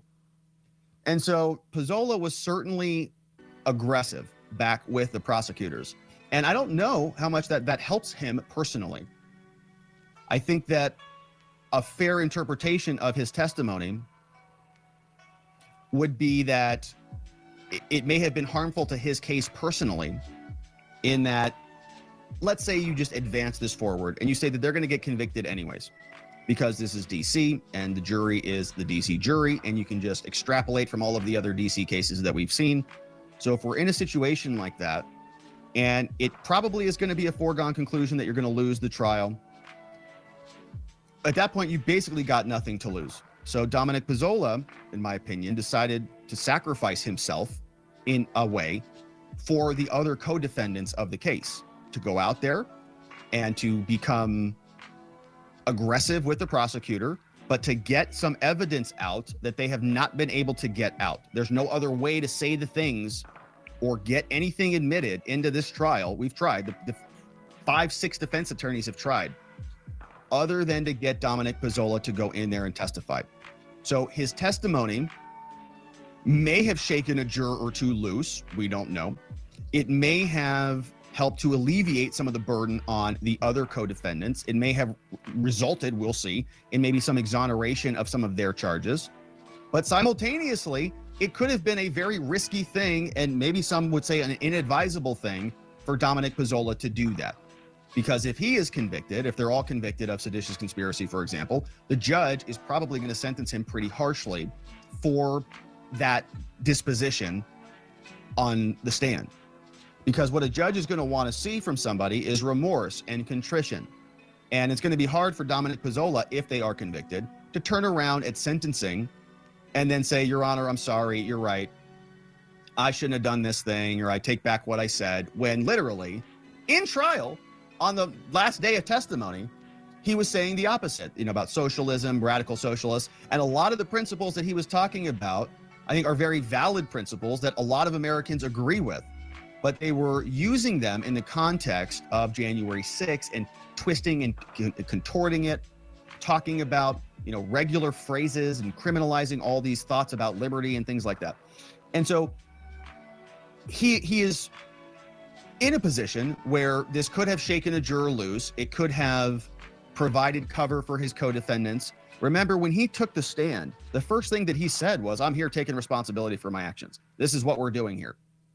So from that point forward, the whole line of testimony was basically going to be scorched earth. He had to go out and say all of these things. If he would have come out there and just been kind of milquetoast, didn't want to, and there's no new evidence admitted, then it's very likely he's going to be convicted regardless and going to be sentenced probably to a very high penalty regardless. Now, did this put him in a worse position or not? Only time is to be seen. But you can understand how a judge might look at that testimony and say, oh man, I'm going to give you the max because of this. You're not learning, from your mistakes. In fact, you're doubling down on it, and you're calling what's happening in my courtroom a scam and a hoax. Judge is not going to like that. However, in my opinion, the judge has not been given many breaks at all to the defense. So this was a last-ditch effort. It was a Hail Mary. It was a personal sacrifice. It should not be looked over as something other than selfless. He went out there and he's explaining it from his side.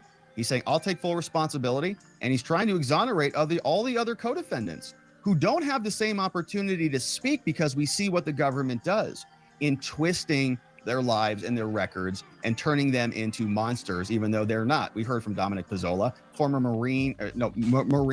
He is a businessman. He is a husband, a father. He's got a lot of hardship that he suffered as a result of COVID, right? All of these things stand out, but the government is trying to manipulate him and turn him into this conspiratorial insurrection. He decided to get up there and speak out and exonerate all of his co-defendants, and they would not be afforded that same opportunity. They could do it, but it's not advisable to have all the defendants testify because of what the government is doing. So a pretty selfless thing, pretty amazing. We'll see how it goes, but it's an emotional thing to do. On the one hand, you can be rallying behind him and say, man, this is wild that he is, throwing blows at this garbage prosecution, and cheer him on, while at the same time recognizing this is not good for him personally, or it could not be good for him personally. In other words, there's a serious to doing what he did. And I didn't want to gloss over that. It was a very, very monumental thing. Okay. A lot of the defense attorneys in that room and a lot of these co-defendants, they're sitting here with all of their hopes on this one testimony, on this one man's, effort to go out there and try to explain this and shake something loose in this trial. So with all of that being said, that long introduction, Judge Kelly is back on the bench. He comes out, he says, holy moly. All right, it has been a long trial. It's been a long week. Says, I don't think we've had a jury in every day of the week, every day. My inclination after reflecting on it, he says, is to avoid the situation that Mr. Pattis has posed. If only the government is getting its closing in or turning it over to Mr. Smith at 3:30, I think they're talking about, should we do the instructions? Should we do closing arguments? How should we break this down?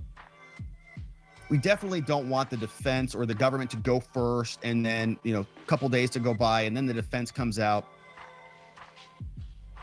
He says, it's been a long week and I'm worried about the jury losing its focus. And the prosecutor says, Your Honor, we respectfully disagree. All right. We've worked very hard to get ourselves to this point. There's little doubt in our minds that instructions can be fully presented to the jury in advance of the lunch break, and then we can begin opening statements. The jury has been told we'll be hearing those statements, and I think we've got a jury that's ready to hear the argument. We did give them some intimation that they'd be hearing closing arguments this week, and And the judge is saying, well, look, if I do this, then I'm going to tell the jury that it's my decision. Okay. You all have worked very hard. We are getting close to closings. The prosecutors want to do closings today. Says, I'm glad that we're in this position, and they have been very attentive. And all that said, I'm concerned about their focus, towards the late afternoon. It's Friday. It's Friday afternoon. Let me go through and knock out things I'm ready to decide. We sent around the revised jury instructions. He says, there's two things here, and I still have not seen the draft yet. So they're talking about the draft, and I haven't seen it published on the docket yet. But he says he's talking about intent for the assault charges, Donahoe's throwing of a water bottle, and Pizzola's struggle with officers over the shield, talking about the mental state and the destruction of property. Now he's talking about motions to exclude co-conspirator statements. He says, well, there's not adequate proof that a conspiracy exists. Now he's talking about the admission of certain statements. He says, I find that the government has met its burden to admit various statements. That Tario and Biggs joined the conspiracy on 12/19. We're getting dates. That Nordine, Real, Donahoe, Stewart, Wolkin joined the conspiracy on 12/20 when the chat was created. So the chat is the creation of the conspiracy. Good gosh. Bertino joined 12/23 in the chat, and Pizzola joined on January 2nd. So Judge Kelly is also denying a motion to exclude Nicole Miller's testimony to the effect that Enrique Tario created or had some role in the creation of this document. He said, no, it's her subjective judgment. And there was some metadata to support it, so they can think whatever they want. So the judge is just laying blows on the defense. Yeah, admitted for the government, admit various statements, deny a motion from the defense, keeping out this FBI agent, Nicole Miller, who was questionable in her credibility about disclosed documents. Judge Kelly is now ruling on Carmen Hernandez's motion, the one that we just read, to strike the video showing the pepper spray. He says, big surprise here, I'm going to deny that motion. He says the first video was open source, and the second and the third video were body-worn cameras. Says the government has a very low bar, and they established that Real was in the vicinity. Okay, they just said he was in the area because he recognized this scene, and they're implying that that's real, but they can't actually say that that's real. They're just implying it. He says, well, it established that he was dressed in camo hat, goggles, black jacket, and then the government showed him and asked him if you recognize it, and he said, yeah, you could say that. And he did not identify himself. I think a reasonable juror could say that that was him. He could say that a camo hat, a black coat, goggles, gaiter, he could say that that is Zachary Real. He could say that was him. And then there's later footage. Apparently this person is spraying somebody with pepper spray. So he continues, he writes, some analysis applies to the other videos, but there's no reason to believe that these are anything other than they appear. The police body-worn camera, says the judge. They even clearly more depict what I think is what appears to be Mr. Real. So it lends credibility to those documents. So all of those videos, they're all staying in. Now I want to turn to whether there was a discovery violation, because Carmen in her motion said that they didn't give the videos over to the defense so that the defense could read them or watch them in this case. He said, well, the specific clips were produced only very recently. The government only found them at the last moment. Wow. So even assuming that any discovery violation occurred, I'm not saying there is, striking the evidence would be draconian. The government produced them within a few days of learning about them. As soon as they got them, they disclosed them to you. And so your motion, Carmen, is denied. And so now we have a dispute about cell phone footage. And the only other issue before jury instructions is about a montage of videos in which a portion comes from Real's cell phone. This is the portion that contains a running transcript. Okay, so this is where they burned this into the video. F them, storm the Capitol. The judge said, my initial reaction before reading the cases was that we need a special instruction, but I don't actually think that's required. He says the words on the screen in the transcript, some cases say the audio has to be intelligible. He said, I was able to listen to it. He says, what the transcript purports to transcribe is clearly the audio passes muster. The judge says, I listened to it, it's good to go. Clearly passes muster. Carmen, you just can't hear.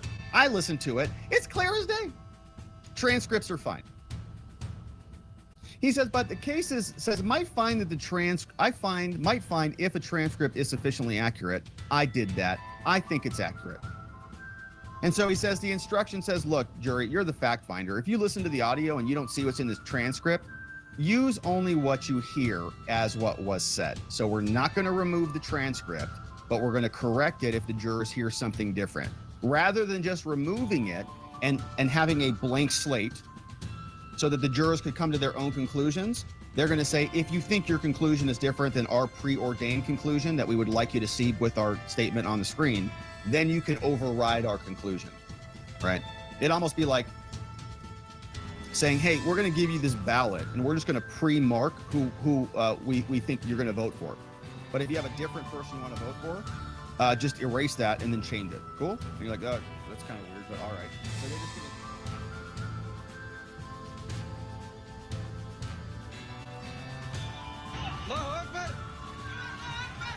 U.S. Special Forces soldiers have evacuated all American government workers and families, and a small number of diplomatic staff from other countries from the fighting in Sudan.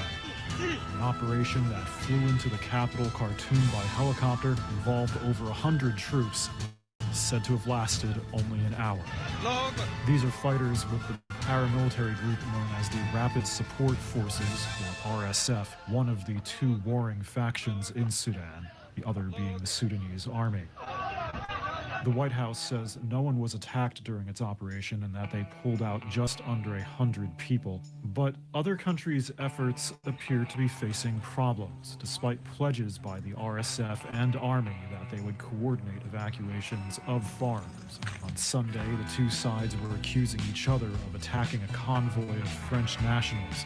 Both said one French person was wounded, and the Egyptian government said one of its workers was shot and wounded without giving details. This stranded student from Nigeria says they have no food, little water, and almost no chance of escape. Is it like we are cursed or something? Like you see other countries evacuating their nationals, they're eager, they're showing that care, they're valuing their lives, but for us, our own country is just full of excuses. There is no hope of survival. Everyone is just running helter-skelter. People who are not government workers, such as foreign students or local Sudanese, have a less clear escape route. Some countries are encouraging people to head overland to the port of Sudan for an evacuation by sea, such as this Saudi ship that recently returned from Sudan.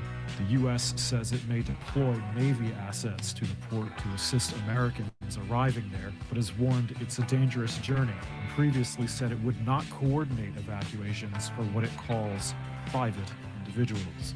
Other Western countries are expected to send planes for their citizens, but it's not certain when they may arrive.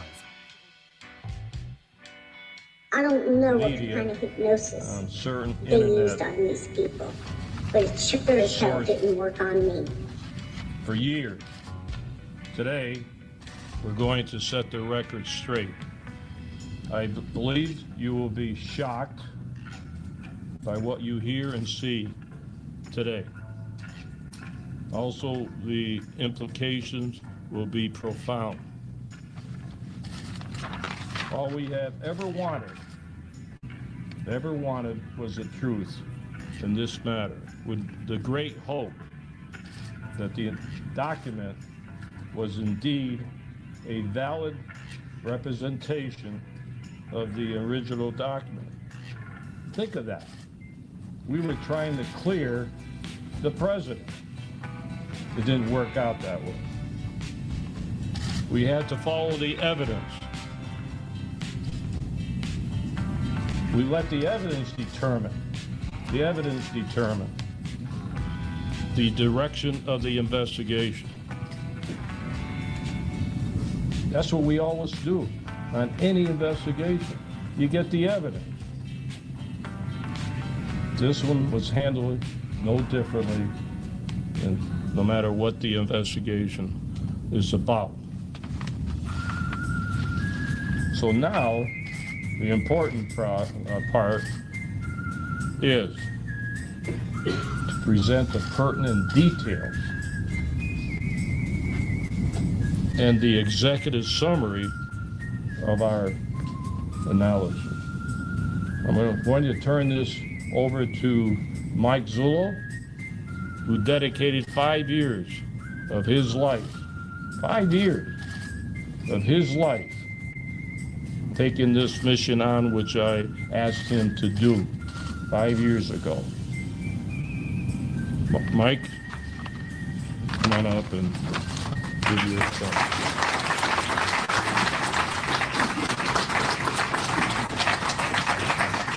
Thank you, Sheriff. I want to start by trying to give everyone here, including the media that's been viciously against us from the beginning, an understanding of how I tried to conduct this investigation. I believe in 2012 we did 2 press conferences. In those press conferences, I had made it clear that Sheriff Arpaio's original mandate to me was, Mike, take a look at this, clear this document, because I want to be the guy that clears this document and moves this country forward. This is no good. That was the mandate. Unfortunately, it didn't work out that way. Like the sheriff just told you, when you conduct criminal investigations, you have to let the evidence lead you. You never lead the evidence. And in doing this, my motive was to clear the document. Because to be quite honest with you, I didn't believe it. I didn't believe this was possible. I didn't think this would ever happen in this nation. I didn't believe it. Back in 2012, I told you about Reed Hayes, a document examiner.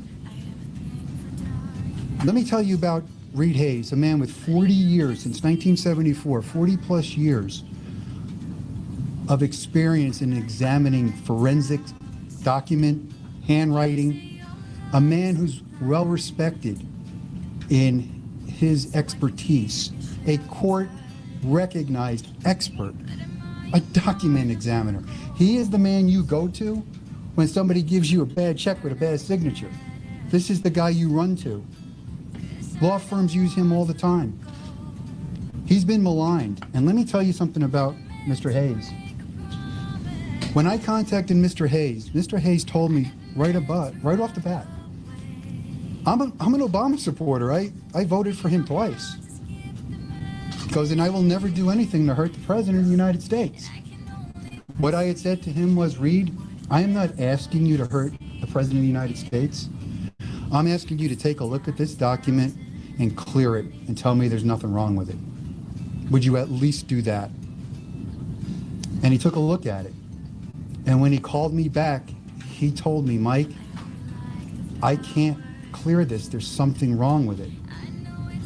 And I asked him, I said, Reed, would you continue? I said, I know your position, but would you continue? And his answer to me was, this is what I do. I'll look at it. I'll do it. That's a man of integrity, respecting what his ability is to get to the truth. Because for Sheriff Arpaio and myself, this was never about Barack Obama. This is about a document. You take that document and you remove the name Barack Hussein Obama and put your name on there. If it was your document and it was brought to us, we would do the same thing with this document. This document was being investigated from the only way that I ever knew how to do it. You look to prove the guilty party innocent, the one you suspect. If you can prove him innocent, you don't put the wrong guy in jail. But when you try to prove him innocent and the evidence starts to stack up, now you change because the guilt is coming to the top.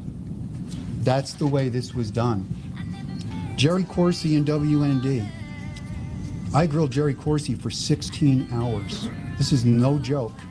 I didn't believe anything he was showing me until he showed me one document.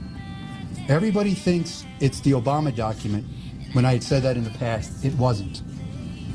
Jerry Corsi and WND, they were onto something. I'm not so sure they knew it was going to go the way it's going now, but they were onto something.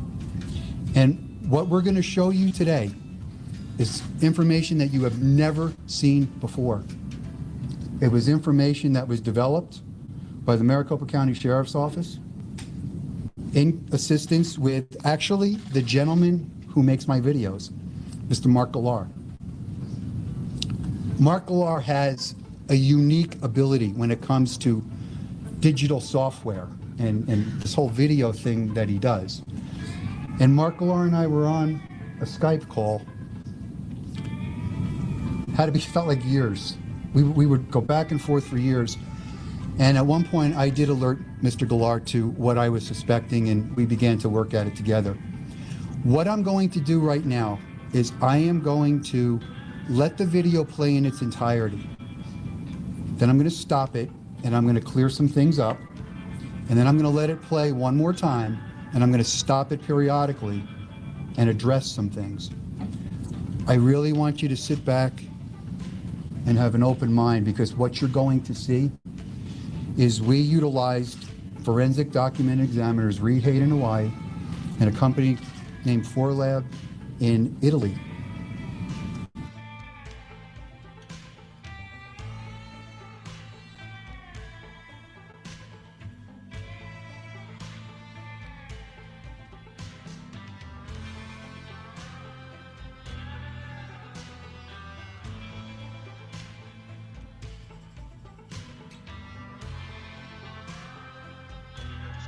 What's going on, YouTube? Welcome back to my life. So, we'll give it a second for everybody to kind of show up. You guys are going to love what happened next.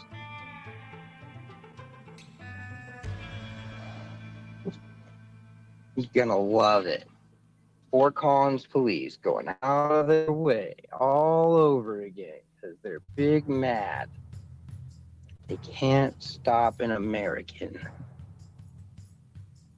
They don't want to talk to me. So, here's what's going on, folks. We went to Wyoming. I got the title. By the time that I got back to the tow yard after I had already paid them, Fort Collins police had showed up at the tow yard and wrapped crime scene tape on my RV and told them not to let me take it. So, because I got into my RV and got just a couple of things and paid for it before they thought I was going to be able to, and I posted the video because the officer, was talking about seeing the video from earlier, she went and put it on there, so I can't get into it. It's a little weird to me. I was daring them to keep on playing games. And not only did they manage to succeed in playing more games, but now we can't even get our home that we paid for, that they told us that we could have, because they're mad at my YouTube video. I don't know when we started punishing people for what they put on social media like this. I haven't said anything illegal. I haven't threatened anybody. Now, I did talk about how Sergeant Annie Hill and Bailey Stein, Officer Bailey Stein, are a danger to themselves and the people that they work with because they're personally involved in this. And because they're going out of their way to fuck with me over nothing. I ain't done nothing. There ain't no criminal charges going on. You guys know there ain't no drugs in that car. So go ahead. I know you guys are watching my video. I know you guys are here right now. Hi, Officer Bailey Stein. How are you?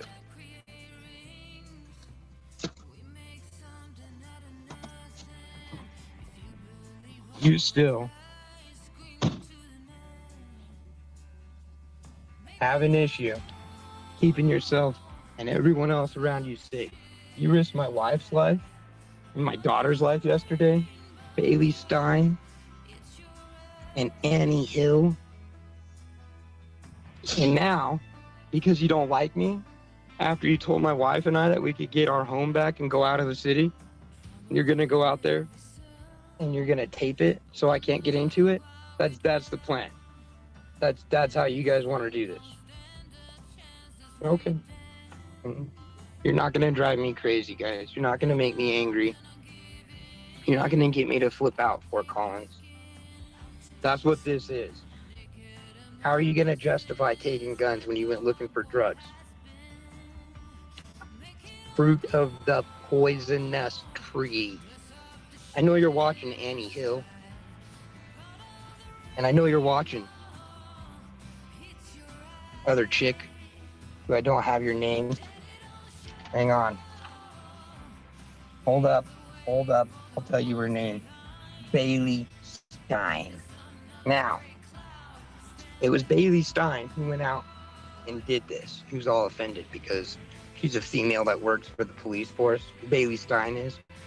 And she's probably put in an awful lot of work to, be able to look pretty and still get respect from her coworkers.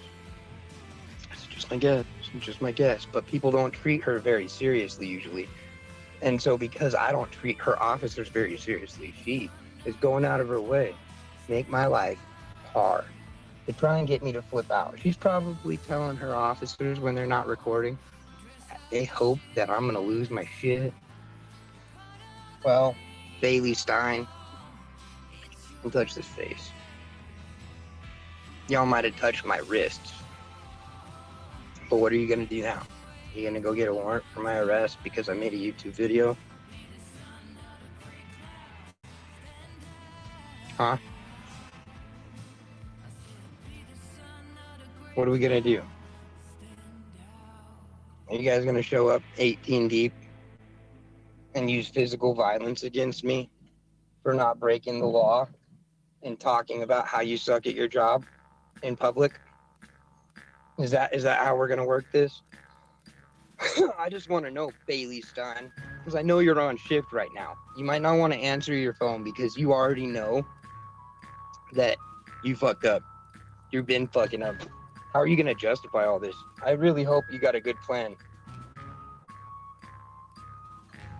You still haven't gotten me angry.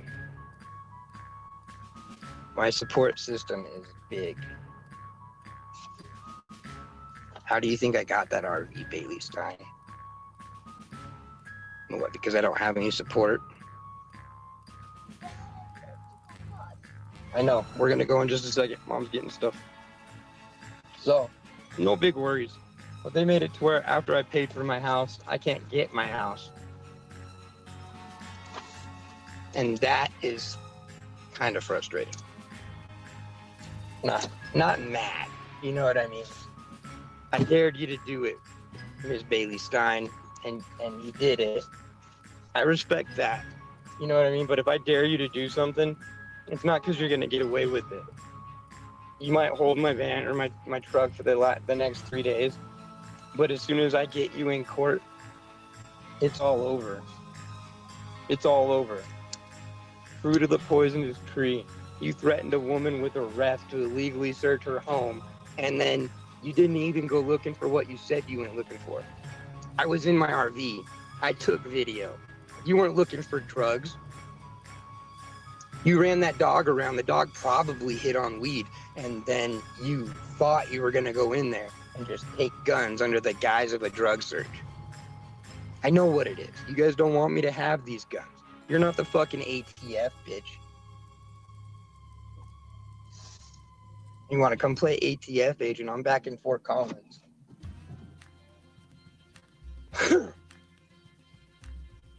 I don't mind. Use the violence against me. Still not angry. Okay, are the dogs okay? Okay. Still not even a little angry. So I just leave a message with my name and phone number?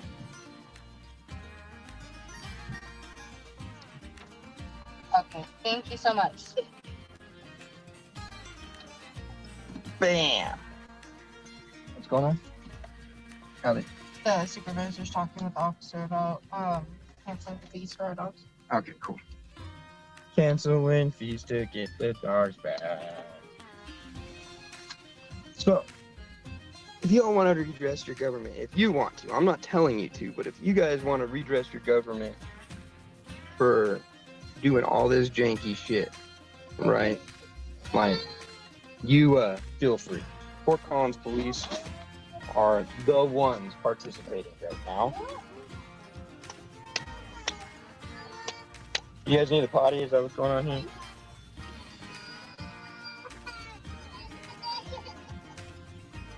Oh, poor girl. So, in Fort Collins, I know that you're watching. I know that you're watching. For 720-779-6171, and I'm leaving this message concerning my 5 dogs. This is Go potty. So, Fort Collins, North College, Burger King. Oh, hang on. I'll call you guys right back.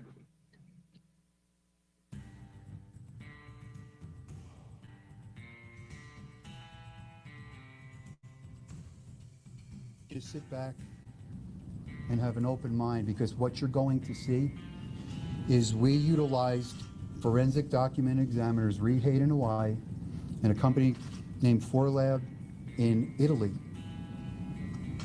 And I have 2 different disciplines. I have Reed Hayes, a document examiner, 4Labs, forensic digital technicians. 4Labs trains law enforcement throughout Europe. 4Labs specialty is child pornography cases. 4Labs, everybody in that building is a PhD with math equations that, my God, I've never seen in my life. These guys know their stuff. And I'm going to tell you what I respect about both of them. Both Reed Hayes and Marco at 4Labs stayed true to their discipline. One of the tests you do when you have an expert, you want to make sure your expert isn't trying to run you for the money. If I can push the expert, that's not a guy I want. These men could not be pushed. This is their findings, this is how they see it, and this is how they're calling it. So I'm going to run this video for you, and I want you to understand this has nothing to do with anything we ever did before. It doesn't negate what we did before, and I'll explain that. It is new and it's profound, and it's quite disturbing. So let me play the video for you now, and then we'll move on.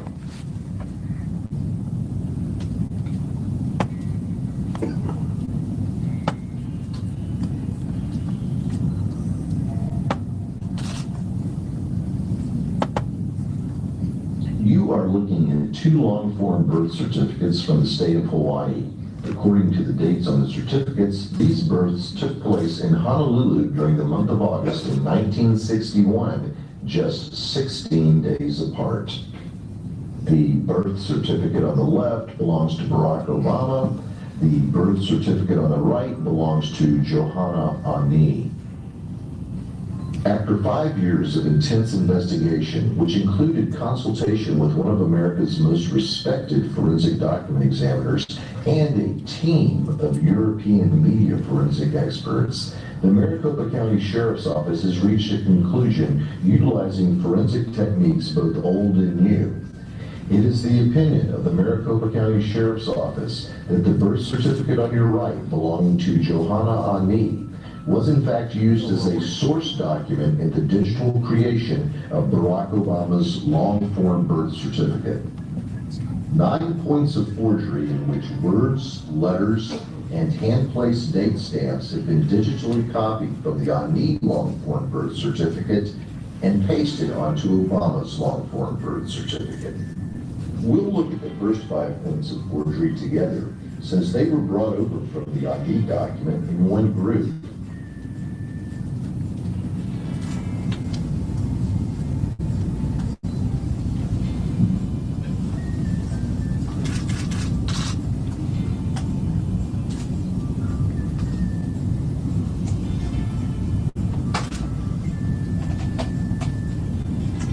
Now let's drop out the on-need document as a background and view that again.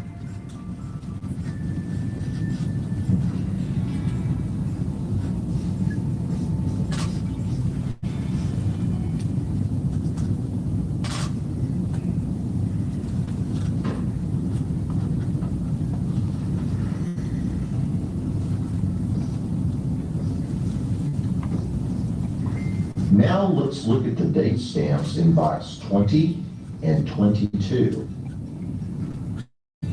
In this case, the stamps were brought over one at a time.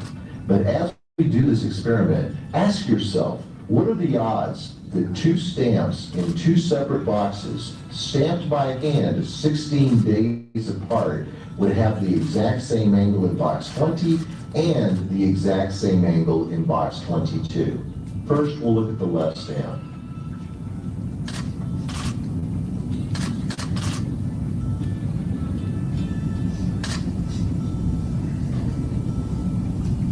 Now the right stamp.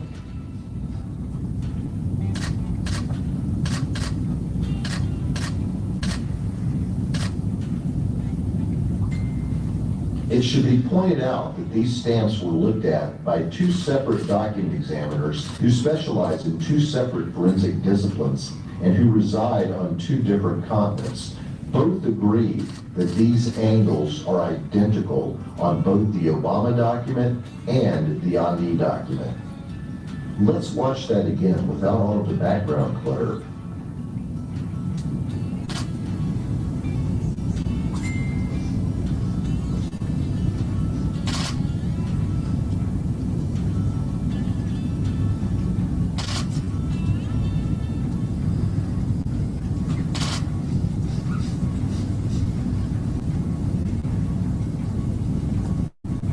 It should be noted that Susan and Gretchen Nordijk were born 5 minutes from each other and have consecutive serial numbers. Therefore, their date stamps ostensibly would have been put on back-to-back.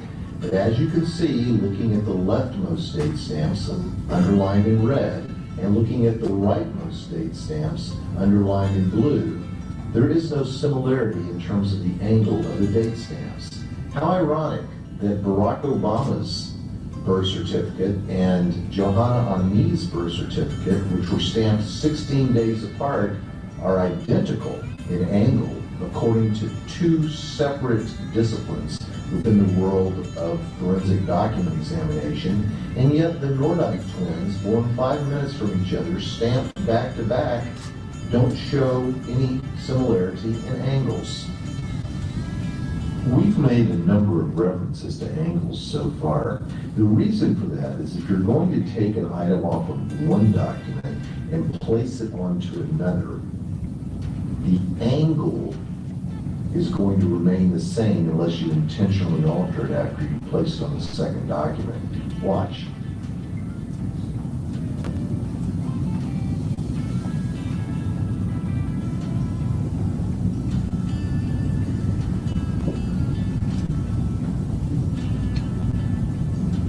When you have two separate documents with two hand-placed date stamps at the same angles, it should be obvious that a forgery has taken place. For the next example, we'll need to zoom in a little bit. Now we're going to focus on boxes 6D and 6E within the Obama PDF. Both X's were taken directly from box 6D in the Ani long-form birth certificate. In fact, not only was the X pulled over, but the box itself was pulled over, and various parts of the line on top of the X were also pulled over, according to forensic document experts.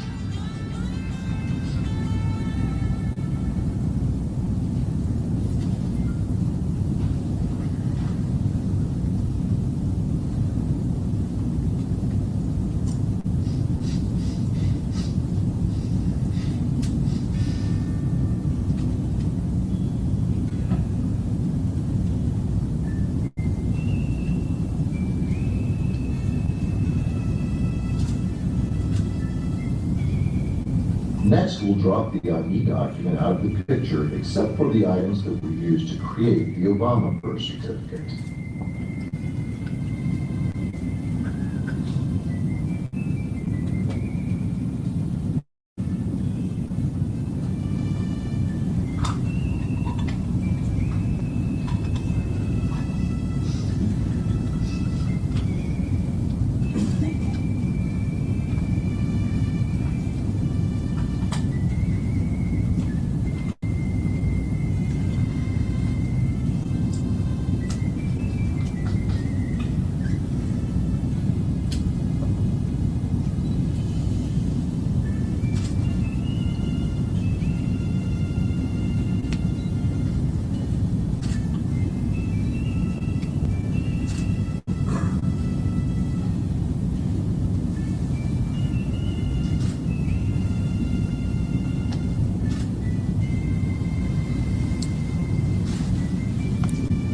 Now, I know when you see that the first time, kind of looking at it, trying to figure out, okay, what does all this really mean? The date stamps that are at the lower angle of the document, let me try to start this again if I could freeze it. You are looking at two long-form birth. You're going to see the date stamps that are in the lower corners of both documents. Now, yes, they have a different date, but the month and year is correct. That document has been in Maricopa County Sheriff's Office possession since the end of 2011. Actually, I took it from Jerry Corsi. Those stamps on those lower left and right corners, we had made a transparency after we got the document and we laid those stamps one on top of the other. They were close, but not an exact match. And in what we do, close only counts in horseshoes and hand grenades. This needed to be an exact match, and it wasn't. And we had looked at this and looked at this on and off for a couple years. In the meantime, there are operatives, paid operatives, that do anything they can to undermine this investigation and anybody that comes in favor of this investigation. Started throwing out this notion that a 7655 Xerox copier was the forger. Well, newsflash for them, it's not. The 7655, while it does have an ability to replicate some anomalies, it does not do it as presented in the Obama document. We purchased a 7655 Xerox copier. It took us over a year and a half to find someone who still had the correct software from 2011 to install in the machine. 4 labs determined what are called quantization settings in computers, mathematical algorithms. They could get very close to that 2011 software, but again, it wasn't exact. We needed to find the software. We located the software. We loaded the software in the machine. We initiated scanning campaigns, 70, 80 different ways to run the document. In every one of those campaigns, we could not exactly replicate the number of layers, the number of links, and the way information comes over. But these findings that I'm presenting you today have something different than every other circumstance. My goal at that point was we needed to get away from this 7655 copier and these digital forensics problems, these computer-generated issues, and I needed to look at this document completely different. In doing that, I contacted Mark Gallar again, and I asked Mark if he would do me a favor. I said, Mark, would you please make me an overlay video so I can show this to the sheriff? I know there's something here, I'm just not finding it. Mark agrees to make the video, and as Mark is doing the video, he contacts me and he goes, I figured it out. Now, I want you to understand something. I have to stay as neutral in this as possible. I did not want to be the guy that ever figured anything out. I wanted to be the clearinghouse, because what I was going to do was send whatever we found across the globe to Hawaii and Italy and have independent forensics examiners from two different disciplines either conclude or completely disagree with each other. That was my methodology. That's why I'm telling you, the evidence took us, we didn't take the evidence. When Mark calls me, what he realized was the Ani original certificate that was issued in 1995 by the state of Hawaii had been put on a copier at the Department of Health in Hawaii, and it was a little offset by like 1.5 degrees. And when Mark made the adjustment, those date stamps lined up perfectly. So we stopped, and I sent it to Italy, and I sent it to Hawaii, and I waited. And Italy did all kinds of mathematical formulas, and that's all going to be in their report that's going to get turned over somewhere else. And they called me up and they told me that those stamps match exactly. And in talking with Marco, I asked him, I said, Marco, look, I gotta talk to you now, not like a scientist. I talk to you like an investigator. In my mind, you can't have the same corresponding date stamp and the same corresponding box at the same corresponding angles on two separate documents that if we believe the Obama certificate is real, they're 16 days apart in creation. And if we don't believe the Obama certificate is real, I have a 54-year-old copy of an original document that was created 16 years ago. I don't think you can do that. And Marco told me that he didn't think you could either because he tried and he was unable to. Waited for Reed Hayes. Reed Hayes contacts me and he tells me, this you can't do, this is impossible. Reed Hayes, who is an educator in his field, told me he tells all his students you will never be able to replicate something exactly by human hand. If it's replicated exactly, there's going to be some other kind of intervention. It's not by human hand. So now I have two document examiners telling me the same thing. Italy has a scientific protocol. They can only gauge probability by the amount of source documents that are provided to them. We only had 9 real birth certificates. I mean, you just can't go out in the street and get Hawaii birth certificates. So they were hindered by 9. Examining those date stamps, and when I tell you about the other issues in the document, they concluded that it is 1,000 times more probable that the document is inauthentic. They also concluded that if they had a greater sampling, that number would be higher, because they have concluded that that document, it is highly improbable, next to impossible, that you will find another document with every anomaly we just showed you. And I'm going to read you some of their quotes in a minute. Reed Hayes, on the other hand, Reed Hayes said, that's forgery, because that's impossible. I called Mark Galar back. I go, Mark, now that we got the date stamps, we need to start looking at the document. We're both looking at the machine at the same time. He's in Texas, I'm here. And he starts to line up the 6-1 that's on the top by the serial number of the birth certificate. And as he does that, all of a sudden, the word Oahu in the center of the page lines up. So I was like, wow, that's strange. I said, Mark, do me a favor. I want you to please go down this document and start matching up every letter and every word, because I think it's going to unlock. And that's what he does. And he calls me back, and he had found those matches that you've seen from the Ani certificate matched exactly to the Obama certificate. It's called textual juxtaposition. In other words, they are in the same relationship to each other no matter where you put them. In other words, somebody took that little X in that corner box. When I play this video again, you're going to watch it differently now. You used that as a point of reference and picked up 3 or 4 other words and moved them over. Sent that to Reed Hayes.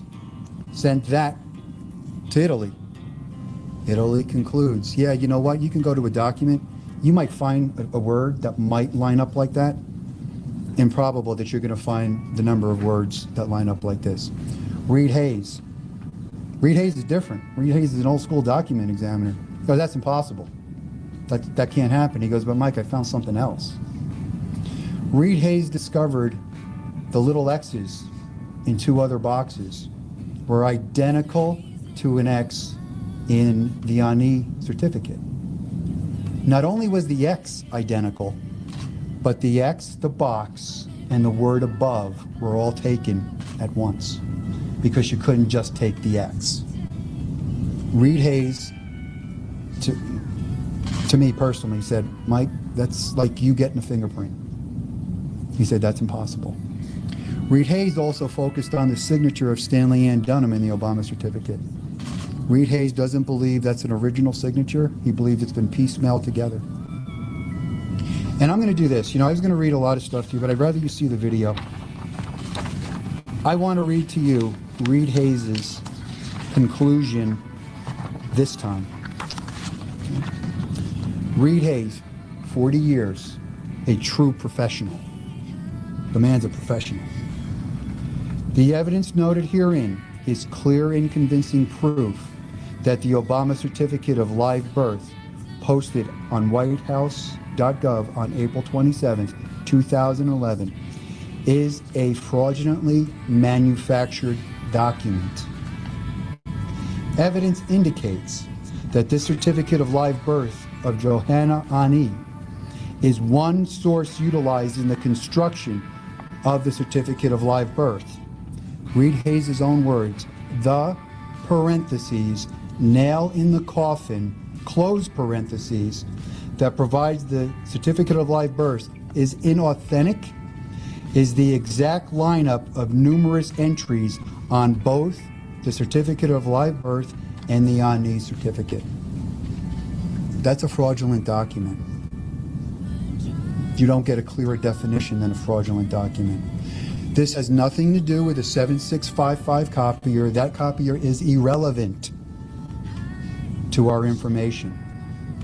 The Maricopa County Sheriff's Office in 2012 twice did not divulge to you everything we were working on, but I did give you a hint.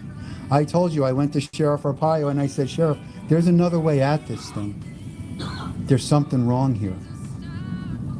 This information that we've just shared with you is evidence. We are in possession of the certificate. Now, going back to Hawaii, and I want to clear something up because I said it in 2012, and I'm going to say it again. This office, the county, was going to be reimbursed for the expenses of Deputy Brian Makowitz to the tune of $9,600, I believe. We presented a check. Politics got involved, and trying to shame the sheriff decided not to take our check. This sheriff didn't spend the money. We were prepared to reimburse the general fund for whatever the expense was, and we had a check in hand. So I really want that corrected on the record. This sheriff held true to his word. So true, bear me out. I couldn't get a paper clip out of this office. I was lucky I got 2 letters on stationery because I had to make him sign them. But that was it. So he was true to his word. No matter how many times I say that in the media, they try to hang that on him. That was politics. We were prepared to pay it, and they refused to take our money. That's on the county. That's not on us. In Hawaii, we went there for 2 purposes. Again, our intention was to clear the document. And I am going to be really candid with you. I am not a Democrat. I am a Republican. I'm a conservative. I'm everything a lot of people hate.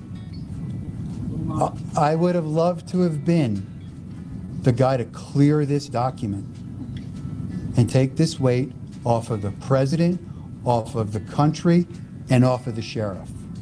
I could not do that. And you're faced with a dilemma because about half the country is going to hate you. The other half might think you're a hero, but you know what? That doesn't matter because the half that hates you hard. But you have to be true to your discipline. You have to be true to who you are. This is about the truth. And there were a couple times I went to the sheriff and I said, you know, Sheriff, we may find out that we're wrong on this, First thing out of his mouth, well, we're all at the press conference, we're going to tell the world we were wrong. You're right, we are. And there were a couple times I started to question this. I don't question it anymore. The only time I question it is as I'm writing up report after report, I still question, did this happen? Did this really happen here? When we were in Hawaii, Detective Makowitz and I, for the purpose of trying to clarify the issue, we did go to the Department of Health in Hawaii. Yes, they did call the police on us. Yes, they didn't want to talk to us, but we did sit down. And we sat down with Jill Nagamini, a deputy attorney general for the state of Hawaii. And I told this story once, but I'm going to tell it to you again because it's got great importance. In the dialogue that went back and forth, it was very clear to Detective Makowitz and I that this was a no-go topic for them. And in that dialogue, I proposed in the exchange to an attorney. I said to her, if I gave you a copy of my driver's license, because for some reason it needed to be displayed across the World Wide Web, and you took that driver's license and you made a photocopy of it, but you changed some stuff around, and you put it on the web, have you displayed my driver's license? Now the proper answer is no, that's an altered document. Her answer to me was, but you still have a driver's license. That was alarming to me. That was alarming to me. The next follow-up from her was, does the public have a right to see your driver's license? Which I responded, if I say I'm going to proffer it publicly, they most certainly do. And they most certainly do be assured that it's mine. Those set off alarm bells. Both Detective Makowitz and I walked out, walking on the sidewalk, thanking God we didn't get thrown out with the cops because they were the biggest two cops I'd ever seen in my life. And we both concurred, there's something wrong here. They're avoiding what we were asking, and what we were asking was this. We already knew that they had released this verification. This verification and other verifications like it are cleverly worded to give you the impression that the verification is verifying the image that you see up here. That is not the fact. They are verifying the information in whatever you show them. They are verifying that there is a birth record on file that has this information in it. Well, when you start to study the Hawaii statutes, you realize there are ways to amend a certificate that turns the real certificate into a sequestered record in another file, and the amended information now becomes the original birth document. And that could happen 54, 64, 100 years later. So what they're saying to us is, we're not validating that image, we're just validating some of the stuff in it. Legally, truthful answer, but also misleading, because you have no way to determine, was this an amended certificate?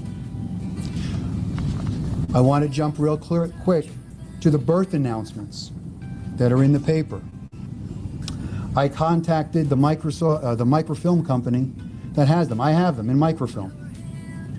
There is an oddity. I will grant you this. There is an oddity. In that section of the paper, those birth records from one newspaper to another are completely identical in positioning. They're identical. And in the other sections of the paper, they're not. That honestly is suspicious to me. It truly is. But the other thing is, there's been no paper ever surface. No hard copy Arizona paper from the time period has ever surfaced. We can only go by the best evidence we have, and those look good. When I was in Washington 4 times, I went to the Library of Congress, checked those out. They're in there, but here's the problem with those. They don't tell you anything. Hawaii law says that the Department of Health in Hawaii must create a birth certificate merely on the representation from anyone that a birth has taken place. It doesn't tell you anything. Somebody just reported it. So let's give that benefit of the doubt. Let's say that's true. Now you run into Kapolani Medical Center. Kapolani Medical Center we visited. I would have rather been thrown out by the cops than at Kapolani Medical Center because they told us to get out. They told us they're not going to deal with this. This is nothing that they have to do. We're a private organization, and we have no authority there, and we're not going to help you. Okay. We've gone to 2 places that could have cleared this issue up. I tried. Nobody would cooperate. We come back. We're still sitting here now with this document. We interviewed Johanna Ani twice. In both those interviews, I'm not going to go into the details of those, but I'm going to let you understand that Johanna Ani maintains that her birth certificate was in her possession since 1995 in her locked file cabinet, and the only time she took it out was at a request of a friend to show it to Jerry Corsi. Jerry Corsi does confirm he took possession of her document, but it was about 10 days after the release of the Obama certificate. Now, obviously, I'm not in Hawaii, and I can't pursue this any further. So Johanna Ani is not a suspect. There's another woman, Mickey Booth, who's been labeled a suspect. She was the friend. She's not a suspect. These people that go out and say these things should really watch what they're saying. Those people are not suspects. However, Johanna Ani is still an investigative lead as far as we are concerned, because I can't validate the rest of the story. But we're in possession of the document that is a source document as far as this is concerned. I'm going to play that video one more time. I think I'm just going to play it one more time in its entirety. Then I'm just going to show you the conclusion in our video, and I'm going to turn this back over to Sheriff Arpaio. But what you're seeing here is the information is taken, the stamps were taken, the X's were taken, and I've got 2 different forensic examiners concurring that it's fake. It's a fabrication. This carries federal penalties. And understand one other thing. The state of Hawaii has done everything they can to stay away from validating that image. Oh, let me back up. I went and spoke with Secretary of State Bennett back when the ballot challenge was going on. And if I remember right, he was in that challenge before we even got involved. We had nothing to do with this. And I do believe he was trying to do the right thing. But he sent a number of letters back and forth, and they kept stonewalling him. And then he got a phone call. And according to him, from Hawaii, he was told how to reword his request. Well, what that does is that takes the request and puts it in the category of a validation of a birth event in lieu of issuing a certificate, which made it easier for them to validate it. And when you read these validations, you got to read through them. There's another validation out there, I think it was in a Mississippi court case, where in the validation, it even puts the White House website address in it. But you got to read what it says. They're not validating the image. They're validating the information. And we have no idea how that information got there. Simple to understand the dilemma, because the Director of Health previously says she saw the record in a bound volume sitting where it should be on a shelf. The incoming governor can't find it. And they look for it. And now they can't find it in this bound volume. Now they find it in the state archives, half typed, half written. Well, which was it? Was it in the bound volume? Or is it sitting in a pile of papers? And then all of a sudden, it mysteriously makes its way back to a bound volume. We have no idea what's on that birth certificate. We have no idea if there was a birth certificate. We have no idea if somebody just wrote something down and through some nice legal maneuvering created a birth event. We don't know. We just simply don't know. We don't know where Mr. Obama was born, nor that was not something we're here to find out. We don't know that. We don't know if he's a natural born citizen or not. I don't think the country knows what the definition of that is anymore. That wasn't anything that we were pursuing. We're pursuing the document. So let me play this one more time for you because it's getting late. I want to show you this evidence all over again. And I really want you to sit back now, think about what I just shared with you, and see how this comes. From the state of Hawaii. According to the dates on the certificates, these births took place in Honolulu during the month of August in 1961, just 16 days apart. The birth certificate on the left belongs to Barack Obama. The birth certificate on the right belongs to Johanna Ani. After 5 years of intense investigation, which included consultation with one of America's most respected forensic document examiners and a team of European media forensic experts, the Maricopa County Sheriff's Office has reached a conclusion utilizing forensic techniques both old and new. It is the opinion of the Maricopa County Sheriff's Office that the birth certificate on your right belonging to Johanna Ani was in fact used as a source document in the digital creation of Barack Obama's long-form birth certificate. 9 points of forgery in which words, letters, and hand-placed date stamps have been digitally copied from the Ani long-form birth certificate and pasted onto Obama's long-form birth certificate. We'll look at the first 5 points of forgery together, since they were brought over from the Ani document in one group.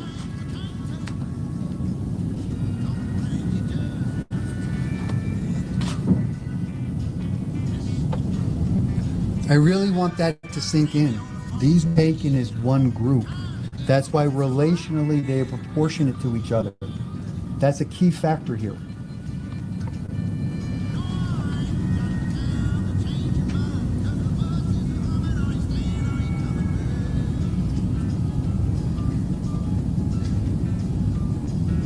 Now let's drop out the Ani document as a background and view that again.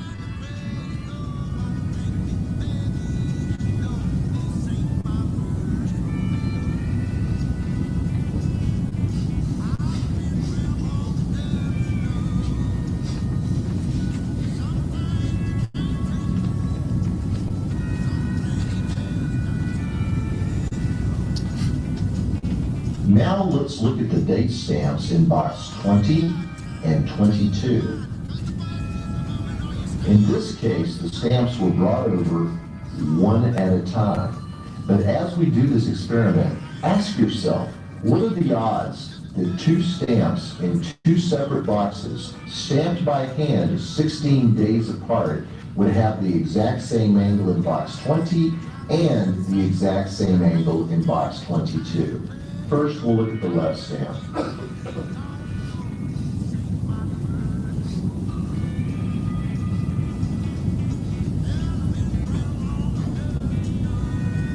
Now the right stamp.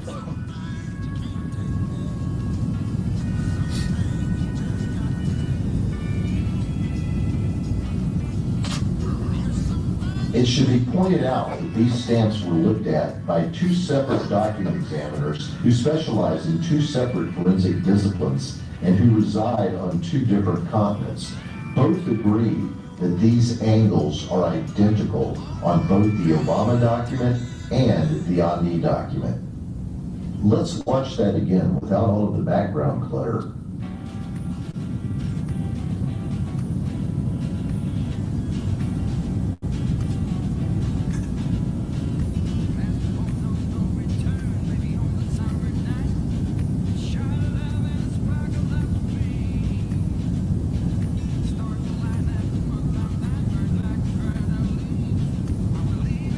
It should be noted that Susan and Gretchen Nordyke were born 5 minutes from each other and have consecutive serial numbers. Therefore, their date stamps ostensibly would have been put on back to back. But as you can see, looking at the leftmost date stamps underlined in red and looking at the rightmost date stamps underlined in blue, there is no similarity in terms of the angle of the date stamps. How ironic that Barack Obama's birth certificate and Johanna Ani's birth certificate, which were stamped 16 days apart, are identical in angle according to 2 separate disciplines within the world of forensic document examination, and yet the Nordyke twins, born 5 minutes from each other, stamped back to back, don't show any similarity in angles. We've made a number of references to angles so far. The reason for that is if you're going to take an item off of one document and place it onto another, the angle is going to remain the same unless you intentionally alter it after you place it on the second document. Watch.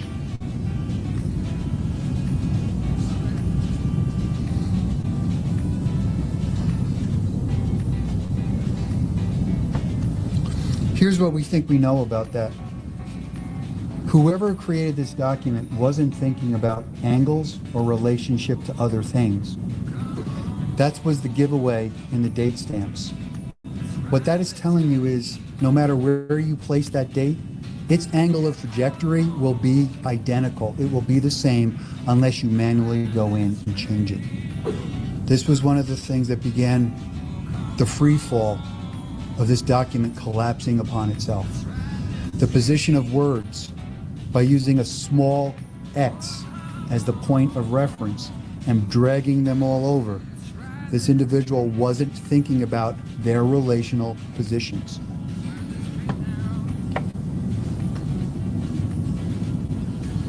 When you have two separate documents with two hand-placed date stamps at the same angles, it should be obvious that a forgery has taken place. For the next example, we'll need to zoom in a little bit. Now we are going to focus on boxes 6D and 6E within the Obama PDF. Both X's were taken directly from box 6D in the Ani long-form birth certificate. In fact, not only was the X pulled over, but the box itself was pulled over, and various parts of the line on top of the X were also pulled over, according to forensic document experts.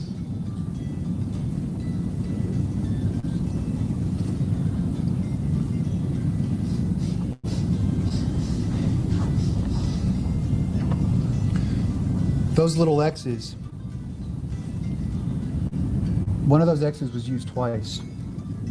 That's why they appear twice on the Obama certificate. It was the same X from only one box in the Honey certificate. What the document examiner Reed Hayes noticed was the X was above the box, but the ink was bleeding into the word on top of it. That's why they had to take the box, the X, and the word, because she couldn't separate it. So obviously, this document was a template of some sort or a source. We're not entirely sure. I don't believe it was a template because of the positioning of these things. What they did on the date stamps, they didn't change the angles, but they just merely set them a little higher in the boxes. That was how they thought they were concealing it, but it doesn't change the angles. So I'm not sure what the document was. We know it's a source. We're a safe bet on that.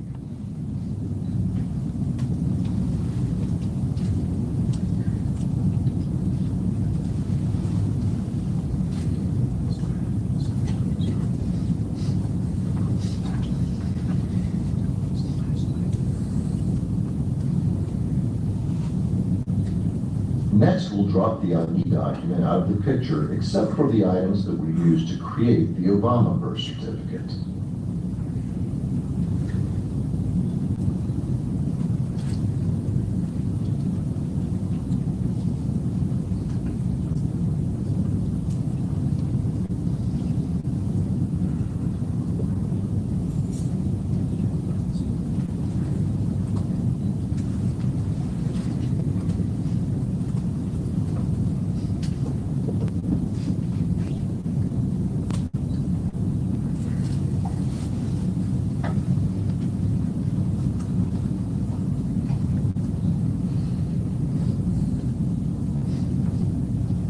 And that would have been the X utilized again.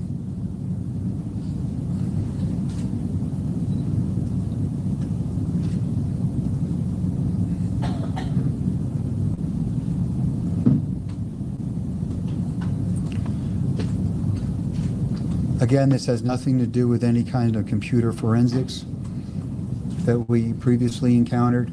This has nothing to do with a 7655 copier.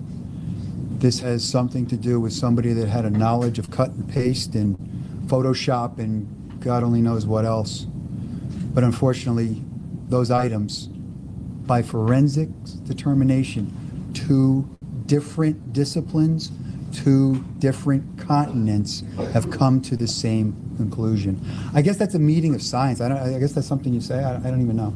But it's like a meeting of 2 minds. They both concur. And they came to that conclusion with different scientific principles. we're pretty confident in these results. Now let's take a look at all the items that were taken from the items document and used to digitally create Barack Obama's long-form birth certificate. Here's Honolulu. The word Oahu. Oahu the second time. 3 different Texas. This is very significant because they would have been put in by sliding the carriage and adjusting the road.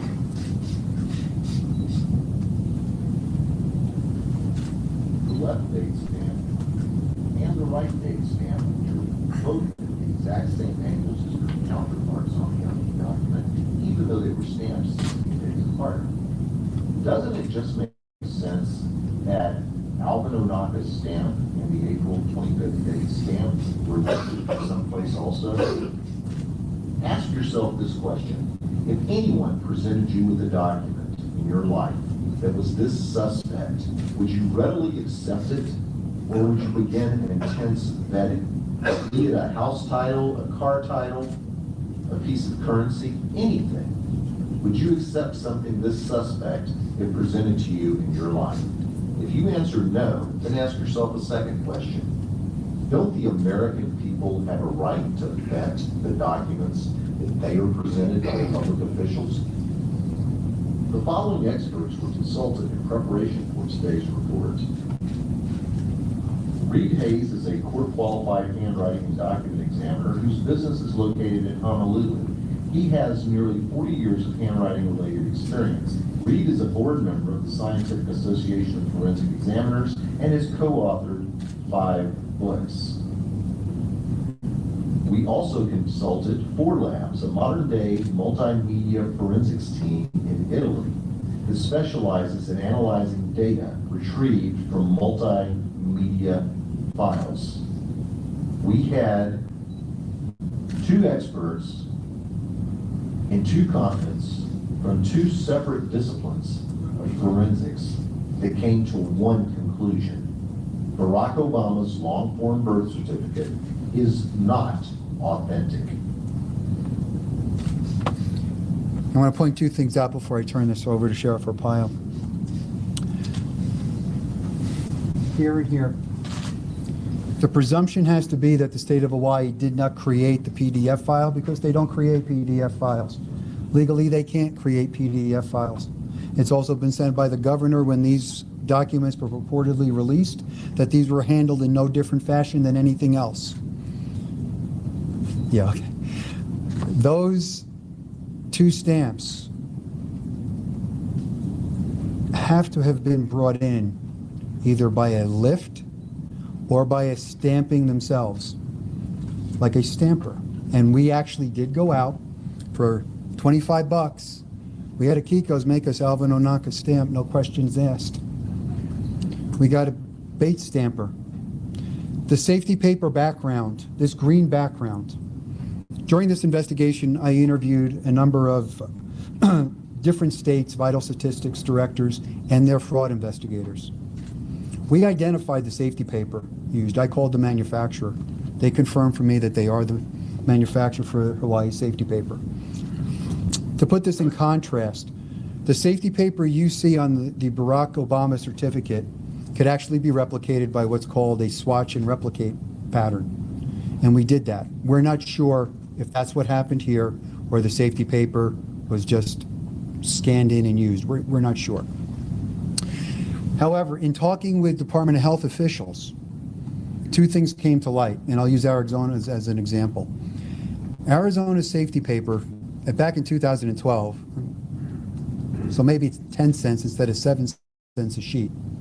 But Arizona's safety paper has a plethora of security threads and controls built into the document, including every sheet of paper is individually serialized.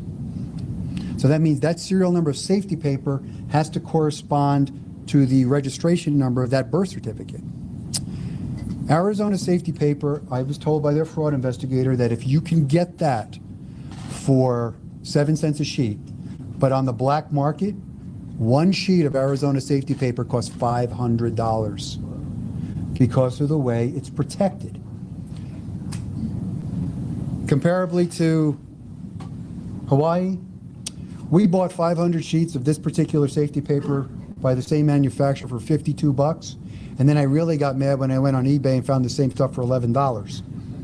You can buy this for 500 sheets for $11. I'm going to tell you this, and these professionals did agree with me. The safety paper problem, the lax birth certificate protocol that's uniformly followed throughout the country is severely lacking. This document, you could not have seen it in this fashion had the safety paper in Hawaii just been comparable to Arizona's. So something that we are going to ask for going forward, and we're going to pursue this politically, is we would like to see at least a standardization of security paper for birth documents that meet at least the standard of Arizona. If not, they can come up with something better. Because birth documents, to make a birth certificate, it is insanely easy. Trust me, we were fabricating them for 5 years. A printer, some paper, a template, Microsoft programs, a couple stamps. And let me tell you one other thing. The hard raised seal on the Obama certificate that the only person in the world said was Savannah Guthrie, who was ushered into a dark room to behold the certificate and felt the raised seal. There's a problem with that. That's okay, Bob, I won't hold it against you. There's a problem with that. Our analysis team has looked at that. One of the points of fabrication of the PDF file is a clipping mask that has been manually placed around the document. It's like a border. When you remove that mask, there are 2 pencil markings under the mask that it's been concealing. Also, that document has a very unique ghosting around the letters, which we were not able to replicate exactly in all our tests. The Savannah Guthrie document, not only does it display that unique ghosting, but it does not display the pencil marks that should have been there if it was an original hard copy document, because the pencil marks were applied after the document was scanned in. 4 Labs also concludes that this document started as a PDF file, was printed out, and then rescanned, which is an anti-forensics technique. Additionally, the PDF file has no integrity to it because all the metadata has been erased. The metadata is the life history of building the document. It's missing. The document is utterly unreliable and the document is inauthentic. We also discovered, and I'm not going to get into this because we really have to go, AP distributed White House photos of the birth certificate, purportedly that they took while they were there. Those are not AP photos. They are White House handout JPEG images created by the White House. That means the White House has the ability to create JPEGs. In those files, those JPEGs were altered by Photoshop. Why are you creating Photoshopped enhanced JPEGs when you just have to take a picture of the document and put it up on the web? This document has been created. It's digitally been created. It is not real. The biggest question is why? So that concludes where we are in this, and I'll bring this back to Sheriff Arpaio. Let him tell you where we're going from here, and we'll go from there. I'm going to shut this down for you, Sheriff.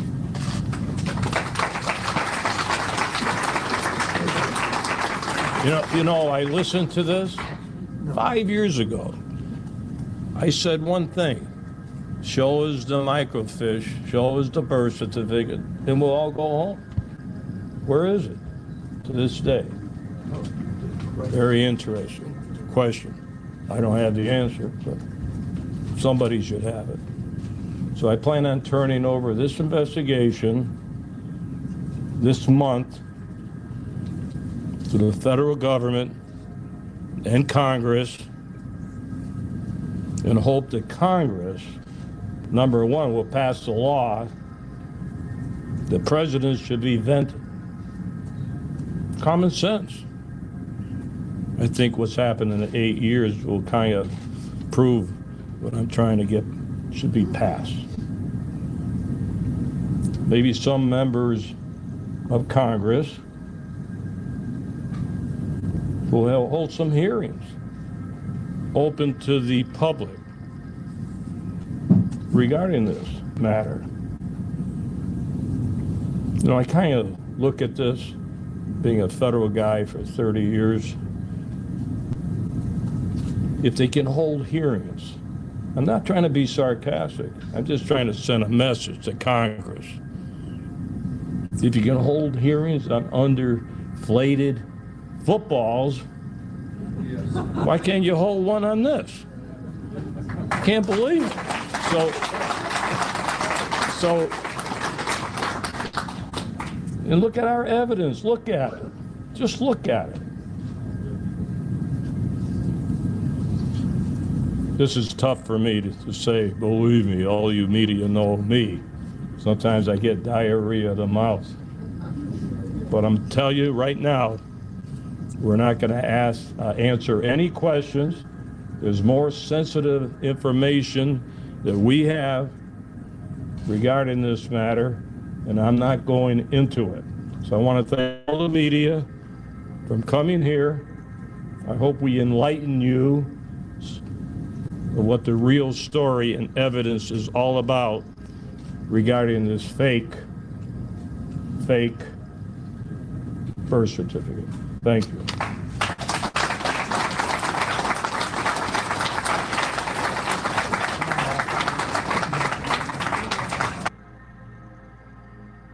This morning, the U.S. Embassy in Sudan has been evacuated as thousands of Americans are still in the African nation as brutal fighting enters the second week. ABC's Allison Cossack has the latest from overnight.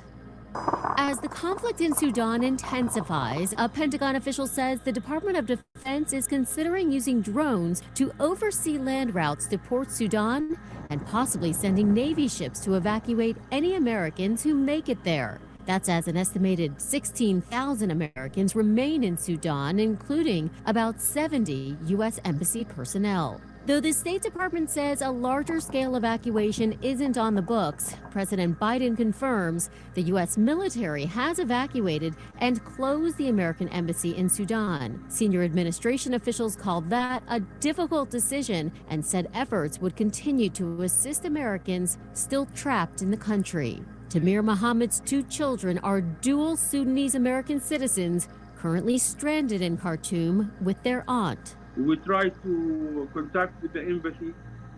We send them many emails. We try to call. There is no answering sometimes. The family of a mother from Massachusetts frustrated. Tryin Clifford and her 18-month-old daughter moved to Sudan less than a year ago to teach at a school in Khartoum. As a U.S. citizen who works abroad, she's always been told, the U.S. Embassy has her back. And it's very clear that they don't. U.S. troops have been deployed to the region, but the State Department reiterating a warning to Americans. We have been clear-eyed about how American citizens should not travel to Sudan for months now. We have communicated to American citizens in the country about safety and security measures and precautions that they can take. This as a 72-hour ceasefire announced by both sides Friday deteriorating. At least 400 people have been killed in the violence, including one American. Allison Cossack, ABC News, New York. Because I'm scared to death of you. I don't know why, sir. Because you're a police officer and you'll kill me. Please get your sergeant and your lieutenants out here. Yes, there is. I'm scared to death of you. I haven't done nothing. I haven't done nothing. I wasn't speeding. I didn't do no driving infraction. And this is an unconstitutional stop. And if you do something illegally, I'm going to hold you accountable. Constitutional stop. No. And when it's not, I stand on my ground. You enjoy the rest of the day. You too. Happy Easter. Thank you. I hope everything works out. I hope it's all, yes. Okay. Thank you so much. Good day, sir. We have an exclusive video that might just be one of the best traffic stops ever recorded. You're not going to see this video anywhere else, so make sure to subscribe to our channel. This man sent me an email and this exclusive video. Let's read what he wrote. Salute to San Joaquin Valley Transparency. Let me humbly start by saying thank you for all you do to contribute to life, liberty, and freedom. Your channel has taught me so much about my rights by watching you every day. Keep up the great American work you and so many other great channels do. I want to shout out all the channels, but here's my favorites. San Joaquin Valley Transparency #1, Jersey Watcher, Press NH Now, Bay Area Transparency, Rights Crispy, Pigs Under Pressure, Jay's Surreal Camera, Accountability for All. Can't mention them all, but much respect for Ely the Good Guy, Brooklyn Audit, and Good Guy Audits, because these auditors are in NYC area where I live. This is truly needed because the NYPD are all tyrants. No good police in the NYPD. Much respect to all the auditing community. With all that being said, here's my exclusive San Joaquin video again. Thank you for all you do. Send me an email if you should decide to air it. I want to watch. What you guys are doing is much needed. We appreciate it. Gracias. Thank you.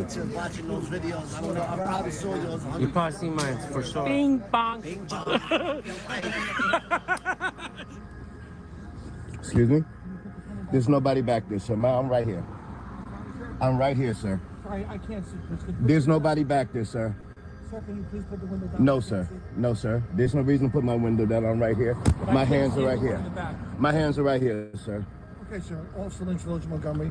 Yes. How you doing today? License, I'm all right. registration, insurance? What's the problem, officer? Because I was not speeding. Oh, sir, license, registration, insurance. Please. I was not speeding, sir, so what is the problem? Sir, I don't want to argue. I don't want to argue either. I'm trying to find out what the, is your body camera? It is on, sir. It's on. Okay, please. So license, registration, insurance. I'd like to understand what am I being stopped for? No, sir.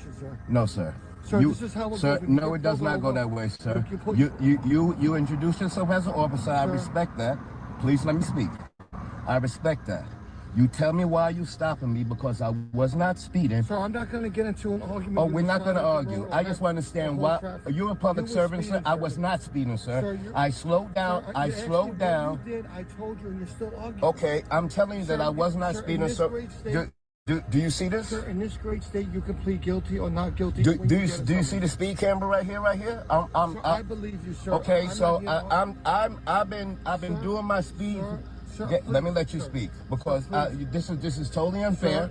I was not speeding. I was not, sir. I was not, sir. I slowed down the speed, sir. It went down to 30, and then I slowed down, and then it went down to 20. And I slowed down even further. I told you, sir, no, sir. Still arguing. I'm going to give you my license, my registration, and insurance, but you're absolutely wrong, sir. I was not speeding because I'm so conscious about coming through these towns, going to see. This is a village. Yes, whatever you want to call it. Whatever you want to call it, city, village, town, whatever you like to call it. I'm so conscious about coming through here for those specific reasons that I would make sure I was not speeding. Yes, sir. Yes, so when I saw the speed limits, I made sure I adapted my speed to the front. So because I know I wasn't speeding, sir. Sir, I believe you 100%. You have a right to believe that. Yes. Can I just have your license, registration, insurance? What do you need my license, registration, insurance for? You just said I wasn't speeding, so what? You say you're not speeding. I'm not going to argue with you, sir.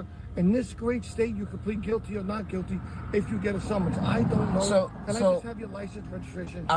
No, sir. I don't think that I have a right to give you my license, registration, insurance because So the license doesn't belong to you. It belongs to the issuing state. Sir, it is constitutional. It's constitutional. I don't want to argue with you either because it's a Sunday morning and I'm going to go see my son. So I am so conscious about coming through these towns because I know how these towns are. I'm so conscious. Sir, I just need to have your license. Sir, I was not speeding. And sir, and I believe you. If that's what you believe, can you prove I was speeding, sir? I have you on my radar. You have me. Can you show me your radar, officer? Sir, you're not radar certified. It doesn't make a difference. Sir, I can understand a radar, and I'm not trying to be belligerent with you. I'm not trying to be confrontational with you, but I haven't done anything, officer, and I haven't done anything, so I'm going to stand on my rights. Sir, but you have to produce. I haven't done anything, sir. Because you say no, sir. No, sir. No, sir. Can I see your sergeant, please? Can I see your manager, please? Because whatever you want to call them, sir, I respect them, but you have to be by the law, sir. I abide by the law. I'm a law-abiding citizen. I was not speeding, and I came through this town, village, city, whatever, and I seen your speed limits. I slowed down accordingly. Because I'm scared to death of you. I don't know why, sir. Because you're a police officer and you'll kill me. Oh, sir, that's not. That is so true. It is so proven. I'm scared to death right now. Well, you shouldn't be, sir. I am. I'm shaking inside myself right now. No, you're not protecting me. You're not protecting me. You're not protecting me. Someone please record him. Please record him, because don't kill me. Do not kill me. Do not kill me. I haven't done anything, sir. I haven't done anything. Get your supervisor, your lieutenant, or whatever. Get anything you need out here. Do not kill me when they get here. When they get here, do not kill me. Please do not kill me. I'm shit because I'm scared to death of you. I haven't done nothing, and you're coming at me for no reason. Yes, I'm scared to death. I am scared to death. You're gonna kill me. Please, he's gonna kill me. Yes, there is. I'm scared to death of you. I haven't done nothing. I haven't done nothing, officer. Please get your sergeant and your lieutenants out here. I haven't done nothing.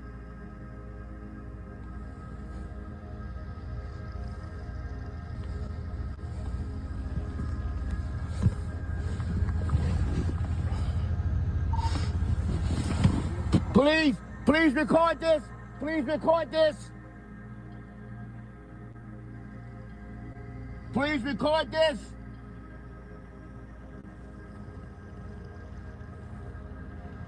So again, may I have your license registered? No, sir. Get your lieutenant and your sergeant. I haven't done nothing, and I was not speeding. And I'm gonna stand on my rights. And I'm gonna stand on that. And if you're gonna kill me, because I haven't done nothing.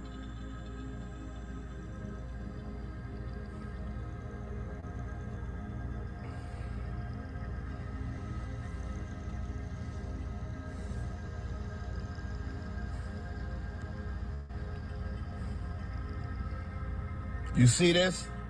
You see this?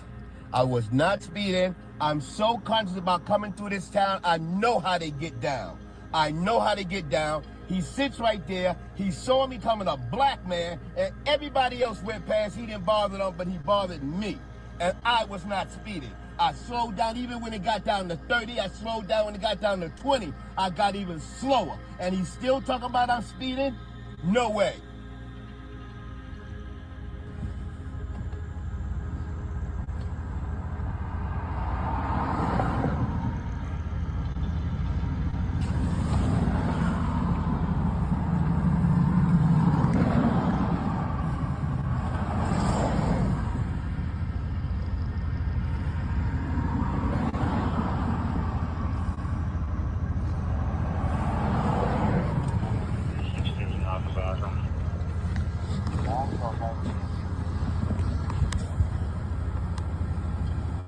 So everything's being recorded. I don't trust you. Yours will disappear. No, sir. Yes, it does. It disappears. I see it every day. I see it every day on the news. I see it every day. I see you kill black. I see you kill us every day. Every day I see it. So I just want your license. I haven't done nothing. You just can't pull me over because you want to see I'm black. No, that doesn't work that way, sir. It doesn't work that way. I have to be doing infraction, and I did not, sir. I did not. And what's your name and badge number? What's your name and badge number? May I have your name and badge number? Please write it down. I'm Officer Lynch. Uh-huh. Field agent. Uh-huh. And you from where? The village of Montgomery. The village of Montgomery? Okay, I'm scared to death of you, and please do not put your hands by your gun. Sir, my radio's in my right hand. Do not put your hands by your gun, sir. I'm not making no scene. I'm scared to death of you. Yes, sir, because you're trying to kill me. You're trying to kill me. You know you're trying to kill me. You're stopping me for no reason. I haven't done nothing, and I'm afraid to death of you. Please do not kill me.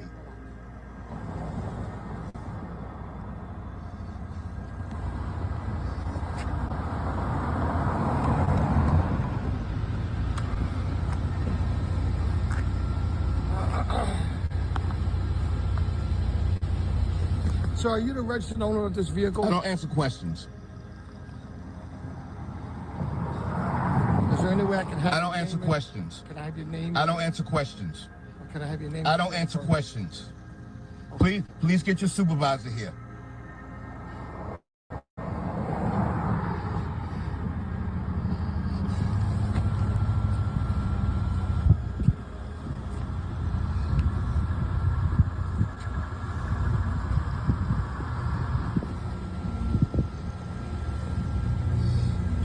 Now your boys gonna come and y'all gonna jump on me now? Y'all gonna jump on me now? Y'all gonna jump on me now? Yeah, y'all coming in hot. Y'all gonna jump all over me now? Y'all gonna jump all over me now?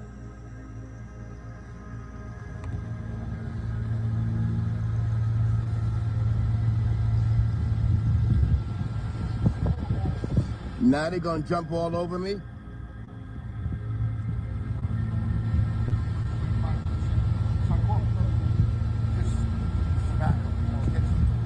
I'm just trying to be nice to the guy. He won't give me anything. Now here they go. They're gonna jump all over me. Sir, we're not here to... Yes, you are. You are. Oh, yeah. You. I'm Officer Breer. Nice to meet you. What's your name? Officer Breer. And what's your badge number? 13 from town of Montgomery. Uh-huh. What's going on? This officer stopped me illegally. Was not speeding, and he wants about a license registration and haven't done nothing. I haven't done nothing. I wasn't speeding. I didn't do no driving infraction, and this is an unconstitutional stop. And if you do something illegally, I'm gonna hold you accountable. I'm scared to death of you. I think you're gonna kill me, and I'm scared to death. I do have to yell. I do have to yell because somebody else has to hear me. Somebody else has to hear me and witness you how you're going to do your tyrannical atmosphere on me. I'm not with it. I'm scared to death. There's no reason to be scared. Nothing. What? You kill us every day. Every goddamn day. And I don't want to be one today. I can tell you that I'm not going to do it. Oh, I don't know what you're going to do. I don't know what you're going to do. I don't trust you or him. Listen, that's completely fine. That's your choice. No. So, you said you weren't speeding? No, I was not speeding. I'm so conscious about coming through these towns. When I'm going to go see my son, I know how y'all get down. So I know I wasn't speeding. And I ain't got to answer no questions. You don't. All right, so now what are we doing here? Because I wasn't speeding, and I was standing on my ground, officer. No, you cannot. No, you cannot.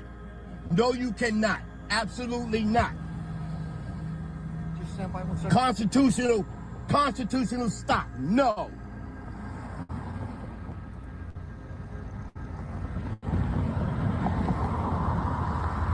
You're not going to kill me today.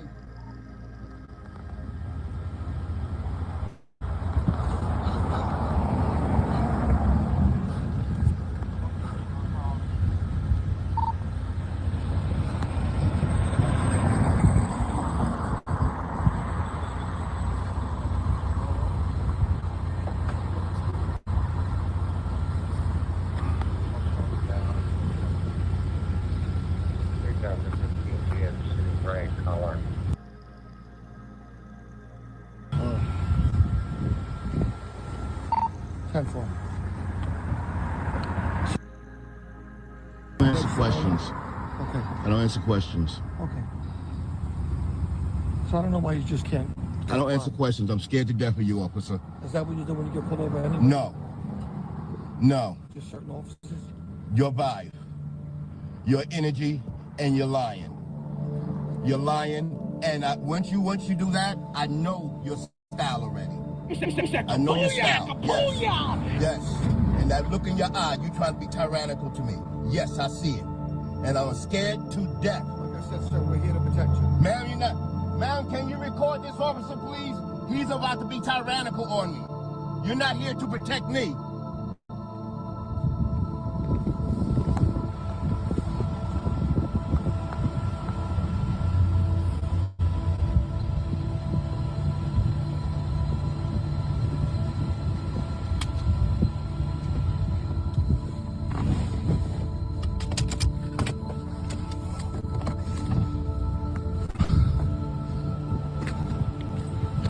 Okay, sir, normally, I wouldn't let you leave because I guess you pull this when you want to. I don't pull nothing. I don't get pulled over. I don't get pulled over. I believe anything. I don't get pulled over. I believe anything you say. Yeah, I don't believe nothing that you say. I have no way I'm of scared to death of you. Okay, I'm sorry you feel that way. No. I have no way of proving who you are. I haven't done nothing for you to know who I am. I haven't done nothing for you to know who I am. That's why you can't. I'm going to make contact with the registered owner. and maybe I can find out who you are from there. She's not going to tell you I either. believe you, sir. Okay? Well, So now what we going to do? You're going to drag me out the car? You're going to drag me out the car? You're going to drag me out the car and beat me up? That's what you're going to do? And then pull your taser and tase me and gun me? I see it every day. I see it every day. Okay, sir. Well, listen, I'm Officer Lynch. I'm going to let you go. I don't know what your problem is. I don't have a problem, and there's nothing wrong with me. I believe you, sir. Mm-hmm. I hope next time you encounter another police officer, you don't treat him the same way. As long as he don't be lying that I was speeding and pull me over unconstitutionally because he wants to because I'm black, yeah. Just so you know, And I do know. You must produce your driver's I do know. When it's constitutional, I will, without a problem. And when it's not, I stand on my ground. You enjoy the rest of the day. You too. Happy Easter. Thank you. I hope everything works out for I you. hope it's all, yes. Okay? Thank you so much. Good day, sir.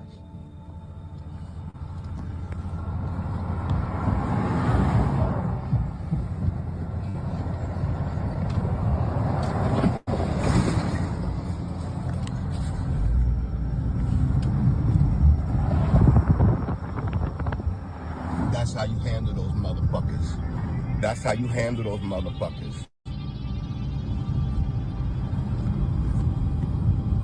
Thank you all for watching. Make sure to subscribe and hit the bell. You too can learn your rights and stand on them like this man just did. I would like to include this man at the list of all the great auditors he mentioned. This video was masterfully executed. Let this video be inspiration for all men and women to record police interactions. Our email is recordpolicenow@gmail.com. Send your videos for us to highlight. Let us know if you'd like to stay anonymous. Keep your camera. Now, we know that councils are often havens of brain-dead thought, and I spent a lot of time in Adelaide as a young reporter covering councils, so I should know. And there are a few things that councils need to deal with: roads, rates, rubbish, and one of the other things has always been planning. So when you go and lodge a development application, they always look at how many car parks you include in, for instance, an apartment building, because if you expect people to live in that building, they're probably going to have cars, so they say you need a requisite number of car parks for the people who live there. Not anymore. North Sydney Council says, no, who needs car parks? Who even needs cars? We're going to change the planning rules so that if you live near a bus stop or a train station or the future metro rail line they're going to put through Sydney, you don't need a car anymore. You can go everywhere on public transport. This is the Mayor, Zoe Barker. She says, quote, "This is the 21st century planning for the 21st century living. The best practice around the world is not to have high levels of residential parking 400 metres around transport hubs. They know you do not want to give up your car, so they're going to force you to. They're not going to let you buy apartments that have car parks so you can put your cars in them." I mean, this is just the ultimate social engineering. We live in a very big country. If you want to go out into the country on the weekend, you need a car to do it. If you want to go more than 50 minutes from your house, you need a car to do it. But oh no, sod that. You can get rid of your car and live your entire life on public transport. No, I don't want to. The question I've got, Caleb, is how many of those North Sydney Council members took the bus to the council meeting in order to vote on this legislation? I'd love to know that. The Mayor, Zoe Barker, I'm pretty sure, would be drawing a car allowance. And Zoe, please write to me and tell you if you do not. I'm pretty sure you're entitled to one. If you don't take it, then good on you. But if you do, you're a hypocrite. One of the reasons that the Mayor gave for this law is to reduce residents' reliance on cars. Now, I don't believe that's in the council's purview. It's not the council's job to tell me whether I should or should not have a vehicle.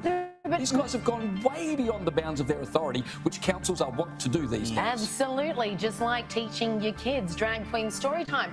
But notice the concerted effort. It's a group effort. We've now got state government measures, federal government measures, whether it's pushing EVs, whether you like it or not, banning petrol cars, the sale of them by 2035. Yeah. The petrol prices alone are trying to put people off nowadays. And now it's, well, you're not going to have any place to put it, so do you really want one? It's just another measure that is already onerous. Car ownership, you've got to pay your rego, your green slip, your pink slip, the worst system ever here in New South Wales. And at this point, all I'm saying is anyone who doesn't believe in this idea of 15-minute cities. Dr. Jordan Peterson, titan of intellect, recently said if you still don't believe that this is a very real thing, a very real plan that they're looking to roll out, read the source documents. They're dead serious about it, and it may take a while, but it's in the plan. Well, the other stupid thing about this is they said, well, we want to reduce road congestion. So if people don't have cars, then there'll be less congestion. But of course, people who do have cars, but they have no car park, where are they going to put their car? On the road. On the road. Pick up the lane. It doesn't even make sense. How's Whoopi Goldberg going to take down Fox News? This should be against the law. You should not be able to lie to the American knowingly. And, you know, it's one thing if you made a mistake and you didn't know, but we heard for 5 or 6 years how, you know, the media was lying, sackadoo, they were fake news, they were this. So how come? What do we do as Americans to say this is not okay? You'd have to say the First Amendment. Yeah. I think you, the First Amendment doesn't allow you to willingly lie. That's their consensus. Can I just say one thing? I think Tucker Carlson is more destructive to American political discourse than Donald Trump, and I think he's more powerful. I think they're all destructive because they lie willingly. I don't think Whoopi Goldberg could take down anything but the buffet at Golden Corral at this point. I mean, I was thinking it, you went there, God love you. I don't know what is going on that show. I really don't. It is so crazy to watch that show and watch what were once, you know, sane, decent people. Nobody, if you asked anybody 10 years ago, anyone in America, if you said Whoopi Goldberg, people would go, I love Whoopi Goldberg. Everybody loved Whoopi Goldberg. You didn't know what her politics were particularly, but you knew she was funny as hell. She was a great actress. Then she goes on this View show, you know, whatever it is. Now it's been almost a decade, if I'm not mistaken. She's been on there. It's been quite some time. And she has just completely exposed herself as someone who has no idea what they're talking about and who doesn't mind showing up to work every day in front of millions of people, proving that they don't know what they're talking about. I mean, that seems oddly depressing to me, but, you know, I guess it pays all right. You bitches got some nerve talking to me. A high-ranking Boise police officer is wrapped up in allegations of racism by California cops that were under his command. BPD Deputy Chief Tammany Brooks is being sued in federal court for something he did or didn't do back when he led a Northern California police department. Brooks was chief of Antioch Police Department from 2017 to 2021, which he came to Boise PD in October of that year. That's 2021. 6 people who dealt with law enforcement in Antioch have sued Brooks and 8 other officers, as well as the city of Antioch, for civil rights violations. The suit comes after a district attorney's investigation found these California officers sent derogatory and racist texts about people who live there in the town, in the city, between 2019 and 2022. The lawsuit filed in federal court Wednesday alleges police shared, quote, homophobic and sexually explicit language and photographs, end quote. It also alleges officers celebrated the targeting of black people. The federal lawsuit claims Brooks was aware of officers' openly racist misconduct and alleged excessive force. It also claims Brooks didn't do anything to prevent any of it. Meanwhile, the Boise Police Department celebrated his diversity, or their diversity, when they hired Brooks back in August of 2021. In fact, 2 months ago on Instagram, BPD said Brooks is the first black deputy chief in the department, and his bio, meanwhile, says he prioritizes strengthening the relationship between the department and the people it serves and working to make Boise a safe and welcoming community for all, which is, by the way, what the Boise City said when they hired him, which is what they said Brooks brought to the Department of Antioch. Well, we reached out to both looking for comment, but they have not gotten back to us yet. Neither has the Antioch Police Department. So we'll stay tuned to this because obviously this is a developing situation with a lot of players involved, and we'll see what they may have to say about it. Hatred. Very interesting how Twitter, as an example, is a perfect platform to provide all of those things in a purely data-driven form.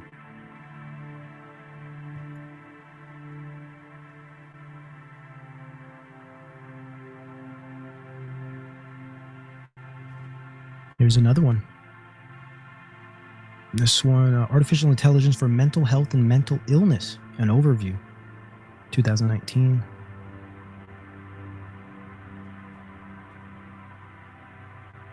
Yeah, empathy, absolutely. Absolutely. Something a lot of these social media platforms lack. Because I think humans are essentially, by our fallen nature, we're driven to the negativistic. We're driven to the darker aspects. It's harder to work towards the empathy and the positive. I think that's what that describes our need for a savior and our purpose in this life of coming to the truth and reuniting ourselves with the Most High God through Christ and being real and true and transcend this flesh and these ways that we're accustomed to, which tend to be the darkest if you pay attention. It isn't to say we're purely bad in some Gnostic sense, but it is to say we're predisposed to those of the uncomely, those of the dark, those of the unbecome, should we say. We reviewed 28 studies of AI and mental health that use electronic health records, mood rating scales, brain imaging data, novel monitoring systems, and social media platforms to predict, classify, or subgroup mental health illnesses, including depression, schizophrenia, or the psychiatric illness, or other psychiatric illnesses, and suicide ideation and attempts. Collectively, these studies revealed high accuracies and provided excellent examples of AI's potential in mental health care. But most should be considered early proof of concept works.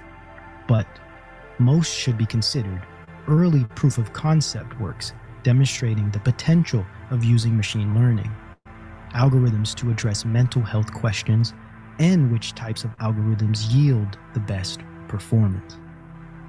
As AI techniques continue to be refined and improved, it will be possible to help mental health practitioners redefine mental illnesses more objectively than currently done in the DSM-5. Wow, you know how disturbing that is, because the DSM-5 is extremely flawed, and there cannot be any objective understanding of the subjectivity of human behavior in the type of standardized way that the DSM attempts to do.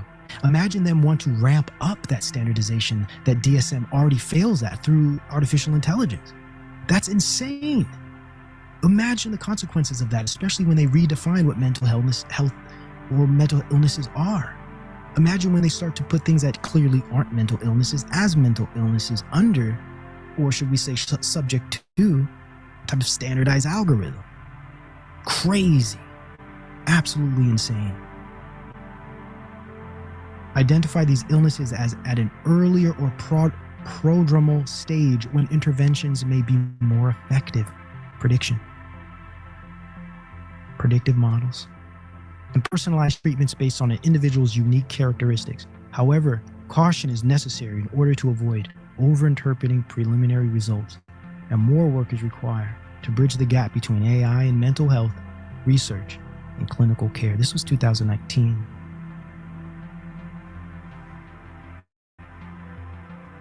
Several years ago, man. AI has developed much more since then. And as they say, it's at its worst right now. Now, I don't think it ever will be accurate in this sense. I don't think you can apply standardized objective systems of efficiency to ephemeral, subjective, and relative dynamics of human behavior. It's like trying to say a machine is conscious. It doesn't work. But that's beside the point. Again, it's not about what's true in this world, in their eyes. It's about what you believe. It's about what they can get you to accept and comply to, as well as as well as the technology that they can develop and implement in pursuit of a type of sterile, universal, digitized, efficient system of man, machine, industry, institution. And the only way to conquer this, of course, through the environment, we see that through the sustainability efforts, but more importantly, through human behavior. And this is done through attacking and controlling human action, body, human behavior, mind, brain. The brain, body, final frontier. This is the next stage. And it seems like Right now, they're presenting us silly and sensational conflicts and problems to create reactions so that policies can be developed. And these policies will be stretched and extended more and more and applied to areas they don't belong. And in the process, artificial intelligence will be as well. And it will come to a point, as I've said in the past, where the truth, those of the truth, those of faith, the philosophers will be at war with the technicians and the engineers, while the rest of society sits and waits for the outcome. It's going to be an interesting time, no doubt, but I think there's much we can do with the knowledge and the awareness, and also the appreciation of where we're at, and how, though I'm very optimistic about its success, in that I think things will fail for the most part. We have to protect the children.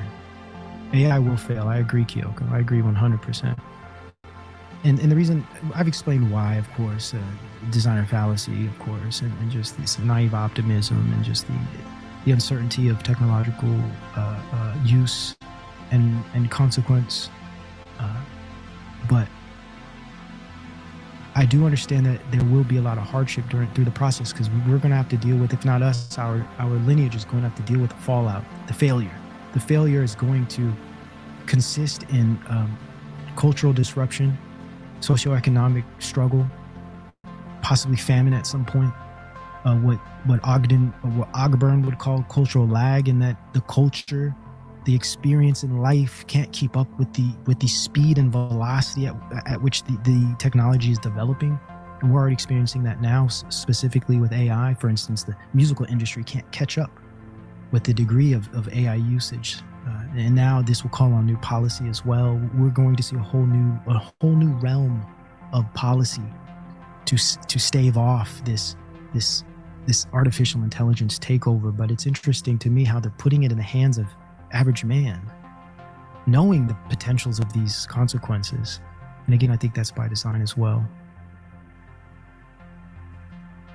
I didn't hear about that expired himself because of AI.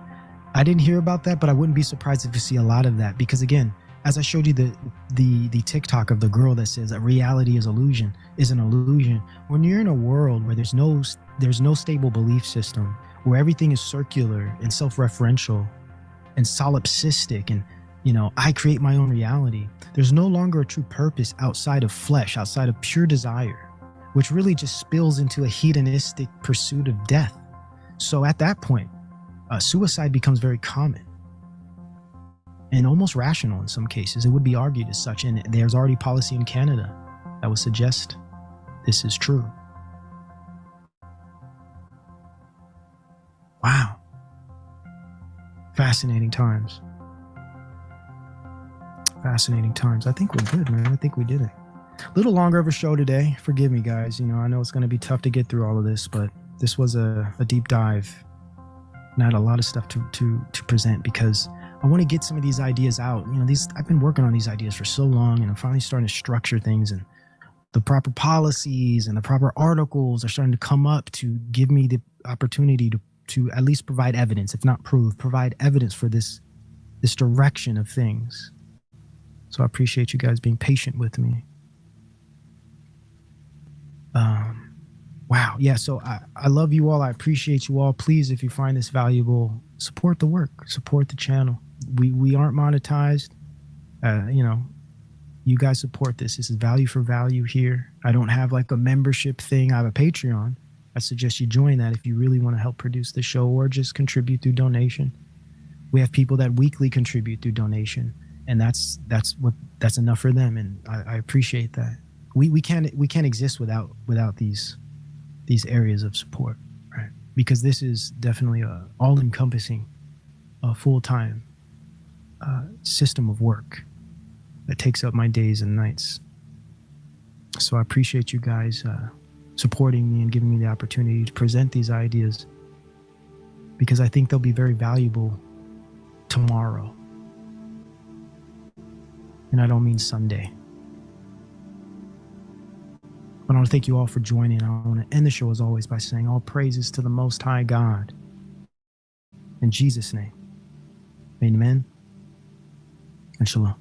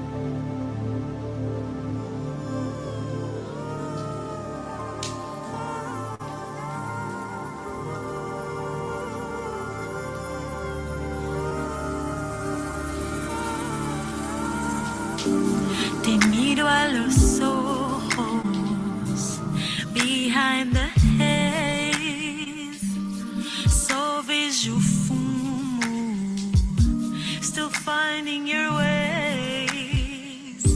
Pedes que eu avance,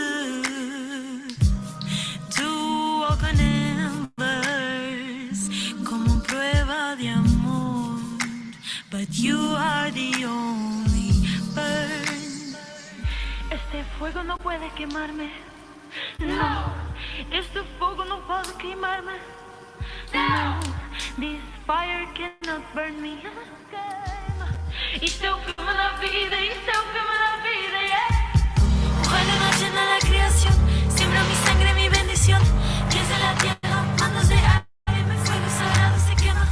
Mujer luna llena la creación, siembra mi sangre, mi bendición. Desde la tierra, manos de aire, mi fuego sagrado se quema. En papel escrevi todo, tinta preta como luto. The water falls from my face, limpian todo. El ciclo empieza la combustión.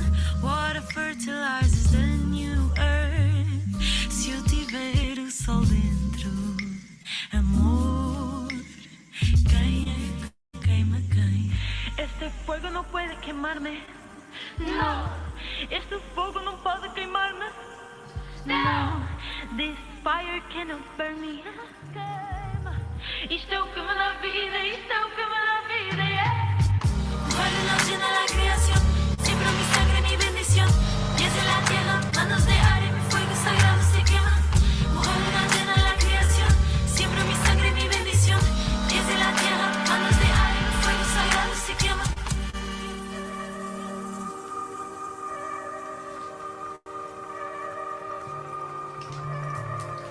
En el fuego me libero de ti. En el fuego el deseo de olvidarte aquí. Mujer luna llena la creación, siembra mi sangre, mi bendición. Desde la tierra, manos de aire, mi fuego sagrado se quema.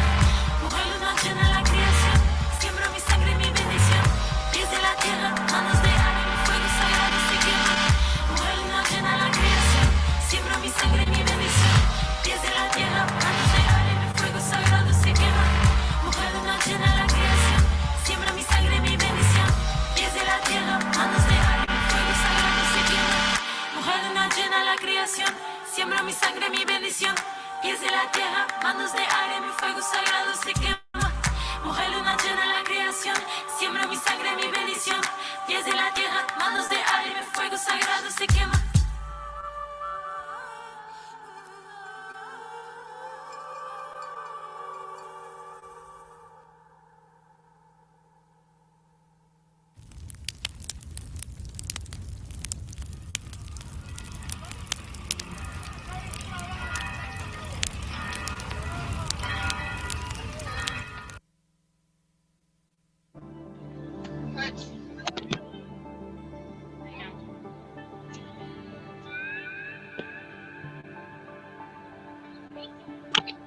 Bam! Welcome back, welcome back, welcome back.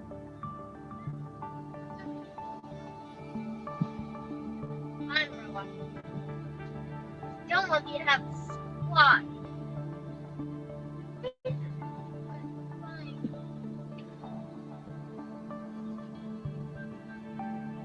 What is going on? So, just a little update. Can't get the RV. They want to hold it for 14 days. They say it's unlivable. And they want to check stuff that they're gonna hold it. It doesn't matter that social services have been out, seen it, knows that we clean it, whatever. So, that's the update.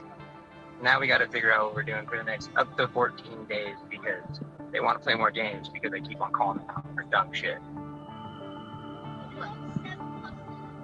I don't know where else to go with any of it. So, you know, welcome to my life. Still not losing my shit. Really, really frustrated though. So, no big deal, I guess. What's up, everybody? Welcome, welcome. So, can't get the RV for up to 14 days. Don't have enough money for the hotel. Gotta figure some stuff out.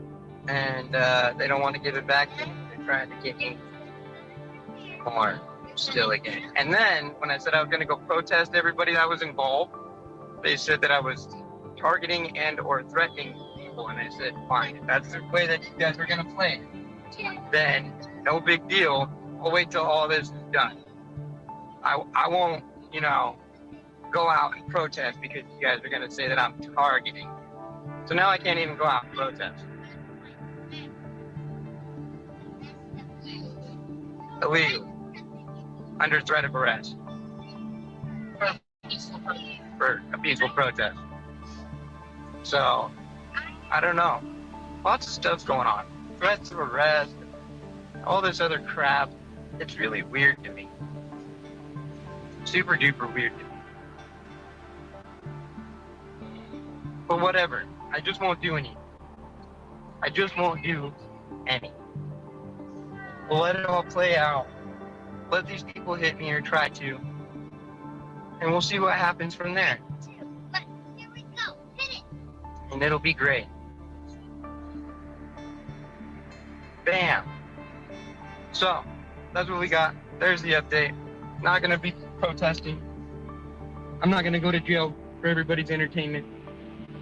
So, whatever. We'll work on everything else later. Right now, you can see me clean up a lot. So, thanks everybody for being here. We'll be back. Like and share. You know, whatever.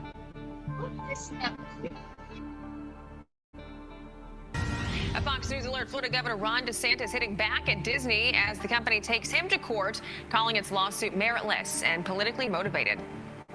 They had no accountability, no transparency, none of that. And that arrangement was not good for the state of Florida. We did not think that that should continue. So we now have brought accountability. And so the idea that somehow being pro-business means giving companies their own governments, that is not what a free market is all about, last I checked. In fact, they've been treated much different than Universal, SeaWorld, and all these other places. They don't want to have to pay the same taxes as everybody else, and they want to be able to control things without proper oversight. Vivek Ramaswamy running for president in the Republican Party, and he joins us now. Great to have you back on the program, Vivek. And we do need to be clear, DeSantis has not launched a presidential campaign. All indications that it will be next month. But he's really walking a tight line on this. 44% of Republicans said they had a more favorable view of the governor because of his battle with Disney. But that's, again, less than 50%. That same poll, Vivek, showing 63% of GOP voters are less likely to support a political candidate who backs laws designed to punish a company due to politics. You wrote a book called Woke Inc. Good or bad move by your likely competitor. So I think that where Ron DeSantis really messed up here, and I'm surprised nobody in the media has picked up on this yet, is one of those special privileges that Disney had that he rolled back was legislated under none other than Ron DeSantis. Actually, he passed a political anti-discrimination statute saying that owners of websites and internet companies, this includes Disney, could not discriminate based on the basis of viewpoints, except they carved out Disney. They said if you own a theme park greater than 25 acres in the state of Florida, that was carved out. So when Ron DeSantis struck back at Disney, he says they enjoy these special protections. The dirty little secret is one of those special crony capitalist protections was passed by Ron DeSantis himself. I'm surprised nobody's really picked up on this, and that's the essence of what's going on here, is that when people say this is political retaliation and Ron DeSantis says, no, no, no, this is just special privileges under Disney, the fact that he's passed into law some of those special privileges is really where people like his critics ought to be pointing out. I'm competing against in the race. That's why I just think it's, well, I mostly welcome him. I think he's basically all intents and purposes behaving like he's in the race. I just think it's worth seeing the situation clearly. Interesting. One of those crony privileges was enacted by Ron DeSantis. That was his big mistake. That is an interesting take on it, but he also said that, you know, he's bringing accountability back to the companies, which, you know, we've said time and time again, Republicans don't like, you know, all these laws and strict measures on companies, but we do like accountability. We do have to get to this, though. When it comes to you, you're running on this America First 2.0 platform. So I want to run some sound of a panel of voters we had on last hour. They were talking about their fears, basically, of Biden if he does get reelected. Listen to this.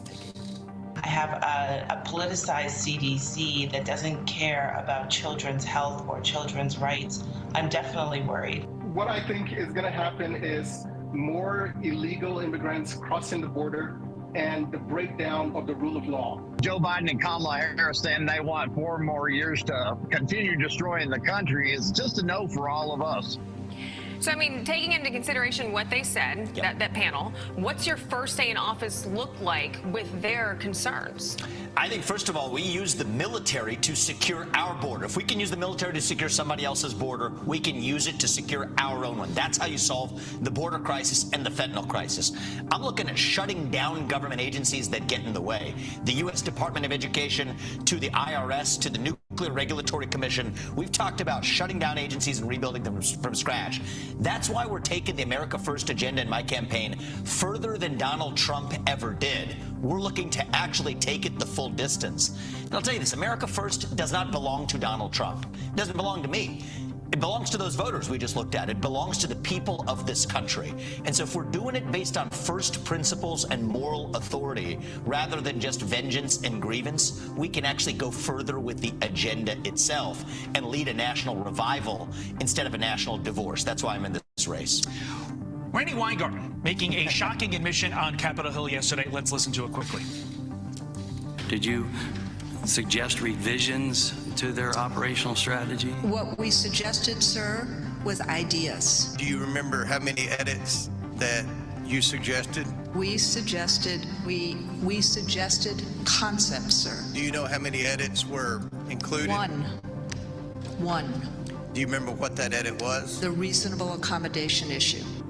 You're a Yale law grad. Is this Exhibit 1A in your argument to get rid of the Department of Education and the CDC? Absolutely. So I would shut down the Department of Education, which creates these toxic policies. Use that money to fund school choice programs across this country so parents don't have to be held prisoners by teachers' unions. The level of influence that Randi Weingarten and the teachers' unions held over the CDC is staggering, and now we know why our policies protect the teachers' unions instead of kids. So I say shut down the Department of Education, fund underfunded school choice programs, and then unleash the public schools by abolishing these teachers' unions. That's how we fix education in this country. His name's Vivek Ramaswamy. We thank him for his time. I'm Steve Doocy. I'm Brian Kilmeade. And I'm Ainsley Earhart. And click here to subscribe to the Fox News YouTube page to catch our hottest interviews and most compelling analysis.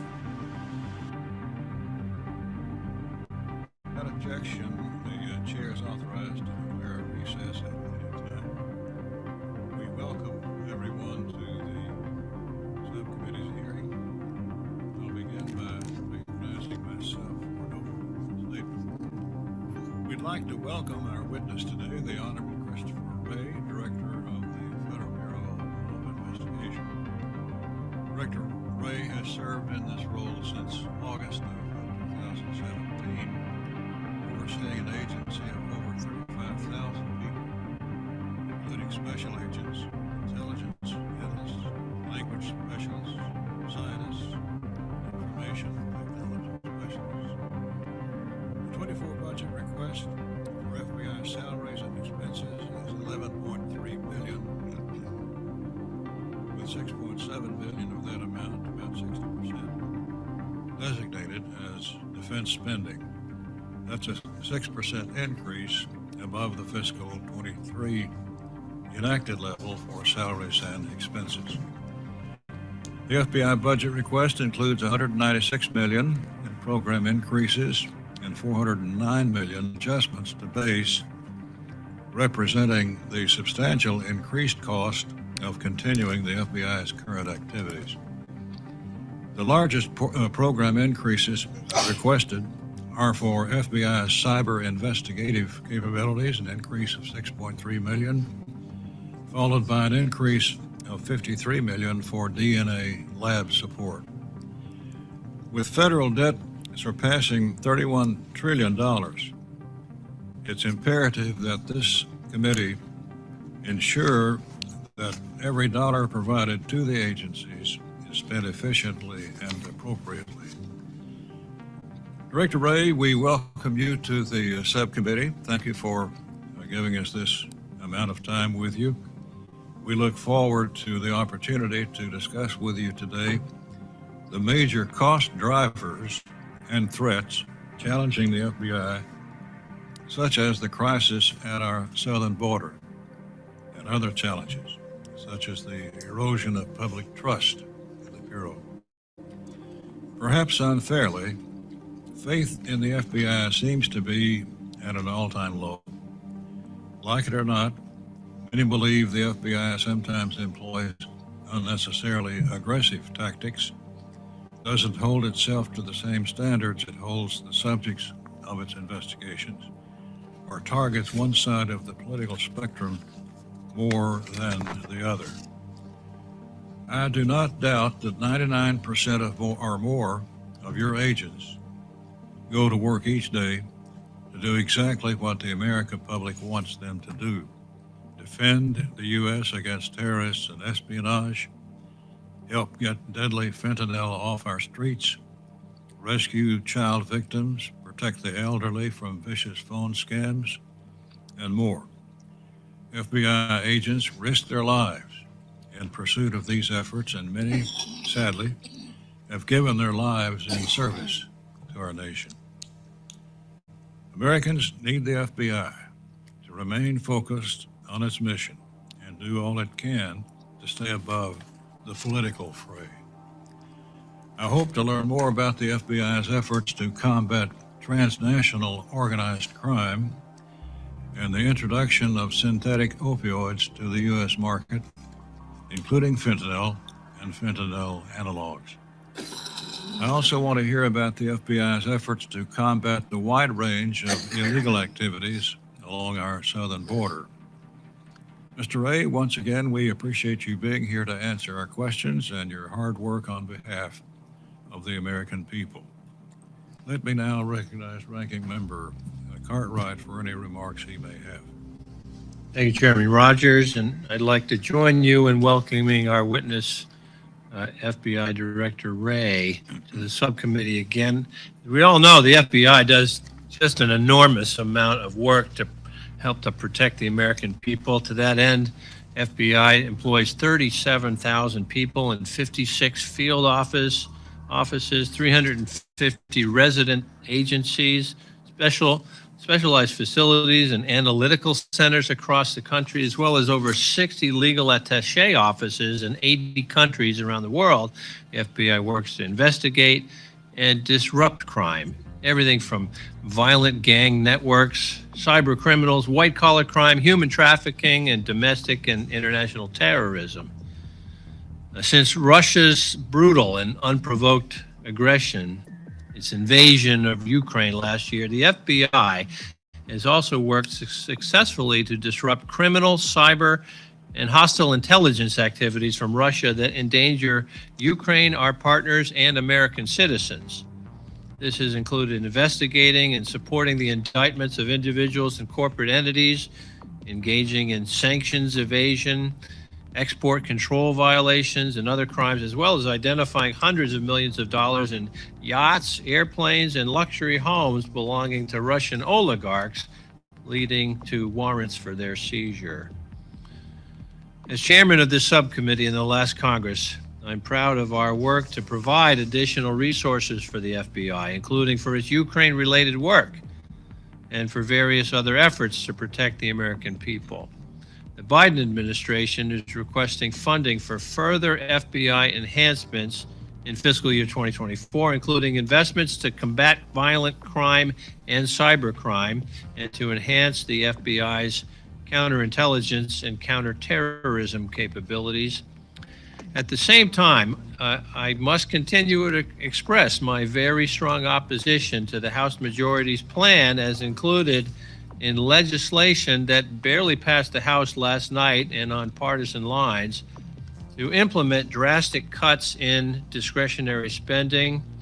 These proposed cuts would translate to the equivalent for the FBI of losing 11,000 positions, or a third of its workforce, greatly damaging the FBI's ability to protect our American people and keep our communities safe. Director Wray, I look forward to discussing these issues and hearing more from you about the FBI's fiscal year 2024 budget request. And I thank you for being here, and Mr. Chairman, I yield back.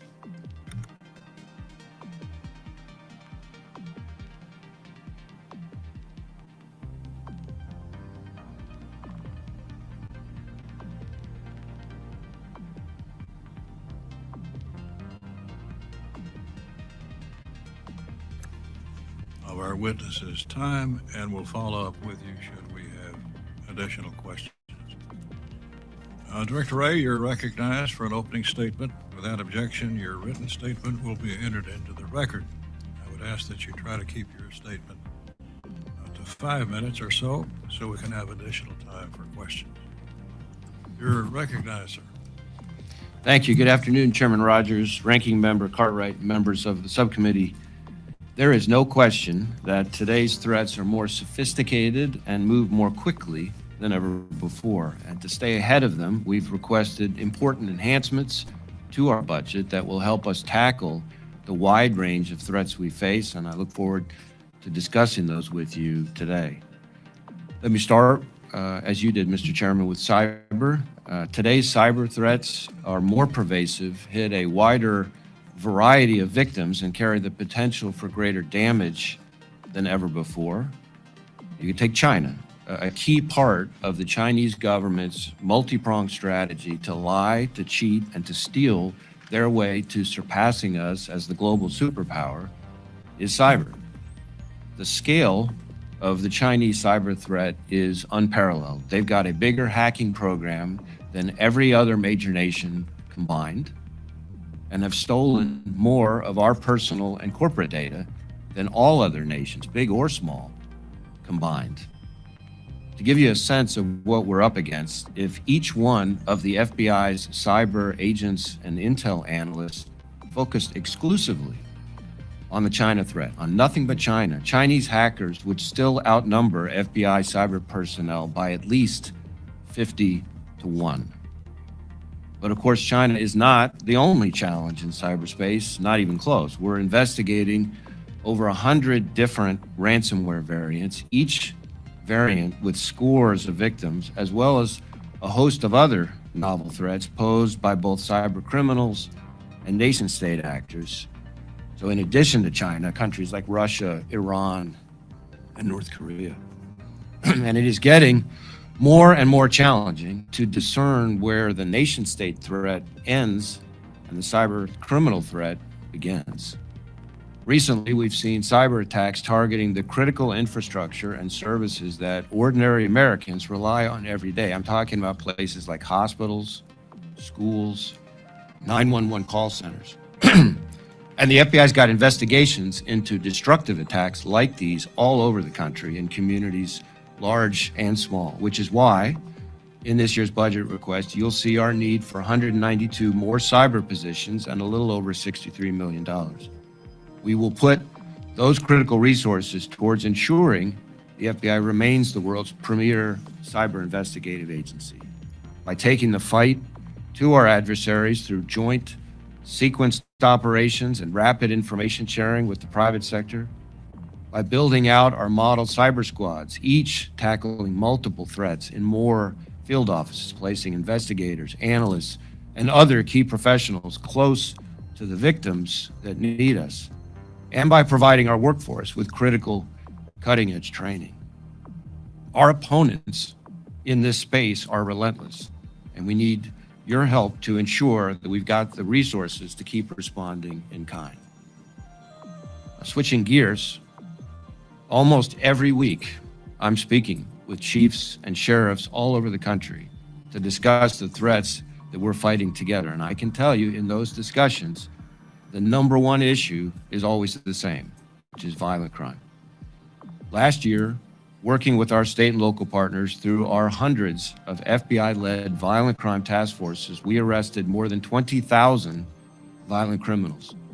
That's an average of 55 bad guys taken off the streets per day, every day. As part of our FY24 budget, we're requesting an increase to build on our efforts to combat the rising violent crime affecting so many communities all over the country.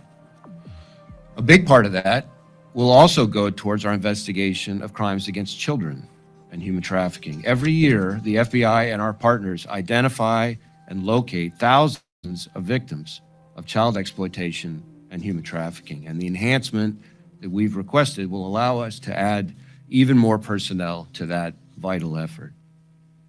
Finally, I've described the threat of gangs and cartels moving fentanyl and other deadly substances across the border and into communities all over this country as a threat of epidemic proportion. We're now pursuing investigations against transnational organized criminal groups in all 56 FBI field offices and have more than 300, close to 400 now, active investigations into cartel leadership. On top of that, we're leveraging international partnerships through our legal attaché offices to enhance investigations and gather and share intelligence. And we're actively participating in 6 OCDEF strike forces just along the border. And although we are not the agency tasked with the physical security of our borders, we're committed to doing our part to work with our partners to tackle these very real and very serious threats. As part of that, we've asked for $53 million in part to keep pace with the 7-fold increase in DNA samples from individuals crossing the border that we're testing on behalf of DHS. Over the past couple of years, we've provided critical DNA testing support to 223 investigations, including more than 100 sexual assaults and a dozen homicides, based on matches from DNA samples collected at the border by Customs and Border Protection. And we expect that volume to increase as border crossings increase, and we need your support to continue to process those samples, which so often provide the missing piece of the puzzle to solve serious violent crimes that might otherwise go unsolved if we're not able to process those border crossing DNA samples. I've barely scratched the surface. The breadth and depth of the threats the American people look to us to protect them from is staggering. And I am proud to be here today representing the close to 38,000 men and women of the FBI who work tirelessly and selflessly to meet that challenge every day. Thank you for your support of our men and women in helping us carry out that mission, and I'm happy to answer any questions that you have. Thank you, Director. We will now proceed under the 5-minute rule with questions for the witness. I'll begin by recognizing myself. The opioid epidemic continues to ravage communities in my home state of Kentucky, of course, and across the country. As you highlighted in your testimony, the FBI is doing extraordinary work disrupting opioid trafficking networks on the dark net. What are some of the most significant actions the FBI is currently taking to curb the deadly opioid epidemic plaguing the U.S.? And are you keeping pace with emerging dealers and marketplaces? Well, thank you, Mr. Chairman. As you and I have discussed, this is, I think it's sometimes hard to come up with a strong enough word to capture what a significant crisis this is. Epidemic is the word I keep coming back to, and I really think that's accurate. This is an all-hands-on-deck approach. The FBI is trying to do our part, along with all sorts of other agencies and partners, even outside of government. But I'll list several things that really try to tap into what we can uniquely bring to the table. First, we have a prescription drug initiative, which taps into our healthcare fraud expertise, where we go after pill mills and a lot of the professionals who are fueling the crisis. In particular, in the Appalachian region, we have a significant effort there against providers who abuse their oaths and are a part of the problem. Second, through our Safe Streets task forces all over the country, we target the gangs who are distributing fentanyl and other dangerous drugs all over the country. Third, through our transnational organized crime West programs, we target the cartels, the transnational criminal organizations that are the supply, the source of supply. Fourth, as you referenced in your question, we have a significant initiative called J-Code, which is the FBI-led but involves 12, I think it's about 12 agencies, which is focused on disrupting and dismantling darknet traffickers and marketplaces for fentanyl and other synthetic dangerous substances. We've had a number of major operations. Operation Huntor, for example, was not that long ago, which took down what was at the time, at least, the largest illicit marketplace on the darknet. But we're also doing other things beyond just our investigative work.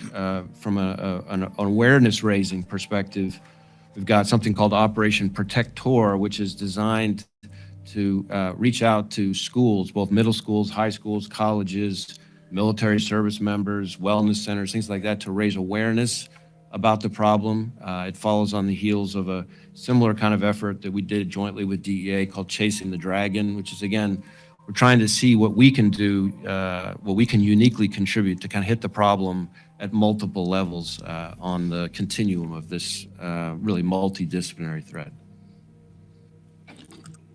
Which, if any, of the program increases that you request would be used to enhance or increase your transnational organized crime efforts, including the J-Code initiative?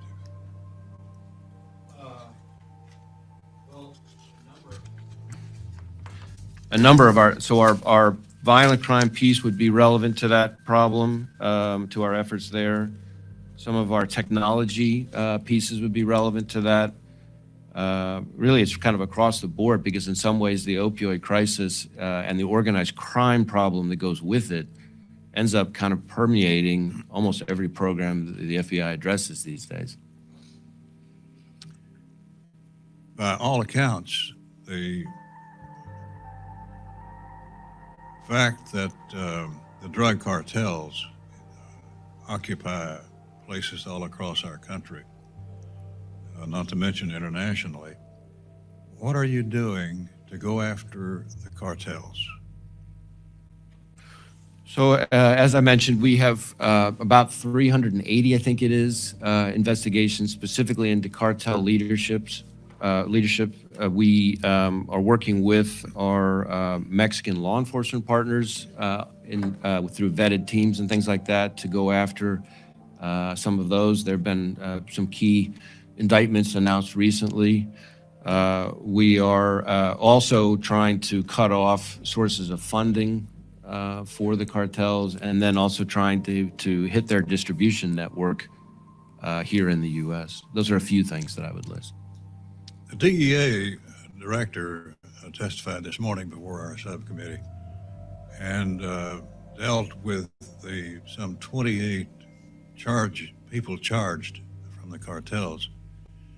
And the DEA has an ongoing effort along with you and others.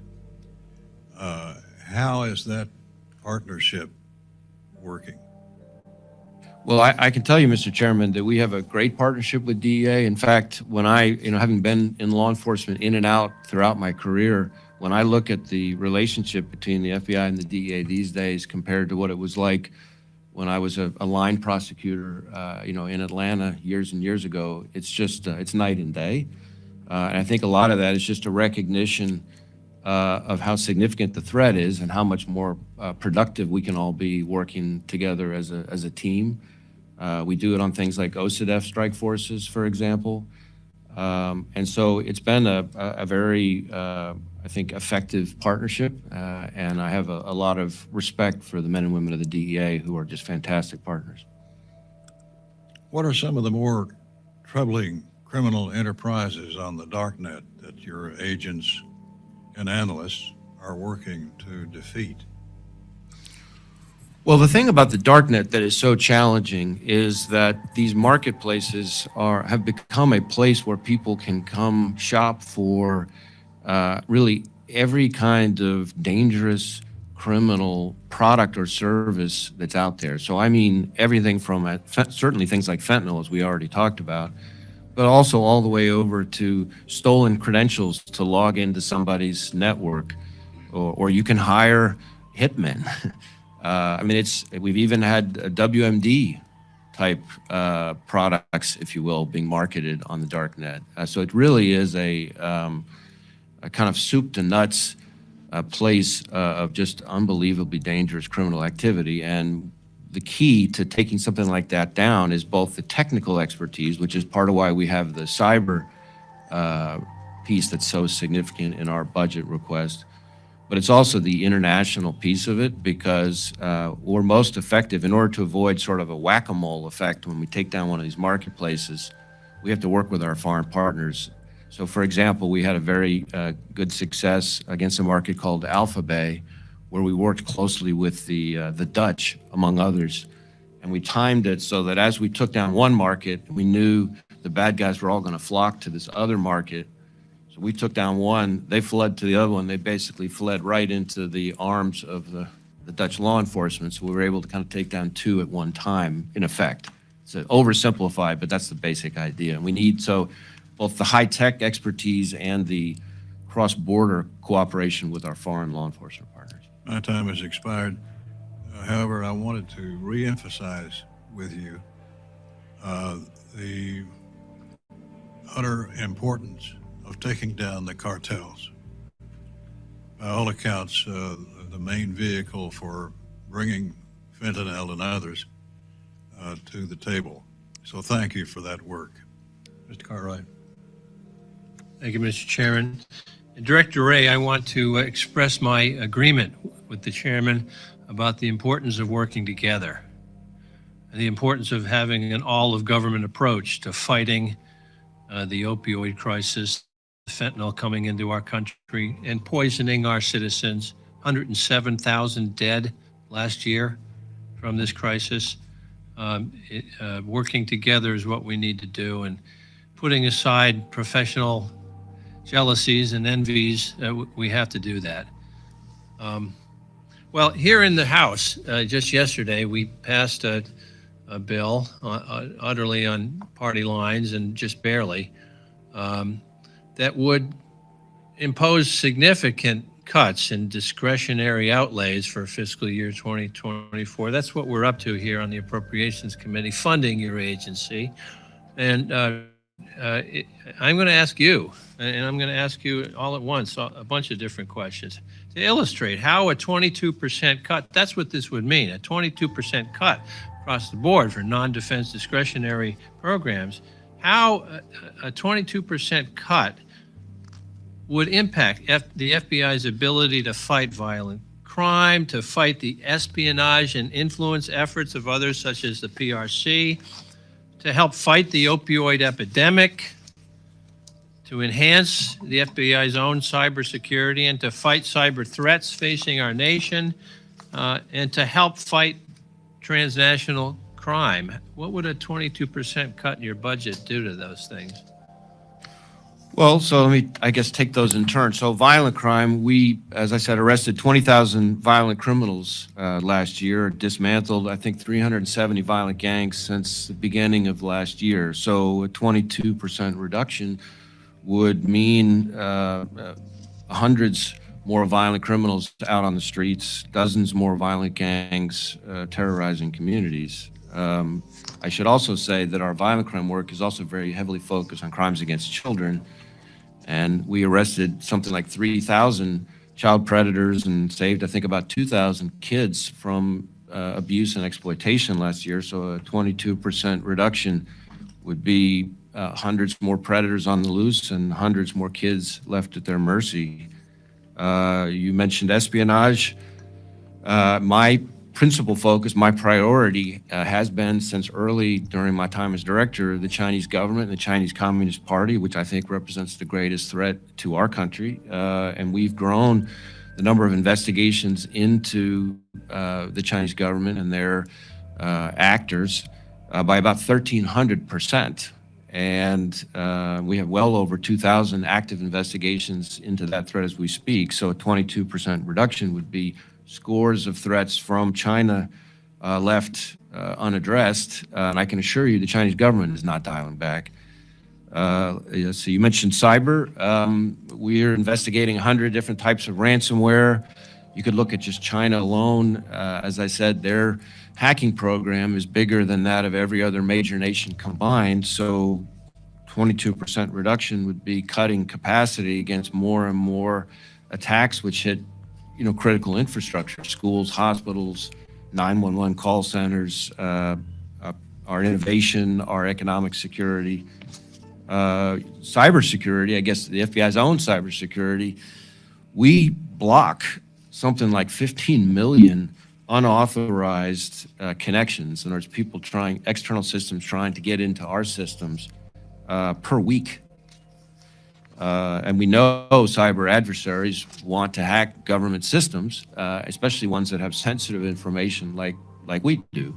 So a 22% reduction would almost certainly mean significantly more of those efforts that we get through. You mentioned opioids and fentanyl. We have, in any given seizure, I can think of just a few off the top of my head, in California, Phoenix, Albuquerque, just individual seizures where we've seized more fentanyl in one seizure than would be enough to kill entire states, including the entire state of Pennsylvania. So 22% reduction there would mean fewer seizures of fentanyl, more fentanyl on the streets, more overdose deaths, I assume. You mentioned organized crime. I think I mentioned to the chairman, we have 380 investigations into cartel leadership. And these are sophisticated, very well-funded, dangerous adversaries that need a team effort and lots of resources to take them down. 22% reduction would significantly weaken our ability to fight back against the cartels. So each one of these things, in my view, we need more money for, not less. And we need to make sure that we're not just doing right by the hardworking men and women of the FBI who are career law enforcement professionals who devoted their lives to serving the public. And the 22% reduction would have drastic impact on them, their spouses, their kids. But it would also have impact on our state and local law enforcement partners who I'm dealing with every week, who are most of them are down significantly in terms of their workforce and their head count, and they're depending on us more and more to fight violent crime and the scourge of drugs. So 22% cut to us means 22% less than we can do to help them in the slew of ways we do that. And then I guess ultimately, at the end of the road, you're talking about the impact on the American people, the public in the neighborhoods that we're protecting from Chinese spies, hackers, violent gangs, terrorists, predators, the cartels. So I guess that's my answer to your question. Thank you, Director Ray. I will yield back at this point, Mr. Chairman. Judge Carter. Thank you very much, Mr. Chairman, and thank you, Director Ray, for being here. My first round question is this. The FBI has drifted from its reputation as a nonpartisan federal law enforcement agency. How can the FBI repair their reputation so all Americans see them as an organization committed to law and order? And what standards have you put in place to ensure that the FBI is not used as a weapon for political prosecution? So, Judge, I appreciate the question. Obviously, this is a subject that is near and dear to my heart. I accepted President Trump's nomination to be FBI director because I believe deeply in the men and women of the agency that I worked with for so many years earlier in my career, and I think are the finest professionals in this space on the planet. And my time as director has only reinforced that assessment. I have been to all 56 of our field offices twice. I've met with law enforcement from all 50 states. I talked to business leaders, I talked to judges, I talked to community leaders. And the FBI that they tell me about, the FBI that they describe is one that is appreciated, trusted, respected, that they describe, and these are exact phrases I hear from them all the time, is better than ever. So I would stack our workforce up against anywhere in the world. And you may be reassured a little bit to know that during the time that I've been director, the number of Americans all across the country applying to join us, to spend their careers working with us, has actually gone up significantly. 2019, it tripled the pace it had been. And you may even be even more pleased to know that we've got more applicants from the state of Texas than from any state in the country, and it's been, I think, an 86% increase in Texans applying to join the FBI since I've been in the seat. I also know that the relationships that we have with our state and local law enforcement partners in Texas are superb. I've visited all of our offices there on multiple occasions, and each time I meet with our partners to try to make sure that we at the FBI are doing right by them, because that's such an important part to me of what I think our role is. As to the question of what I'm doing internally, the message that I have tried to communicate since day one at the FBI is that we're going to not just do the right thing, but do it in the right way, that we're going to follow the facts wherever they lead, no matter who likes it. And the reality, the unfortunate reality of the kind of work we do is that there's always going to be somebody who doesn't like the outcome of what we do. That just comes with the territory. I don't have an argument with the ranking. Yeah. But I'm not going to go into names but for the last 18 months, we've turned on TV about the Russia story, and everybody said, oh, Russia hacked us and this, that, and the other. And then we find out it originated with a couple of FBI agents, okay? And all these things come out across the board. And the question is, those people are out now doing TV appearances on television. They weren't arrested by the FBI. I'm not sure they were investigated by the FBI. They were political appointees working for the FBI. I don't fault you for that. I don't know if you knew about that. That's not my issue. My issue is your reputation is that there are political appointees in the FBI that have been interfering or at least working towards a political agenda in the agency for quite some time. And we need to fix that. Well, I look forward to working with you. I will say that that there, just to be clear, there are no political appointees in the FBI. Everybody in the FBI is a career civil servant, unless you count me, and I'm a nominee of the Republican president. There are no political. That's different from most other agencies in the federal government. As to some of the individuals that you diplomatically referred to, these are individuals. I've turned over the entire leadership team since I joined the FBI. I've put in place all kinds of new policies, procedures, trainings, systems enhancements, all to reinforce that sort of top-line message that I was describing to you a minute ago, which is that we're going to follow the facts wherever they lead, no matter who likes it. And, individual cases, individual investigations, we could engage on those, but my experience has been that a lot of times, because we're somewhat hamstrung in our ability to talk about some of the things we do, we may not do ourselves any favors in our ability to explain, what's really going on. But I appreciate your concerns. And I've dealt with the FBI, and I know you don't comment on pending or impending cases. I've heard that many, many times. That's not my issue. And it sounds like you did what I'm just asking about. That's exactly what I want to hear. As you internally looked at this, and you found people caring about politics more than law enforcement, I hope they have found someplace else to hang their hat besides the FBI. That's what the question I was answering. I think you answered it fairly well. And so I've got more to ask you later. Thank you. Mr. Ruffersberger. Thank you for being here. Mr. Chairman, thank you. I'm going to focus on FISA. It's an important tool that you have. Director Wray, reauthorizing FISA is a top priority for this administration. And from my time as the ranking member of the House Intelligence Committee, I fully understand the importance of this program and the need to make sure we will have the authority available to keep our country safe. At a March 8th Senate Intelligence Committee hearing, DNI Director Haynes reaffirmed that 702's crucial role in mitigating national security, saying Section 702 permits intelligence gathering against foreign targets at a speed and reliability the United States cannot replicate with any other authority.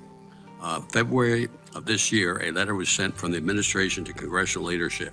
Let me read some of those successes, and the letter reads, over the last 15 years, Section 702 has proven invaluable again and again in protecting American lives and U.S. national security. Section 702 has been used to identify and protect against national security threats to the United States and its allies, to include both conventional and cyber threats posed by People's Republic of China, Russia, Iran, and Democratic People's Republic of Korea. 702 acquired information that has been used to identify multiple foreign ransomware attacks on U.S. critical infrastructure. This intelligence has positioned the U.S. government to respond and to mitigate these events, and in some instances prevent significant attacks on the U.S. networks. Section 702 acquired information related to the sanctioned foreign adversaries was used in U.S. government efforts to stop components for weapons of mass destruction from reaching foreign actors. Almost there. Section 702 has been identified as a threat to U.S. troops and disrupted planned terrorist attacks both at home and abroad, and contributed to the state's successful operation against Anwar Sawari. And those of us who have been around know who he is and what he was. Section 702 has resulted in the identification and disruption of hostile foreign actors' attempt to recruit spies in the United States for or send them operatives to the United States. 702 information has identified key economic security risks, including strategic malign investment by foreign actors in certain U.S. companies. Here's my question, and it's in three parts. If the intelligence community, including the FBI, loses access to 702, how would that impact our ability to counter the growing threat from China? Two, also how 702 impacts the FBI ability to fight back against cyber attacks. Three, can you talk a little about 702 reforms have been implemented since the last reauthorization? And four, can you talk a little about the 702 reforms that FBI supports? That's a lot, but that's it. Well, thank you, Congressman. Needless to say, I obviously strongly agree about what an indispensable tool 702 is. I'll try to answer as quickly as I can. On China, in a world without 702, the FBI would have lost one of its most powerful tools to detect attempts by Chinese hackers to, pre-position on our cyber and critical infrastructure systems and to root out those hackers before they can act or to stop foreign cyber attacks while in progress. Almost every day through our 702 intelligence, we see evidence of China's efforts to surveil and steal information about our military, about our advanced technologies, to hack our critical infrastructure, and even to run influence and intimidation campaigns against Americans and Chinese dissidents here. And so without 702, the intelligence community would be blinded in an ever-evolving digital world. Much of what I just said would apply to cyber more generally, because of course the Chinese, although they have the biggest hacking program in the world, are hardly the only cyber threat. And so it's a very important tool for us against the Russians, against the Iranians, and other dangerous foreign adversaries. As to the reforms, I have put in place a whole slew of reforms, especially on 702, especially over the last 18 months or so. Those include all sorts of new policies and procedures, new training, new systems changes, new oversights, new safeguards, new approvals, new double checks. I stood up a whole new Office of Internal Audit. There was no such thing at the FBI before. We have an inspection division, which does great work, but we stood up an Office of Internal Audit, brought back a retired agent who had gone on to be a partner at a Big Four accounting firm to help us stand that up, and we're working with another Big Four accounting firm to help make sure that the audit program we've built out is best in class, and it is specifically focused on FISA compliance. And the reason I bring those things up is that almost every report the members of this subcommittee would have seen about compliance violations and incidents that we've had in the past, even though some of those reports came out in the last, let's say, 6 months to a year, they all cover time periods that predate those reforms. And so I am confident that the reforms that we've put in place, as we start getting more and more new information, more recent information, will show that we've made significant progress. But I also want to be clear that this is not a one and done for me. This is something I take very seriously, and that this is a long-term project that we're going to be constantly improving, constantly looking for ways to tighten up and improve our compliance, because this is, I think, that's part of being a high-performing organization on a program that is so important. And I just cannot underscore enough the importance of 702 to the American people in terms of foreign threats. As somebody who, in a past life, when I served in the Justice Department in the Bush administration, and was in the FBI headquarters on 9/11 and spent time with the families of the 9/11 victims during my time as Assistant Attorney General, I never want to have to look at families and tell them there was something we could have done that was fully constitutional, we chose not to do to help keep them safe. Thank you, and I'm sorry about the overage, Mr. Chairman. Mr. Garcia. Thank you, Mr. Chairman. Thank you, Director Ray. Again, good to see you. I want to, first of all, thank you for your service and the service of the agents in your department. Very important mission you have. I want to talk about things that are important. For me, national security is important. For me, taking care of our military base pay is important. They make $21,000 a year. I'm pushing to get them to minimum wage of $31,000 a year. Everywhere I go to a member, I talk about this because it's important to me. I give more speeches. I will be doing that again because it's important to me. Every committee hearing I'm in, I talk about military base pay because it's important to me. This is what we do when things are important to us. We make sure that we're talking about them consistently and we're chasing funding for those missions or whatever we consider to be important. I'm concerned that the president, in a year where he is at the top line, asked for about, I think, a 12% increase across all federal agencies, only asked for a 0.3% increase for your budget. That, to me, messages to Congress that he doesn't value the mission of the FBI, frankly, especially relative to other federal agencies. I'm concerned also with regards to this FISA conversation that you haven't mentioned FISA until my colleague from Maryland brought it up. We had Attorney General Garland in a hearing just a couple of weeks ago. He never mentioned FISA until I asked him about it. We've had discussions on the Intelligence Committee about how important it is, and I understand how important it is.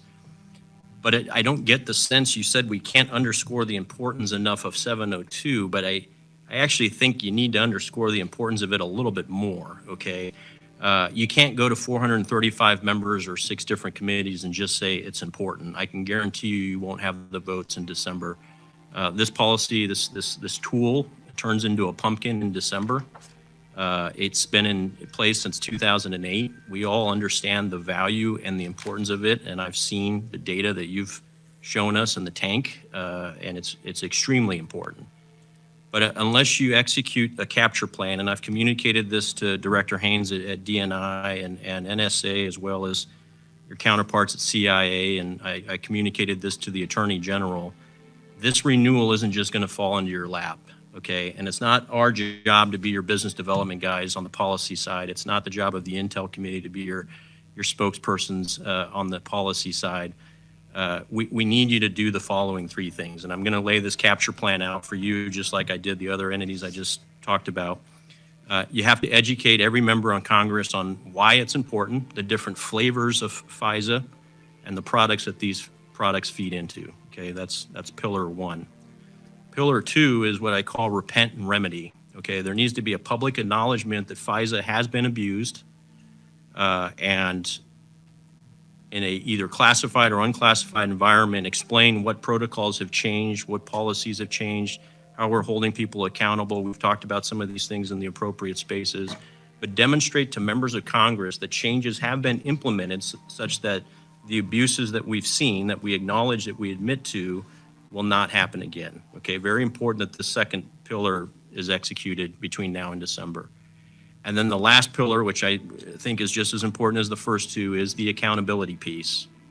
We need a pound of flesh, okay? We need to know that someone has been fired. My understanding is no one has been arrested for the sort of abuses of, the abuses of FISA of any flavor in the past. No one has been fired or arrested because of these abuses. We've had investigations that have been going on for years, and we haven't seen any conclusion of those things. So I'm telling you that if all we do is try to educate members of Congress, everyone will recognize it's important, and no one will vote for the extension of it before December. If you don't also repent and show the remedy and the protocol changes that have taken place because of the abuses, and you don't also demonstrate that people have been held accountable for it, I can almost assure you, as someone who sits on CJS, HACD, intelligence, that you won't have the votes. As much as we try, we won't be able to get to a majority to support the extension. So you feel free to comment on it, take it as counsel. I'm telling you, if it's important to you, you guys need to be proactively bringing this up in every single committee hearing, every single engagement with a member of Congress, to include the Senate. And show us that it's important to you. Otherwise, we're going to be in December telling you we don't have the votes. You didn't make it seem like it was important to you. Well, respectful of the time, I'll just say that I look forward to working with you and the rest of the members, especially on the intelligence committees.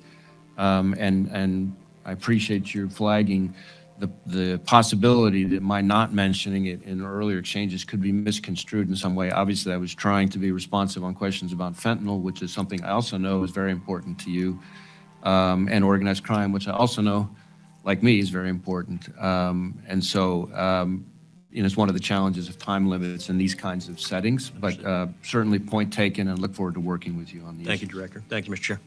Mr. Trone. Thank you, Mr. Chairman. Thanks for having us here today. And Director, thank you for your service. I really appreciate it. And it's tough sometimes, but thank you very much. Well, Ranking Member Cartwright's already spoke a good bit about the whole issue of cutting 22% back. And when we hear what the talking points out there, it's really 2 things: fentanyl, and then our country's less safe. So on the fentanyl side, 108,000 deaths, overdoses, 80% were fentanyl. Could you talk a little bit about the Jalisco cartel, the Sonora cartel, and talk about how they have infiltrated the U.S. a little bit, which you can say in an unclassified setting, the strength, and how it's gone from end to end in our country, and then what would happen to you with those type of devastating cuts of 22%, and that ability, again, as Mr. Cartwright talked about, to work with local and state law enforcement, as your partners.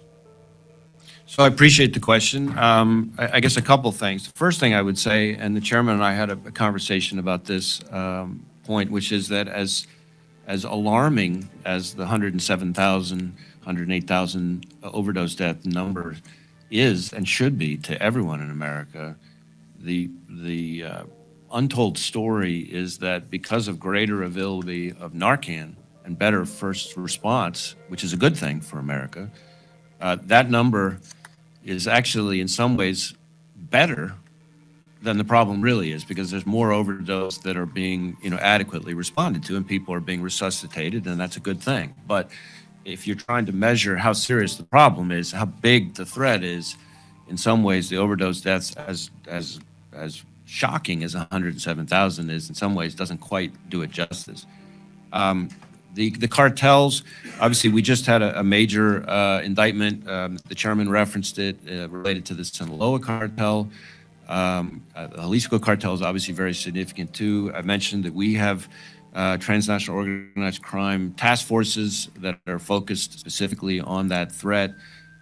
We work on the OCDETF strike forces against the threat. I think part of the reason it's so challenging, what you have essentially are precursors, almost, very heavily coming from China. And there's actors in China who seem all too willing, all too happy to send these chemicals to Mexico, where they're then produced by the cartels, sent across the border, and distributed by gangs here in the United States, all over the country. And one of the challenges about something like fentanyl is that the cartels no longer require acres of farmland or to wait for a harvest or something like that, right? These are things that can be done all year long in very small spaces that are harder to detect, easier to get across the border. And then if you combine that with the potency, the lethality of the substance, and you combine that with the fact that it's now finding its way into all sorts of other drugs, including prescriptions that are essentially adulterated, you start to get a sense of why this is such a almost epically and historically challenging So threat. to kind of sum it up, we've got this product that's 30 times cheaper to make per kilo than heroin, 50 times more potent than heroin. And would you give me a yes or a no answer? These budget cuts, will that mean we have many more dead Americans?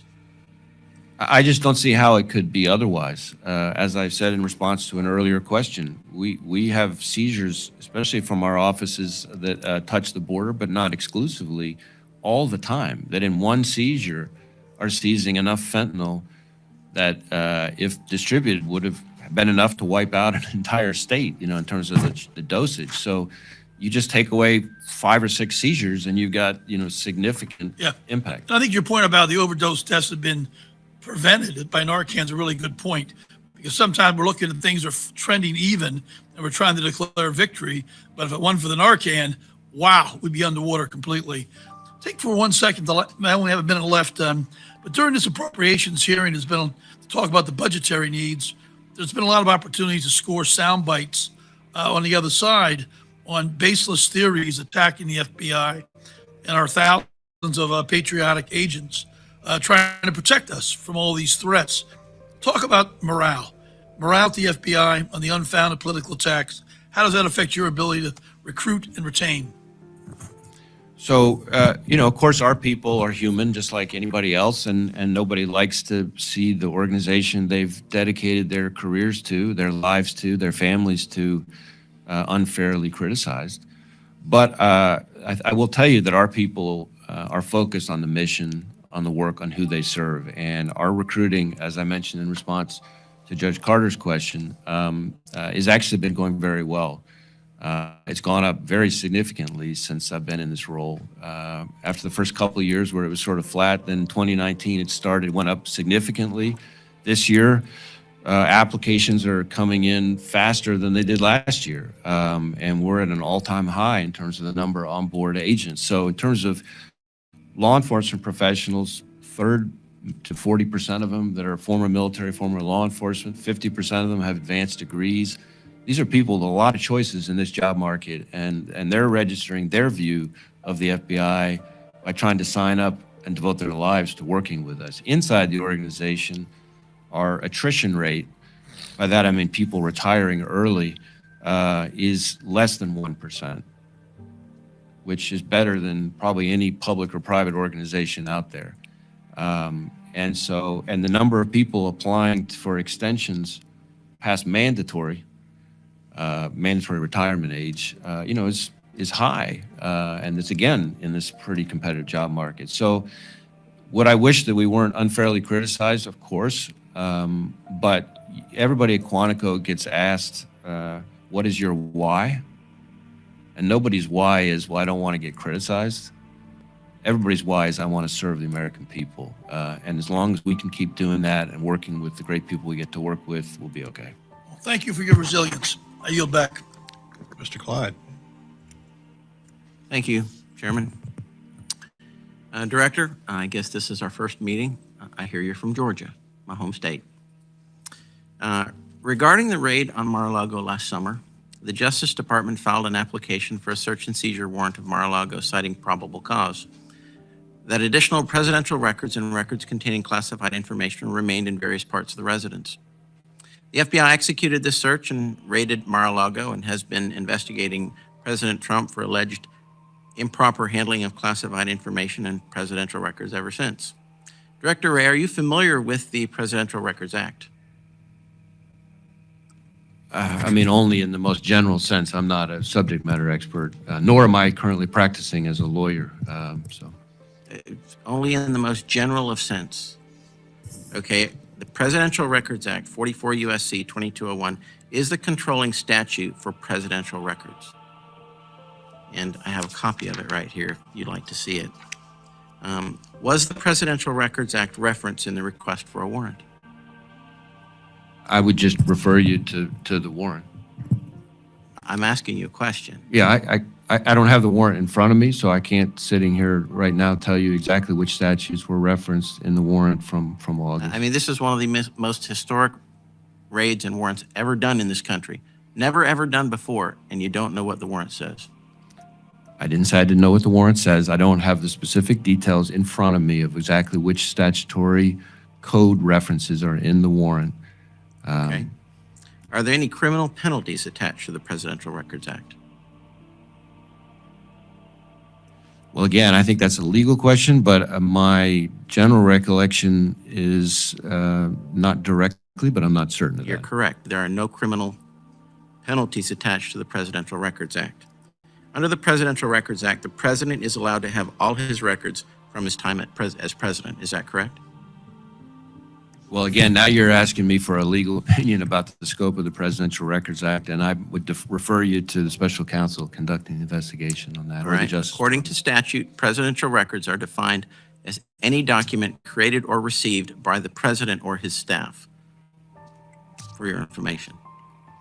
It does not exclude classified documents either. And that's right from the U.S. Code, right here. So President Trump had complete authority to unilaterally declassify documents, correct?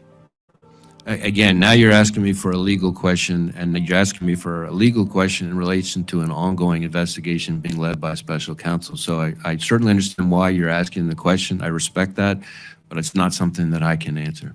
Okay. Appropriately.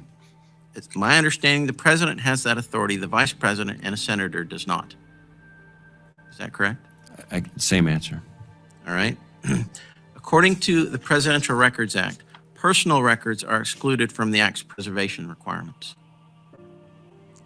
Are you familiar with the 2001 sock drawer case in which plaintiff petitioned the court to consider whether tapes found located in President Clinton's sock drawer, many containing conversations with foreign leaders and therefore born classified, were to be considered personal records or official records? Are you familiar with that case at all? I mean, you've been in the Department of Justice for a very long time. I can't recall a case involving a sock drawer. I know there was a case involving the former National Security Advisor who had served in the Clinton administration, involving some classified documents, but I'm not sure if that's what you're referring to. This is dealing with President Clinton himself. Yeah, at least sitting here right now, I don't immediately recognize it. Maybe if I saw something, it would come back to me. Okay. Judge Amy Jackson's opinion in that case, citing 44 U.S.C. 2203 Bravo, Judge Jackson ruled that in the court's view, under the statutory scheme established by the Presidential Records Act, the decision to segregate personal materials from presidential records is made by the president during the president's term and in his sole discretion. Considering Judge Jackson's ruling, why do you believe the White House counsel, Jonathan Sue, with President Biden's approval, waived President Trump's executive privilege when, according to the Presidential Records Act, only President Trump had the authority to determine presidential versus personal records?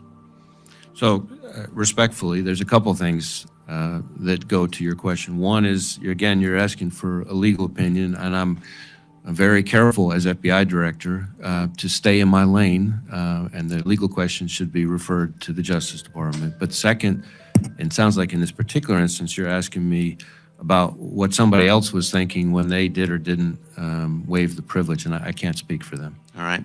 What did it cost for the FBI to pursue this case and execute this raid? I don't have a cost figure for you. Can you provide that for me? I can see if there's information we can provide you. I'll certainly have my staff follow up with you. I don't know if there's information we can provide, but I'll look into it. All right. Thank you, and I yield back. Mr. Ellsey? Thank you, Mr. Chairman. Director Ray, thank you for being here. I'd like to thank your family for carrying the strain for what you do as well. The families of folks like you, the DEA administrator, folks in the military, the families bear the burden just as much as the member does. And in your role for the last 6 years as the director of FBI, you are the target of many, many threats overseas and here at home as well, from organized crime to drug cartels to foreign militaries. I thank you for your sacrifice and your service in that regard. Sometimes I open these questions up because the FBI topic sometimes becomes very popular, and I'll open these questions up to my constituents, see if they have a question for the director when I might be having a chance to talk to him. So I've got one right here, and I really like it. The FBI has properly earned our respect over the years as an honest practitioner of the rule of law. Do you perceive the degree to which many Americans feel that the FBI sometimes casts a negative eye on people and groups for political reasons?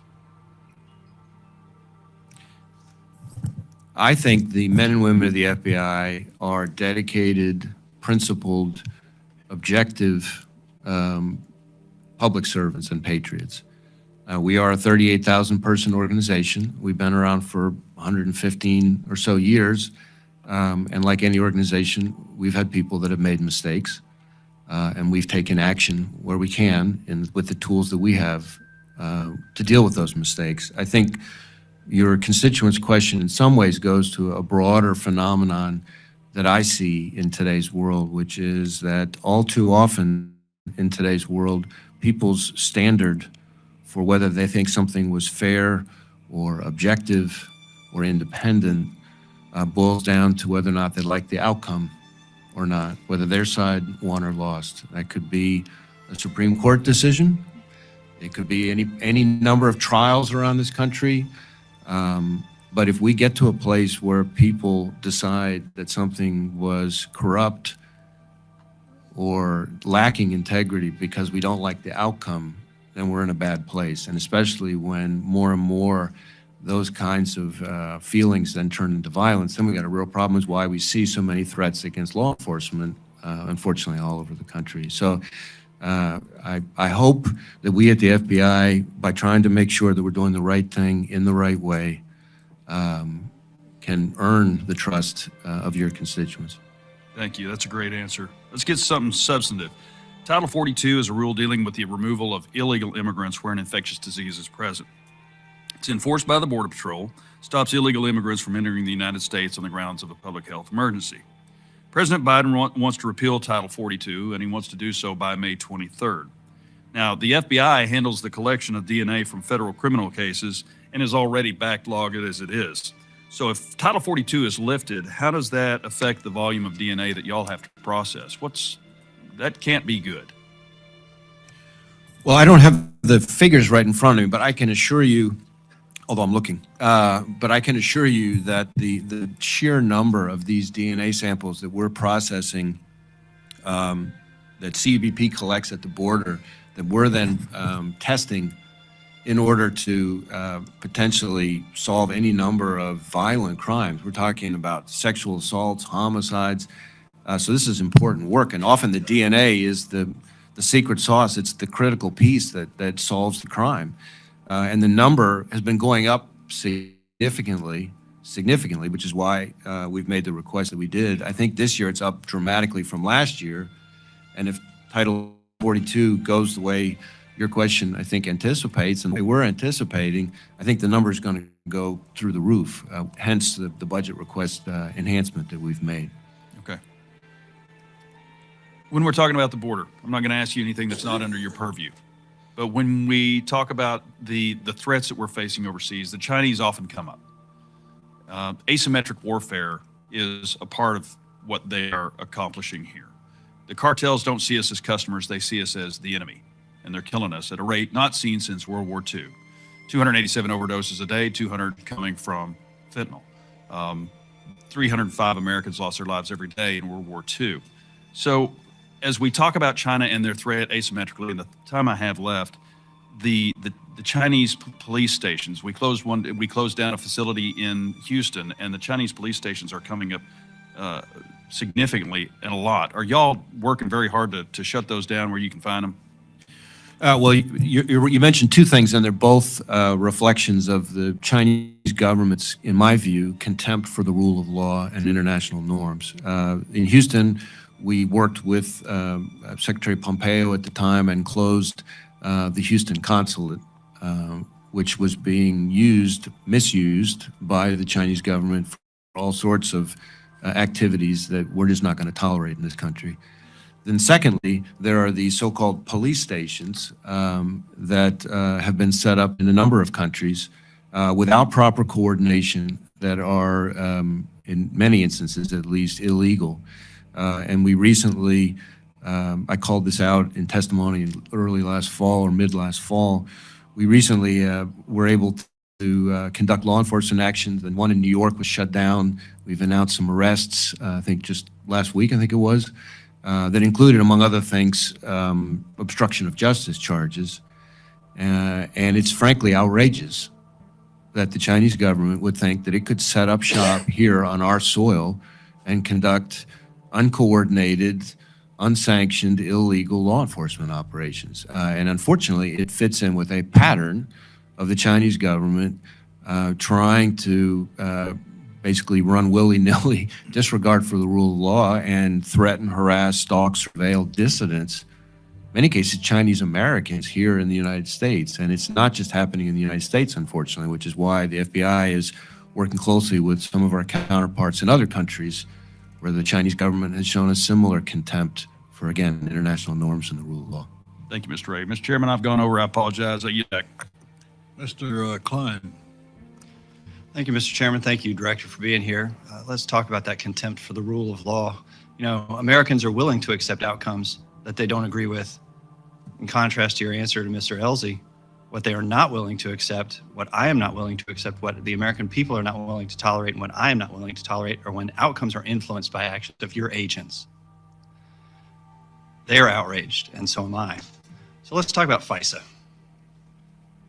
FISA Section 702 at the Senate Intelligence Committee's Worldwide Threats hearing in March, you noted that warrantless searches of Americans' communications in Section 702 data are down 93% year over year. FBI officials told the New York Times that the number is around 204,000 searches per year, compared to as many as 3.4 million in 2021. So let me ask you, did our national security threats drop 93%? Or had the FBI been conducting millions of unnecessary warrantless searches of Americans' private communications? Well, so first I would disagree with you that what was described in the report were warrantless searches of Americans' communications. 702 is a tool that is fully consistent with the Fourth Amendment, and the report in question does not find that the searches, the queries, were in violation of the Fourth Amendment. Okay, well, we'll talk about that. Else. So, but as to the other part of your question, the biggest chunk of the number of query terms, and again, each of these query terms are not individual people But for instance, for one person, multiple email addresses or something like that were from helping to identify victims of cyber attacks. In particular, that year, an awful lot of the cyber attacks were coming from the Russians, but in some cases it would be the Chinese. And I think the safeguards, the procedures that we've built in have all led to a more surgical use of the authorities that we have, not necessarily eliminating queries that themselves were violative of any rules. But it does mean that the effect of all of the changes that we've put in place, I think, has brought, again, a more surgical approach to how our people run queries. And I think it's important for people to understand that these queries are running queries through information that is already lawfully collected. It's not unlike, everybody can relate to this, if you have your email inbox. That's exactly what I want to talk to you about. And you run a query to find out all emails from Congressman Klein, for example. Okay, then you former find NSA that. General Counsel Gerstle has been telling the press that the FBI can only do this.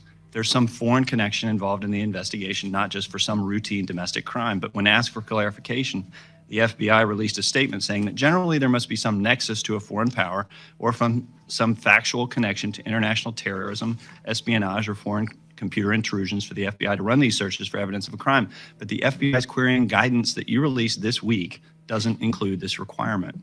The guidance says that queries related in investigations related to crimes with a nexus to a foreign power or target of FISA collection or crimes that have a factual connection to international terrorism, espionage, or foreign computer intrusions are examples of situations that will tend to qualify. But nowhere does it say that such connections are required for these queries. Can you confirm that the FBI does not require analysts to have evidence of a nexus to a foreign power, foreign crime before searching Section 702 data for Americans' communications? Sorry, microphone. I think I would have to, in order to give you a comprehensive answer to that question, I would have to have our subject matter experts and lawyers follow back up with you because I want to be, its precision here is very important. And I don't have the guidance in front of me, but I want to make sure that we give you the complete answer to your questions. I'm happy to follow up with you. Well, don't you think that they should? And shouldn't Congress codify that nexus? That nexus requirement for these searches in order to protect Americans' Fourth Amendment rights? I'm not going to get into individual legislative fixes here. I'm going to work with the Office of the Director of National Intelligence and the rest of the intelligence community and the Justice Department and with the Congress on potential adjustments, if any, to 702. I'm also on judiciary, so I look forward to that. I yield back. Thank you. Mr. Adderholt. Hey, Mr. Chairman. First of all, good to have you here today, Mr. Director. I appreciate the FBI's efforts in addressing illicit activity in the U.S. and the increased emphasis on the adversary's intelligence threat against the United States, namely China. That said, the Department of Justice and the FBI continue to fall short in mitigating our adversary's intelligence threat. In 2019, for example, the FBI estimated that the United States incurs annual losses ranging from $225 to $600 billion annually in illicit activities by China. To put that in perspective, according to the president's budget, all across all agencies, the U.S. invested $142 billion in research and development. So if you look at those numbers, in 2019, China stole at least twice the amount of money we spent on federal research and development. So in looking at your FY24 budget request increase, the counterintelligence budget is increased by $4.5 million. But at the same time, the Bureau requested $14.1 million for zero mission vehicles. And while I applaud your incredible efforts in addressing the Chinese threat, I guess really what many of us are having a hard time is reconciling these priorities when China steals our entire research and development budget annually. So understanding this is an unclassified environment that we're in this afternoon, Can you share your priorities to address these Chinese espionage threats? So I guess I want to start off by being crystal clear that, as I've said consistently for years now, that in my view, there is no country that presents a more significant threat to our innovation, our ideas, our economic security, our national security than the Chinese government. And that's why we've grown the number of investigations into threats from China about 1,300%. And it wasn't that long ago when I checked and we were opening a new investigation related to the Chinese government about every 12 hours. So our folks are working hard on the threat, and that is, for me, at the top of the list. I'm talking about with my people every single day. The budget request, there's a little bit of apple to orange there. We have hundreds of millions of dollars in counterintelligence initiatives, and of course the lion's share of those are focused on China. And as far as the increase, the enhancement, the 4.5 million number that you referenced comes on the heels of last year, which we're very grateful to this subcommittee for, an increase of 34 million and 88 positions. So it's part of a multi-year growth by us. The zero emissions vehicle thing is simply the FBI following an executive order that's been applied to every federal agency. So we had to have that in our budget. But you can be confident that any resources that the Congress sees willing to send our way to fight the Chinese government threat, we will put to good use. Our folks are opening, when I say they're opening an investigation, at least they were last time I checked, about every 12 hours, it sure as heck ain't because they don't have something else to do with their time. Sure. As we've discussed here with all the other threats we're facing. So we are working very hard with it, but the reality is, if there's one thing the Chinese government can bring to the table, it's scale. And then there's a second thing they can bring to the table, it's centralized control. So you put scale and centralized control together, and it's a significant challenge for everybody in the intelligence community. For us, the key to fighting back is partnerships. It's partnerships with the other agencies in the intelligence community, with our foreign partners, our allies, with the business community, because an awful lot of what the Chinese are trying to steal is in the hands of the business community. With academia, they're trying to steal our research, so working with universities. And so the way for us to meet them on the playing field, if you will, is through partnerships. And that's been a big part of our focus, because we're not single-handedly going to be able to investigate our way out of this particular threat. As I mentioned in my opening statement, on the cyber side, the Chinese government, even if all of our cyber personnel did nothing but China, and of course there's a lot else in the cyber world besides just China, the Chinese government hackers would outnumber us 50-1. So it's a significant asymmetric, I think to use the word that was used before, issue.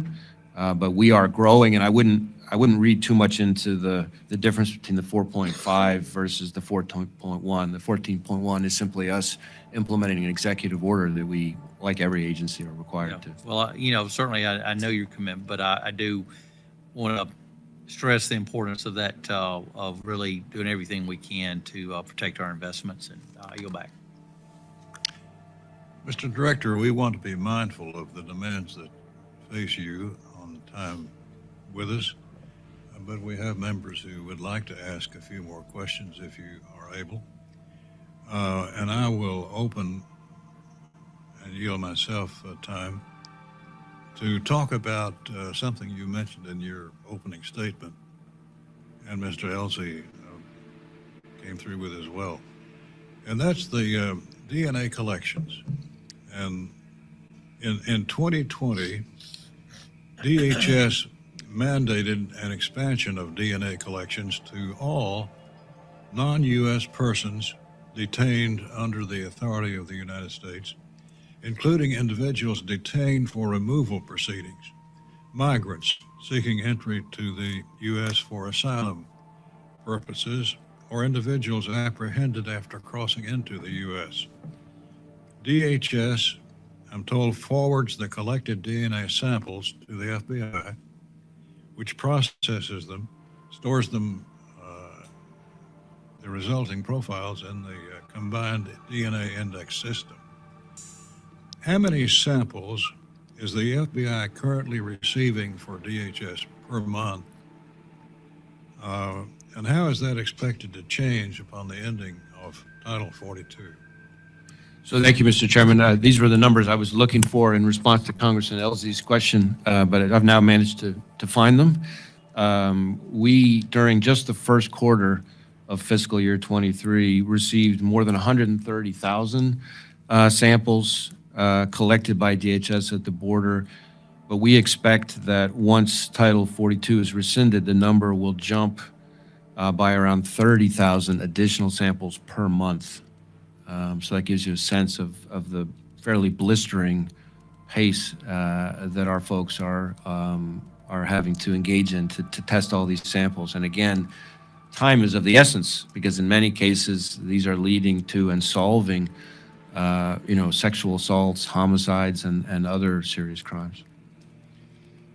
Does the budget request fully cover the estimated funding needs, assuming Title 42 ends this year? And what will be the impact of the ending of Title 42 on your crime lab capacity? Well, we've put forward a budget request that will help us meet the need that we're trying to project.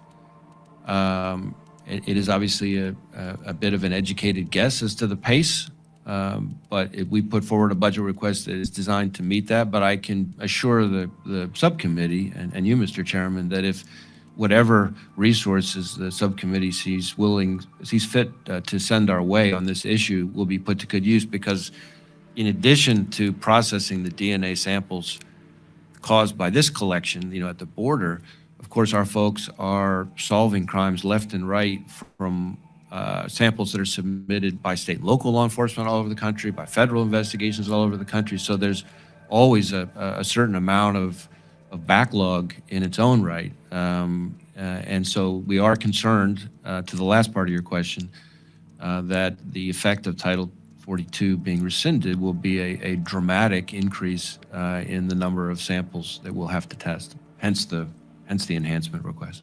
How many facilities do you have for processing samples, and what's the current backlog?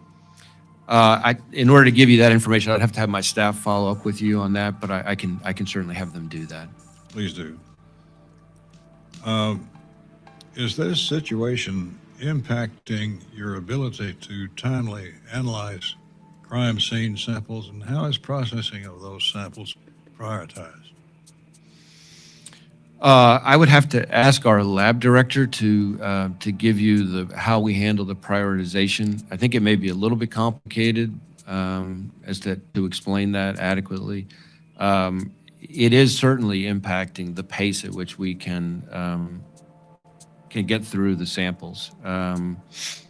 There's just no question about it, and the number's been growing, and we anticipate that growth to kind of go like this once 42 is rescinded. Are there any other agencies that could help handle that workload? I mean, I think we're the main answer to the problem. We're the main place in which the samples are tested. There are other labs, of course, around the country that do DNA testing, but I think the lion's share of the work falls on our laboratory division. Skipping back again to the cartels,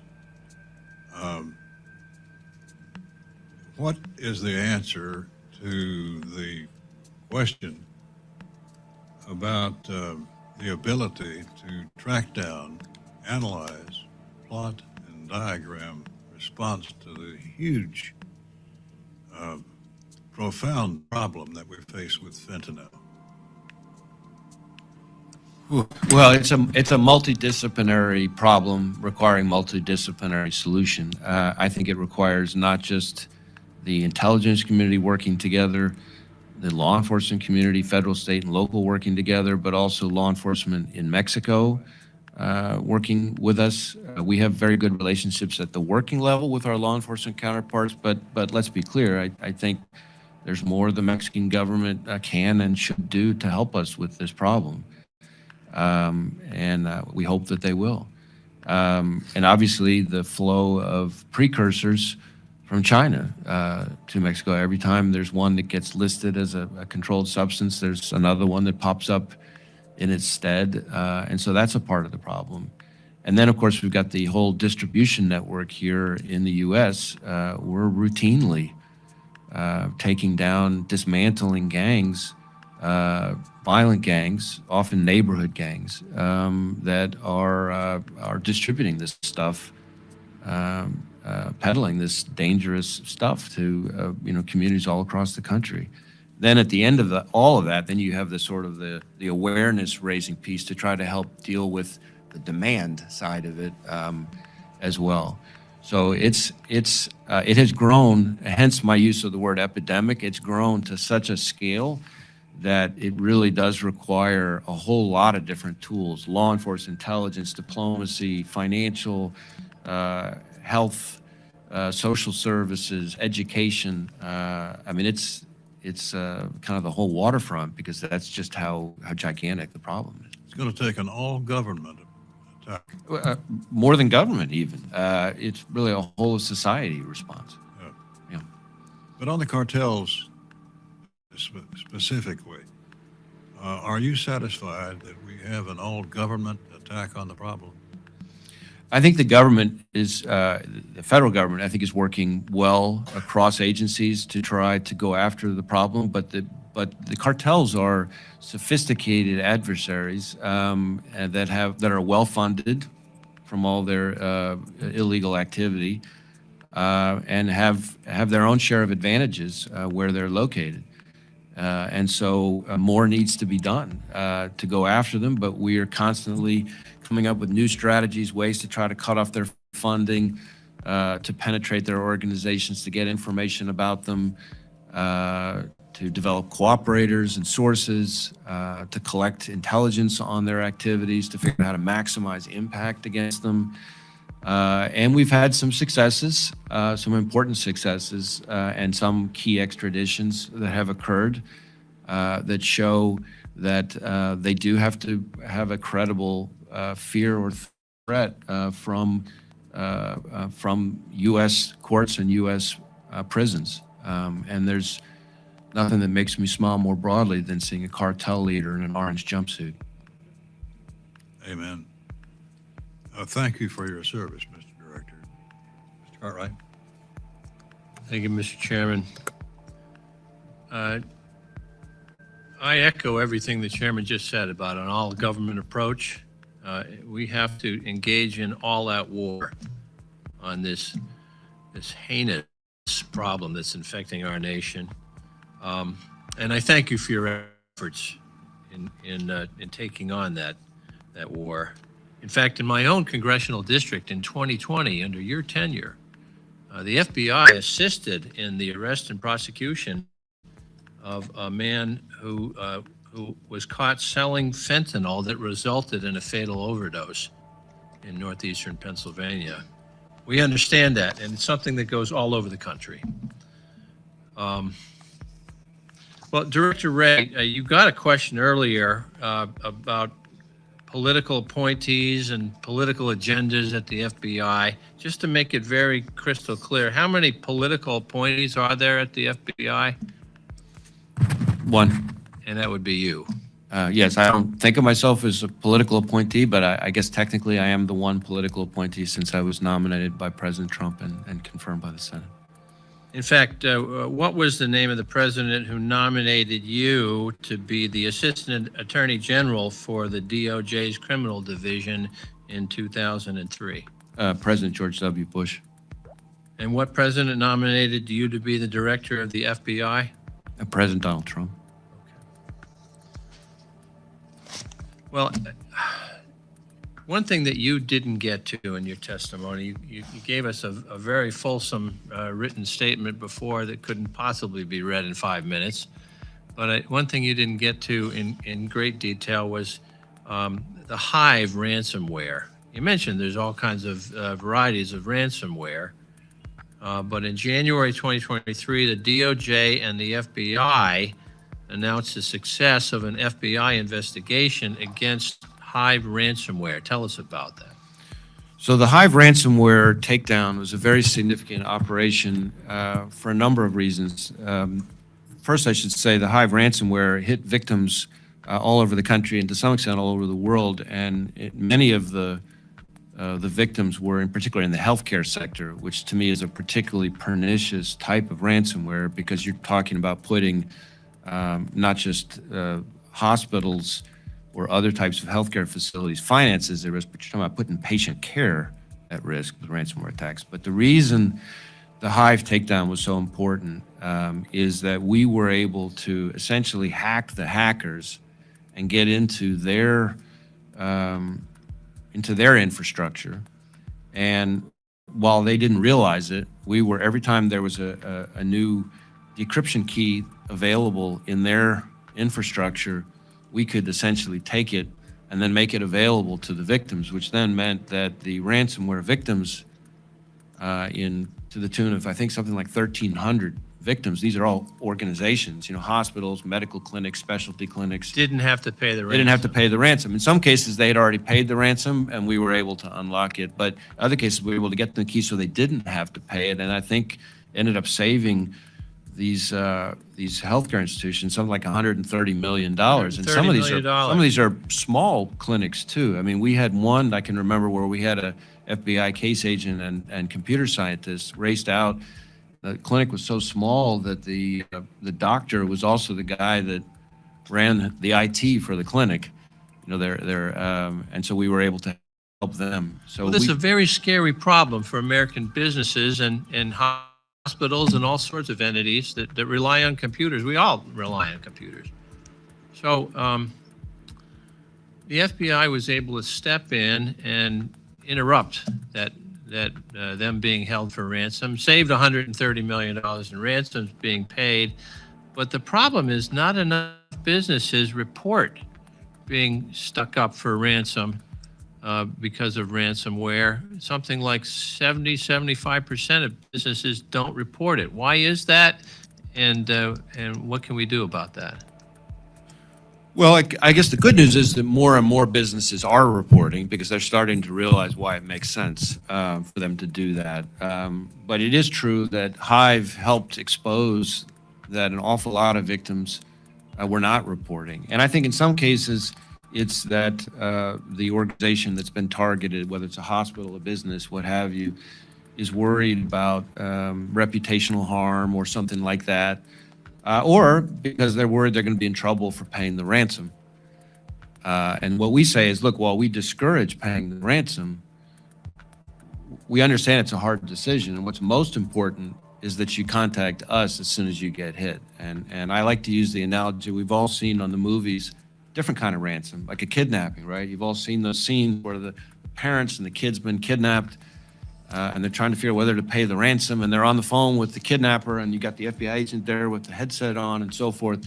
This is the cyber equivalent of that. We want the company, the hospital, the school, whatever it is that's been hit, whether they're going to pay the ransom or not, to contact the local FBI field office, because there are things we can do in Congressman Clyde's home state of Georgia, and my home state as well, with Colonial Pipeline. We were able to, because Colonial did the right thing and reached out to us early, we were able to work with Colonial and essentially claw back a big chunk of the ransom before it got to the bad guys and get it back to Colonial. And that's we can't do that in every case, but that's the kind of thing that we can do if we're contacted early. And of course, the irony is that a couple of weeks after we did that with Colonial, and again, they really were stand up and were smart about how they handled it. There was another company that had quietly paid the ransom somewhere and that essentially called us up and said, hey, we understand you can maybe get our money back. That's really not how it works. And we'd like to be able to help that other company, but once they've paid, time is of the essence, and it kind of, it's paid in cryptocurrency and it scatters quickly. So if we're going to follow the money and disrupt the attack, we need to be contacted quickly. My time is up, but the moral of the story is contact the FBI. Yes, sir. Yield back, Mr. Chairman. Judge Carter. Thank you, Mr. Chairman, and thank you. You're doing a good job, and I appreciate that. One quick question, and then I want to get off to something else. The zero emissions vehicles, I asked same thing of the drug folks this morning. How does that align with the purposes of the IRS? I mean, of the FBI? Is that, those things run out of fuel, electric fuel at about 300 miles an hour after 300 miles. How does that help or does that hurt? Well, of course, the whole country is to some extent moving in a direction towards more of these types of vehicles. The reason it's in our budget is quite simply because there's an executive order and we're trying to follow the executive order. But I can assure you that my priority for our people is to make sure that the mission comes first. So they're going to use whatever vehicles allow them to accomplish the mission. Over time, if we have to transition into different kinds of vehicles, we're going to, of course, follow the law and follow the executive order. But our priority is mission first, protecting the American people first, whether that's on the border, whether that's against the Chinese, whether it's any number of the other threats we've talked about here. I wouldn't expect otherwise. I think they just didn't think through that executive order when it comes to law enforcement. At first of your conversation here, you talked about arrests and indictments and so forth. Not all indictments would end in an arrest, because you indict people that are not even in the country, all over the world. But on the arrests that you make, how many of those arrests are in jail, roughly, and how many of those arrests are out on bond? Because we have a real issue of the debate about cash bond right now in the country. So I don't have the statistics for you here. I can tell you that on the problem that you're alluding to is something which is violent offenders ending up back out on the streets on bond is something that I hear about from chiefs and sheriffs constantly all over the country. And the only thing more frustrating to the hardworking men and women of law enforcement than arresting somebody who should have been behind bars in the first place is having to arrest the same guy over and over again. Right. And on the federal side, happily, we're less subject to some of the things that we've seen going on in communities around the country in terms of the impact on bail and bond and certain prosecution practices. So for the most part, under federal standards, federal magistrate judges were able to detain violent criminals relatively reliably. I don't have the statistics for you, but the problem you're alluding to is a real one. It tends to be more of the state system. And I think that's part of why our budget request on violent crime becomes so important, because what I hear from chiefs and sheriffs all the time is that they need, precisely because of the problem you're bringing up, they need more of these cases taken federal because they feel like they can count on the bad guys staying locked up if they're taken federal. Good answer. Thank you. Mr. Ruffensberger. I want to focus on violent crime and fentanyl and the serious problems that it's caused. Some of us were former prosecutors locally, and when you come from local government, you're dealing with the issues, and then if you get involved and you're not as large jurisdiction, if you don't go to the FBI, you can't follow through with the investigation because you don't have the money. And I think in the last maybe 5 years and under your leadership, the teamwork approach has really made a difference. And that's really important, that we have the teamwork and the trust. And it also, I think, deals with a lot of problems we've had in the past, especially with respect to drugs, fentanyl, what's going on, is a corruption issue. And I think you always have to be aware of that. And if you're going to have a strike force, and then federal, state, and local, you need to be able to trust, the people that you're working with. But how can FBI be a force multiplier? Do we need more strike force type of investigations? Because they seem to really work well in the end, as long as the leadership at the top understands that the people on the strike force respect each other. You know, a lot of feds get a lot of good intelligence, but they can't act on it. But if it goes up the chain, where the FBI has the money and state government to an extent too. So how do you focus the head of the FBI, which I think you're doing a good job, by the way, and your men and women that are there also. How do you think we need more strike force? Do you think it would help us better?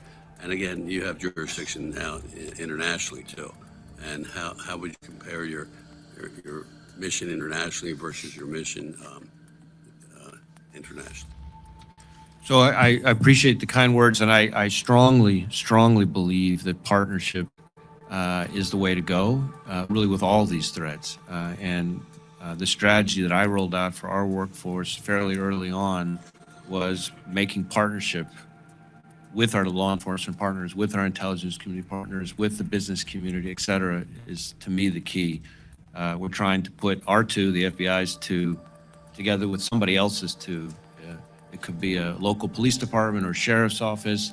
It could be a foreign partner, whoever it is, putting our two plus their two and have it equal 5 or 6 or 7. You know, it's the whole being greater than the sum of the parts. And that's what the task forces represent. On violent crime, we have, I think, something like 300 unique FBI-led task forces with like 3,000 members or something, just on the violent crime side of things. Would that include gangs and? Absolutely, gangs. In some cases, you've also got ones focusing on child predators and that kind of violent crime. We have the organized crime task forces that focus on the cartels. And there are a couple things that come out of that I think are critical ingredients. And so the short answer is yes, we need more and more. One is it's having everybody on one team, one fight. It's using intelligence to figure out where you can make the inevitably limited resources, even when we're all put together, make them count, make them maximize impact. So what you see on violent crime, as you go around the country, is in almost every community, there's going to be some tail that wags the dog, if you will, in terms of driving the violent crime rate and the homicide rate. It could be a particular neighborhood where you've got two gangs, fighting with each other. It could be a particular corridor. In some cases, it's like 4 or 5 blocks in some community. It could be a particular set of gang members who keep getting back out on the streets. But if you figure out what's that 2 or 3 things in that community that are disproportionately driving especially the homicide rate, and then team up and tackle that in a disciplined, strategic way, you can have an impact on the statistic that we really care about, which is the actual violent crime rate, especially the homicide rate, and drive it down. And you can use federal tools like RICO, like Vicar, things like that, where you can really the enterprise. So as happy as I am about the 55 guys a day that our folks were arresting last year, in some ways, the more important number is the 370 or something gangs that we dismantled. Because now you're talking about an entire gang. So now you're not just cutting off the tops of the blades of grass. Now you're getting down into the roots of the problem and ripping it out. And so that's what I think is ultimately the key. But, and we're very humbled by the task force officers that all of these chiefs and sheriffs all over the country are entrusting to our task forces. That to me speaks volumes about what they think of the FBI, and I want to make sure that that they see the value from it, and that we're worthy of their trust. Okay, thank you. Mr. Clyde. Thank you, Mr. Chairman. Director,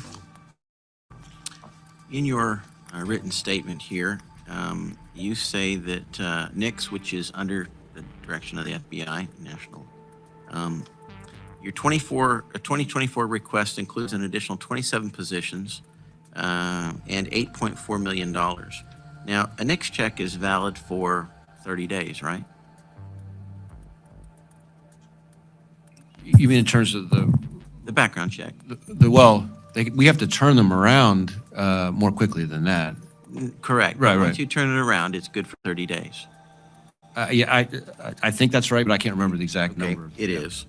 And you're asking for 27 additional positions, I assume because you see the need for NICS checks going up? The answer, yes, is the short answer. And the reason for that, in large part, is because we've seen the number of, the volume of background checks coming in from FFLs going up. And then on top of that, the bipartisan community, the BSCA that was passed increases the number of checks that we have to do. And I get that. Yeah, yeah. Wouldn't it make more sense to have a background check be valid for longer than 30 days? If you had it longer than 30 days, wouldn't that require fewer background checks and therefore you wouldn't have to expand the NICS section? I mean, 30 days is a pretty short period of time.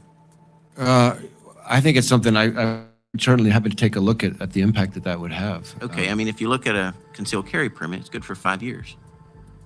And the concealed carry permit negates the need for a background check. I just look at the disparity of 30 days and 5 years and go, there's got to be some middle ground here where we can help you out with NICS and not spend more money that we don't have. Just a thought for you. Well, it's an idea I'll certainly take on and take a look at, and we'll follow back up with you. Okay, thank you. I have a question for you regarding the 2017 Las Vegas shooting. Did the FBI find any legally possessed or illegally possessed NFA restricted firearms in the rooms occupied by Mr. Paddock during the time frame of the tragic Las Vegas shooting? I mean, you were the director at the time. Oh, yeah, and I went out, in fact, I went to the crime scene, met with the people on the crime scene, who are working hard, exploiting the scene, and I went up into the hotel room that he was in and met with the team up there to see kind of the angles that he was shooting from and that kind of thing. As to the legality of the different weapons and ammunition that he had, as I sit here right now, I don't remember the answer, but we can certainly follow back up with Okay, you. great, because everything I've seen, including the Las Vegas police report, showed no National Firearms Act weapons listed whatsoever. But yet in the FBI report, it says Stephen Paddock illegally possessed prohibited firearms in violation of 27 U.S.C. Section 5841, and he used the prohibited firearms in the mass shooting incident. So I'm just kind of questioning the disparity there. Not seeing them on any inventory, and yet seeing the FBI actually, the FBI report itself stating that they were there and they were used. Yeah, I seem to vaguely recall, but this is now dating me back a ways. I seem to vaguely recall that there was some purchase that ran afoul of one of the various criminal provisions that apply to firearms in this country, because I remember something related to one of the FFLs, but I'd have to go back and figure out what it is they're referring to in the report. Okay, would you mind following up with with us on that? Okay, great. And I guess that's all the questions I've got for you. I yield back. Mr. Trone? Thank you, Mr. Chairman. Mr. Director, I want to talk some more about fentanyl in the U.S. And what I'm trying to really get at is, can we really stop the fentanyl from coming into the U.S.? When we think about it, with China, you said over and over, no cooperation whatsoever. They're sending over the precursors in the Mexican ports on the west side. If China doesn't get disrupted, if somehow they found the desire to help us, would it not be just as easy to go to India and so many other chemical manufacturers? There's so many chemical companies in the world that my understanding is that those precursors coming from China can be replaced from somewhere else. Is that your understanding? Well, It's certainly the case that most of the precursors that we're seeing are coming from China, and there are other places that supply them. It's not a complicated formula. You will understand why I'm more sanguine about our ability to work with the Indian government than the Chinese government. Got it. But Going to be pretty hard to stop the precursors. There's lots of chemicals out there, and problem is, you mentioned, you can make it an easy chemical to make fentanyl in a small space, no agricultural product needed, really cheap to make. 5 to 7 tons will supply the country for the whole year, the death rate we have. That's all it is, 5 to 7 tons, 73 million cars across that border, 200,000 cars every single day on that border. It's a needle in a haystack. It is a job that's pretty close to impossible. So I guess in thinking about it again, those cartels, they're roughly 1/3 of the gross domestic product of Mexico. The GDP of Mexico is $1.2 trillion. The cartels control through all the other things, tobacco, gasoline, autos, retail, and the illicit piece, roughly $300 billion of the GDP in Mexico. So there's kind of a reason why Obrador chose hugs, not guns. We're on the same page? I agree with what you're saying. I understand what you're saying. Yeah. Scary thought. He's got 1/3 of my country is controlled by armed cartels that are armed as well as he is in many cases. So, and will use any method of extortion, bribery, and violence, savagery, beyond what anybody would think would be possible. So that's the mentality we're up against, and the profits are so huge. Do we really think that we're going to be able to stop this at the border, or are we better off to start saying, yeah, let's do all we can. Let's not give up the fight. I mean, we're all in, but we got to focus on the demand side. How we work on research on the brain, dopamine, how we work on education, how we work on treatment, and all the prevention pieces on the demand side. Because if we don't slow the demand down, my belief is we're not going to be able to stop the supply. Interrupt it, yes, but stop it, no. Your thoughts? Well, as I think said to the chairman, I think it's the whole continuum. Certainly, you can't only deal with the demand side, nor can you only deal with the supply side. I do think there is a lot more work to be done on both. I've been down, you mentioned the border. I've been to, multiple locations on the border, talked with the CBP folks, seen firsthand what they're dealing with. They got a heck of a challenge on their hands. But we have to, I think, aggressively take on the cartels. We have to aggressively take on the distribution networks.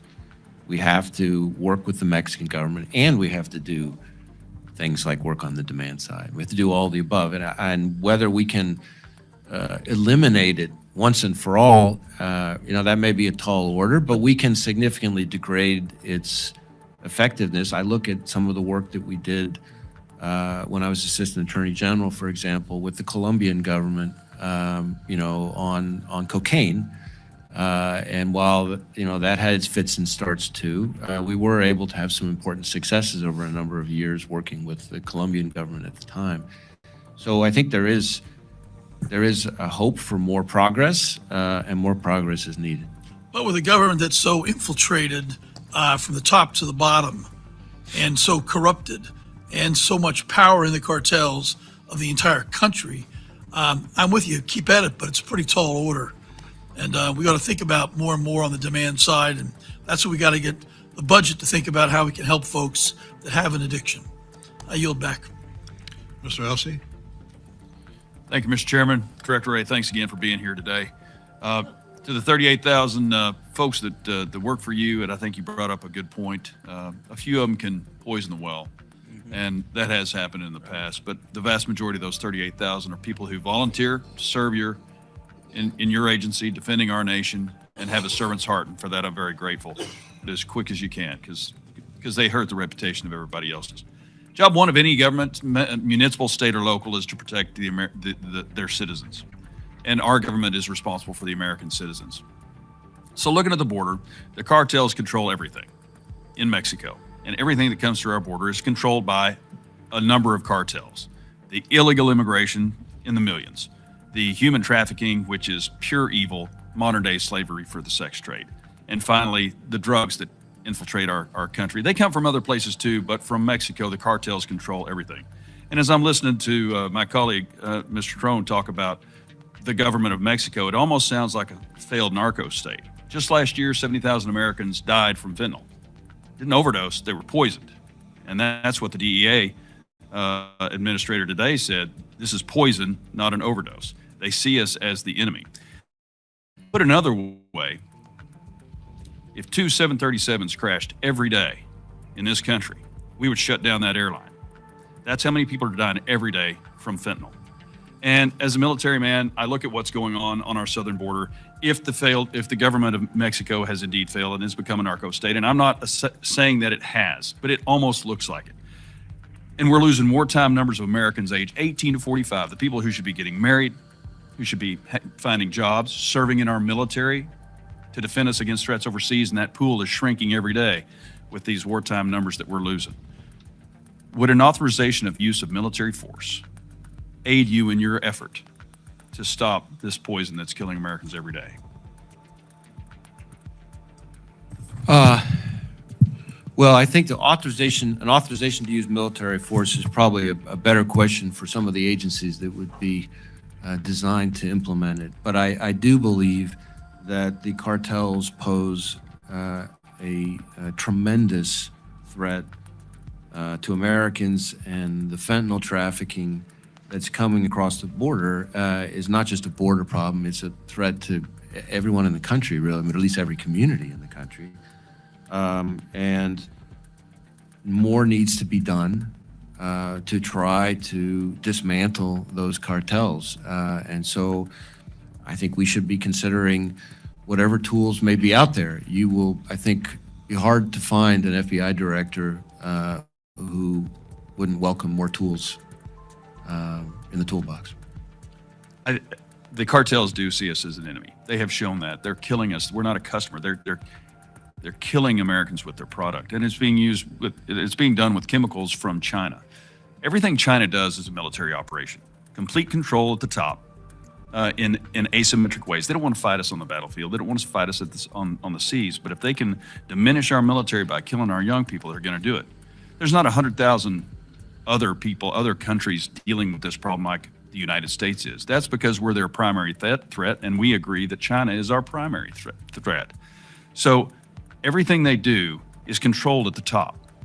So if it's being controlled, then they are allowing those chemicals to come to our nation. And we need to recognize that. We need to talk about that more often, because this is being done on purpose. They don't have to fight us on the battlefield if they can defeat us here at home.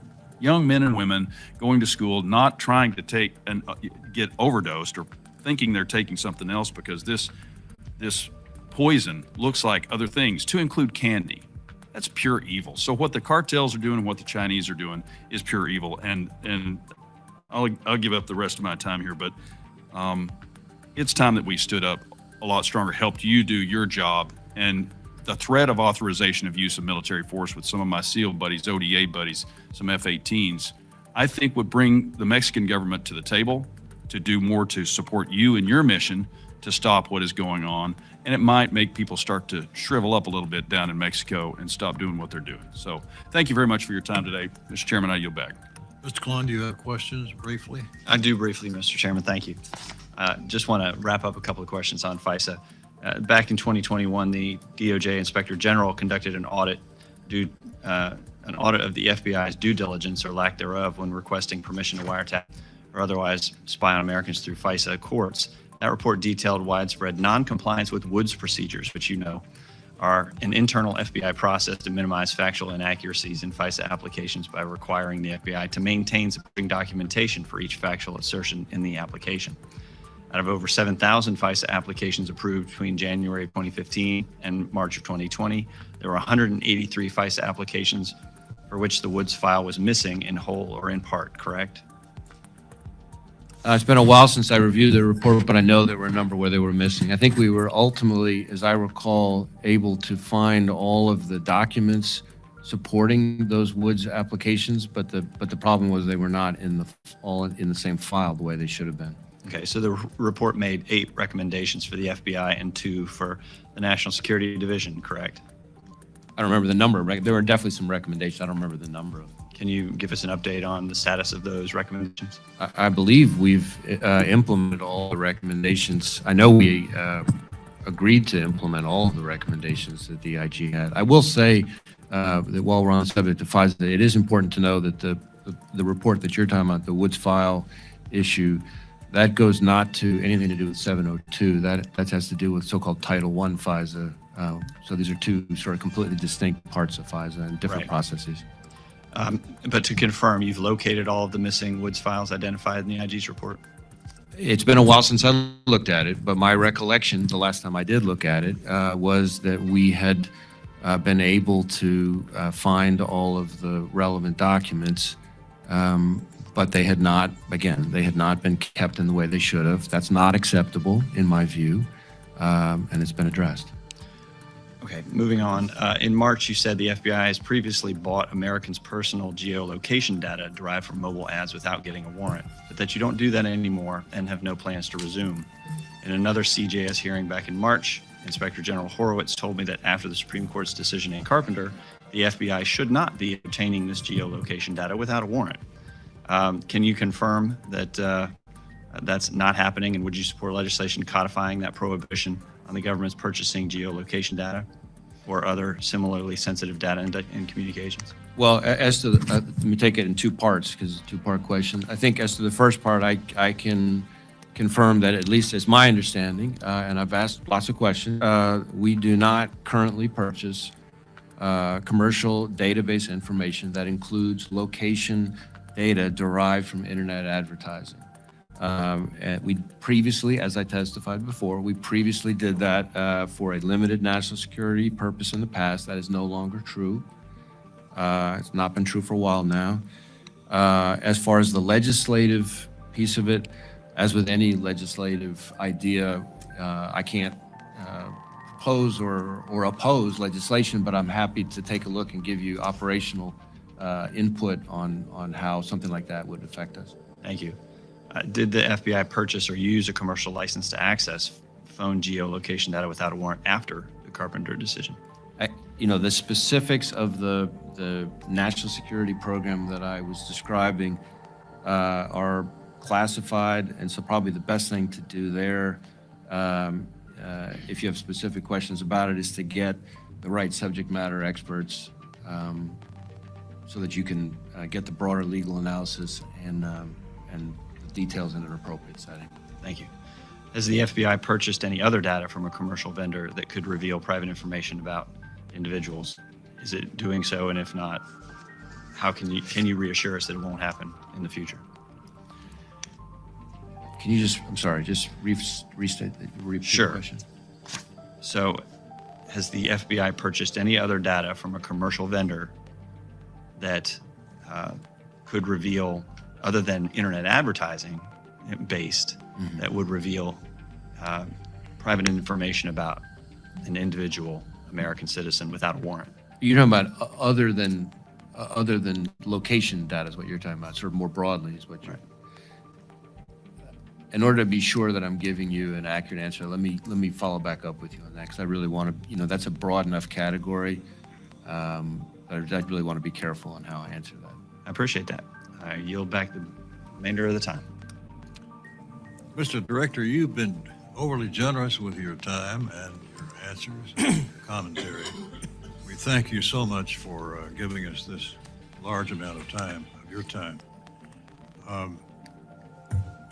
We will stay in touch, of course, but thank you for your service to the country. You've given a lifetime of service and a brilliant career. And we thank you for that profoundly. This concludes today's hearing. Without objection, all members will have 7 days to submit additional written questions for the witness or additional materials for the record. And with that, the hearing is adjourned.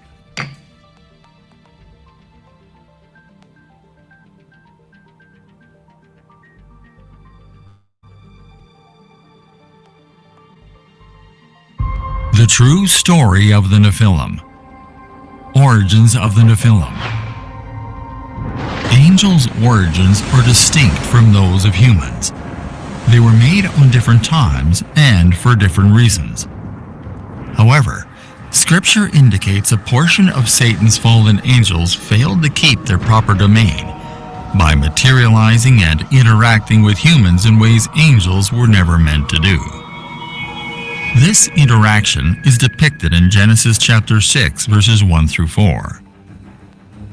And it came to pass, when men began to multiply in the face of the earth, and daughters were born unto them, that the sons of God saw the daughters of men that they were fair, and they took them wives of all which they chose.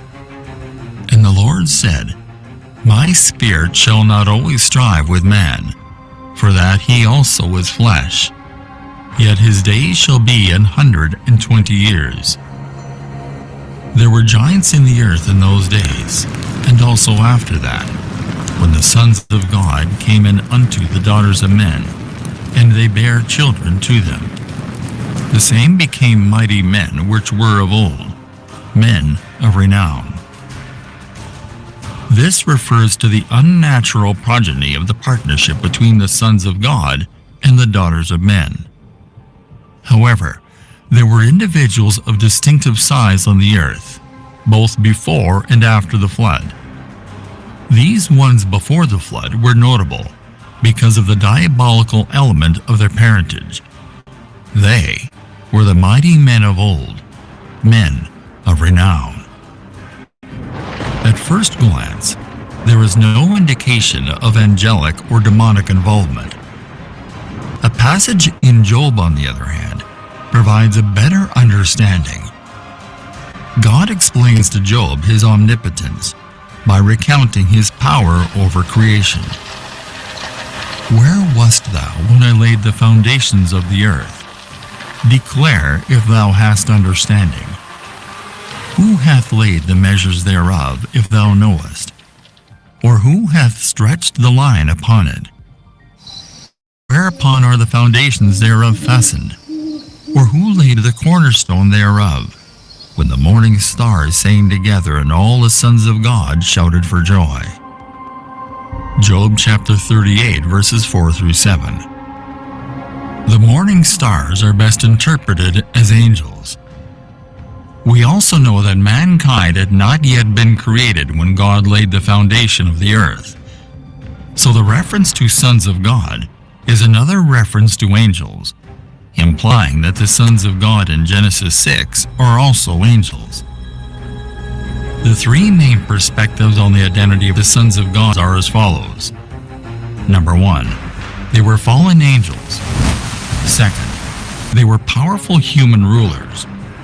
Or third, they were godly descendants of Seth, intermarrying with wicked descendants of Cain. The fact that the phrase sons of God always refers to angels in the Old Testament lends support. Genesis chapter 6, verses 1 through 2 contrasts the sons of God with man, implying that these are non-human beings.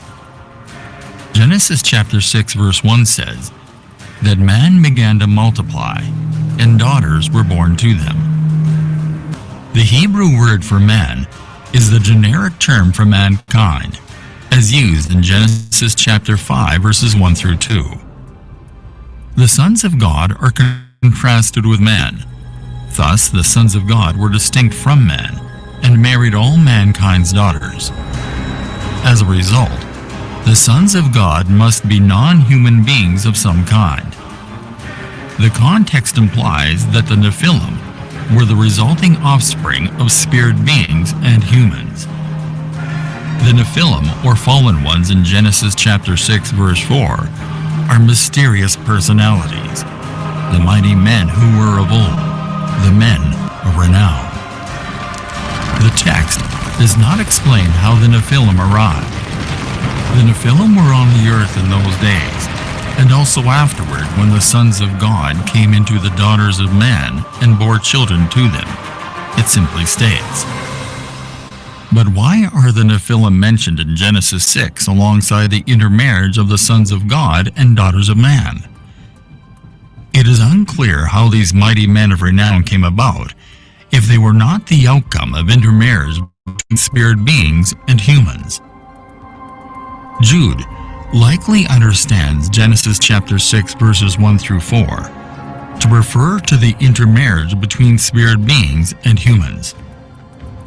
Jude 6 tells of angels who did not stay within their position of authority, but left their proper dwelling.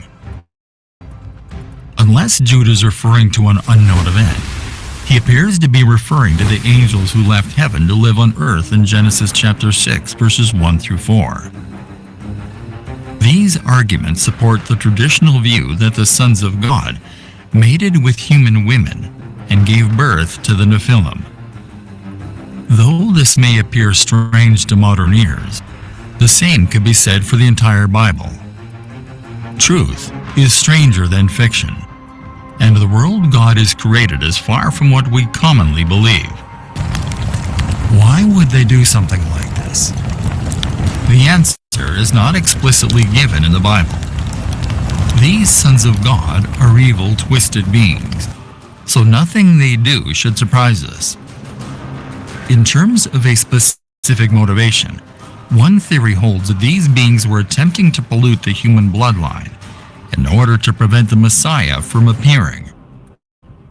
God had promised that the Messiah would crush the head of the serpent, Satan, one day. Genesis chapter 3 verses 8 through 15. Then the man and his wife heard the sound of the Lord God as he was walking in the garden in the cool of the day, and they hid from the Lord God among the trees of the garden. But the Lord God called to the man, "Where are you?" He answered, "I heard you in the garden, and I was afraid because I was naked, so I hid." And he said, "Who told you that you were naked? Have you eaten from the tree that I commanded you not to eat from?" The man said, "The woman you put here with me, she gave me some fruit from the tree, and I ate it." Then the Lord God said to the woman, "What is this you have done?" The woman said, "The serpent deceived me, and I ate." So the Lord God said to the serpent, "Because you have done this, cursed are you above all livestock and all wild animals. You will crawl on your belly, and you will eat dust all the days of your life. And I will put enmity between you and the woman, and between your offspring and hers. He will crush your head, and you will strike his heel." We can deduce why Satan sent his angels to intermarry with human women, directly or indirectly. Satan attempted to pollute mankind's genetic pool with satanic corruption, planting something resembling a genetic pathogen in order to render humans unfit to bear the seed of the woman, the Messiah, promised in Genesis chapter 3 verse 15. The Savior could not be born of a demon-possessed mother. So, if Satan could succeed in infecting the entire race, the deliverer could not come. And Satan came close to succeeding. The people had become so polluted that God decided to relaunch with Noah and his sons and imprison the demons who had polluted it so they could never do it again. God's reaction to this great wickedness: "My spirit shall not strive with man forever." God did not intend for the human race to remain in this rebellious state indefinitely. God will not woo us indefinitely. There will come a time when he says no more. We have no promise God will draw us some other day. Yet his days will be 120 years. This is interesting, as the flood also happened 120 years after this announcement. This violation of God's prescribed boundaries so frustrated him that he immediately sent a flood to destroy the entire earth and all traces of these unholy unions. The Nephilim were one of the primary reasons for the great flood in Noah's time. Immediately after the mention of Nephilim, God's word says, "The Lord saw how great man's wickedness on the earth had become, and that every inclination of the thoughts of his heart was only evil all the time. The Lord was grieved that he had made man on the earth, and his heart was filled with pain. And the Lord said, I will destroy man whom I have created from the face of the earth, both man and beast, and the creeping thing, and the fowls of the air, for it repenteth me that I have made them. But Noah found grace in the eyes of the Lord." Genesis chapter 6 verse 6 states, "The Lord was sorry." Other translations use the word repent here. The Hebrew word for feeling sorry or repentance is nakam, and it means to be in mourning, to sigh deeply.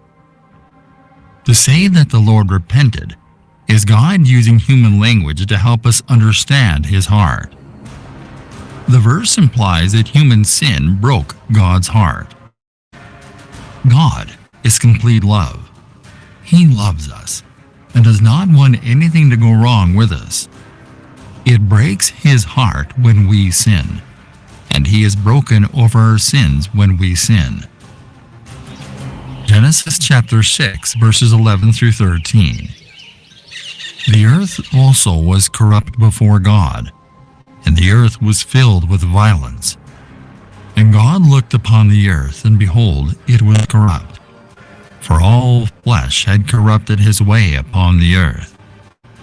And God said unto Noah, The end of all flesh is come before me, for the earth is filled with violence through them. And behold, I will destroy them with the earth." Were there Nephilim after the flood? It appears that the fallen angels committed their sin again after the flood. However, it is likely that it occurred to a much lesser extent than before the flood. The Israelites returned to Moses with the following information after scouting the land of Canaan. Numbers chapter 13 verse 33. "And there we saw the giants, the sons of Anak, which come of the giants. And we were in our own sight as grasshoppers, and so we were in their sight." In the Old Testament, giant is most commonly referred to by the word Rephaim. Throughout the entirety of the Old Testament's narrative, the Rephaim serve as a fascinating and significant recurring motif. Where does the Bible mention Rephaim? The Rephaim are first mentioned in Genesis 14. The Bible relates the political situation that led to Abraham's nephew Lot and the people of Sodom and Gomorrah being taken captive. Before that, King Chedorlaomer conquered the Rephaites at Ashtoreth Karnaim. That same king also defeated the Zuzim and the Emim. If we assume that the Rephaim, along with the Zuzim and the Emim, were giants, then the Bible is implying that King Chedorlaomer was a powerful king. He defeated giant armies. As King Chedorlaomer rose to power and consolidated nations and lands, other kings formed a confederation to oppose him. Sodom and Gomorrah were part of the confederation. After the confederation loses in a battle against King Chedorlaomer and his allies, their territory is raided, and Lot is among the captives. Abraham learns about these occurrences from a survivor. Abraham gathers his people's arms and leads them into battle, where they join forces with other monarchs to defeat Chedorlaomer. They are successful in the end. The Rephaim, along with other large people, are mentioned in Deuteronomy chapter 2 verses 20 through 21. That also was accounted a land of giants. Giants dwelt therein in old time, and the Ammonites called them Zamzummim, a people great, and many, and tall as the Anakims. But the Lord destroyed them before them, and they succeeded them, and dwelt in their stead. Deuteronomy is a book that contains Moses' final words before Joshua sends the Israelites into the Promised Land, and Moses recounts much of Israelite history. In Deuteronomy 3, there is an interesting story about King Og of Bashan, a giant man who was the last of the Rephaim. The name Rephaim, which literally means terrible ones, gives us an indication of the intimidating and fearsome nature of these individuals. As we delve into the passages of the Old Testament that speak of the Rephaim, we find that the context of these passages describes them as giants. And while the term Rephaim is often used to describe these towering figures, it is important to note that the Hebrew word Rephaim has two distinct meanings. Firstly, in poetic literature, the word Rephaim is used to refer to departed spirits whose dwelling place is Sheol. This meaning is figurative and serves as a description of the dead, like our concept of a ghost. Secondly, the word Rephaim is used to describe a mighty people with tall stature who lived in Canaan. This meaning does not refer to a specific group, but rather serves as a descriptive term for a group of people with a specific characteristic, in this case, tall stature. Og is referred to as the last of the Rephaim in Deuteronomy chapter 3 verse 11, and later in the books of Numbers and Joshua. In the days of Moses, Og, king of Bashan, was a mighty and infamous Amorite king who reigned at Ashtoreth, who fought the Israelites on their way to the Promised Land. As the Israelites journeyed towards the Promised Land, they encountered many formidable foes, and King Og was one of them. He fought fiercely against the Israelites and led his entire army against them. Before the Israelites fought King Og, they also had to deal with King Sihon of the Amorites. But the Lord had already given him and his territory to Israel. So, the Israelites had the victory before even starting the battle. Now, the king Israel had to deal with was King Og of Bashan, who also sent his entire army against Israel. Og was another Amorite king who posed no threat to Israel, because the Lord had already given him and his territory to Israel. Before he even put on his armor, Og's defeat was a foregone conclusion. The Israelites then marched toward Bashan, where King Og confronted them at Edrei. Because of Gog's reputation, the Israelites were terrified. "Do not be afraid of him, for I have delivered him into your hands, along with his entire army and his land," God assured Moses. According to the biblical account, Og was the ruler of 60 different walled cities. Og, like Sihon, marched out against Israel with his entire army to fight. And as in the case of Sihon, God had already decided to hand over the king, along with his entire army and land, to Israel. Israel slayed the entire forces and conquered all 60 cities in the kingdom of Og, which had the same tall walls as Sihon's. In addition to this, Og was a very large man and slept in a bed made of iron that was 9 cubits long and 4 cubits wide, 13.5 feet long and 6 feet wide. The inclusion of this detail draws attention to Og's massive stature. A man in need of this size bed was most likely tall, 10 or 11 feet. According to Deuteronomy chapter 3 verse 11, Og was a descendant of the Rephaites, indicating a man of great stature or giant. His colossal bed had become famous and no doubt had been saved as a memento. Joshua chapter 12 verse 4, "And Og king of Bashan, one of the remnant of the Rephaim, who lived at Ashtoreth and at Edrei." The news of the victory spread quickly, installing fear in the hearts of those in Canaan. Rahab, a Jericho prostitute, believed the Lord had power even over that heavily fortified city, because she and others had heard of the victory over Sihon and Og. Moses used the victory to encourage the Israelites, as he left them in the charge of Joshua and about to enter Canaan. Deuteronomy chapter 31, verse 4. And the Lord will do to them as he did to Sihon and Og, the kings of the Amorites, and their land when he destroyed them. Despite King Og's enormous size and strength, God granted Israel's army victory, and they took possession of the land of Bashan. Joshua chapter 9, verses 9 through 10.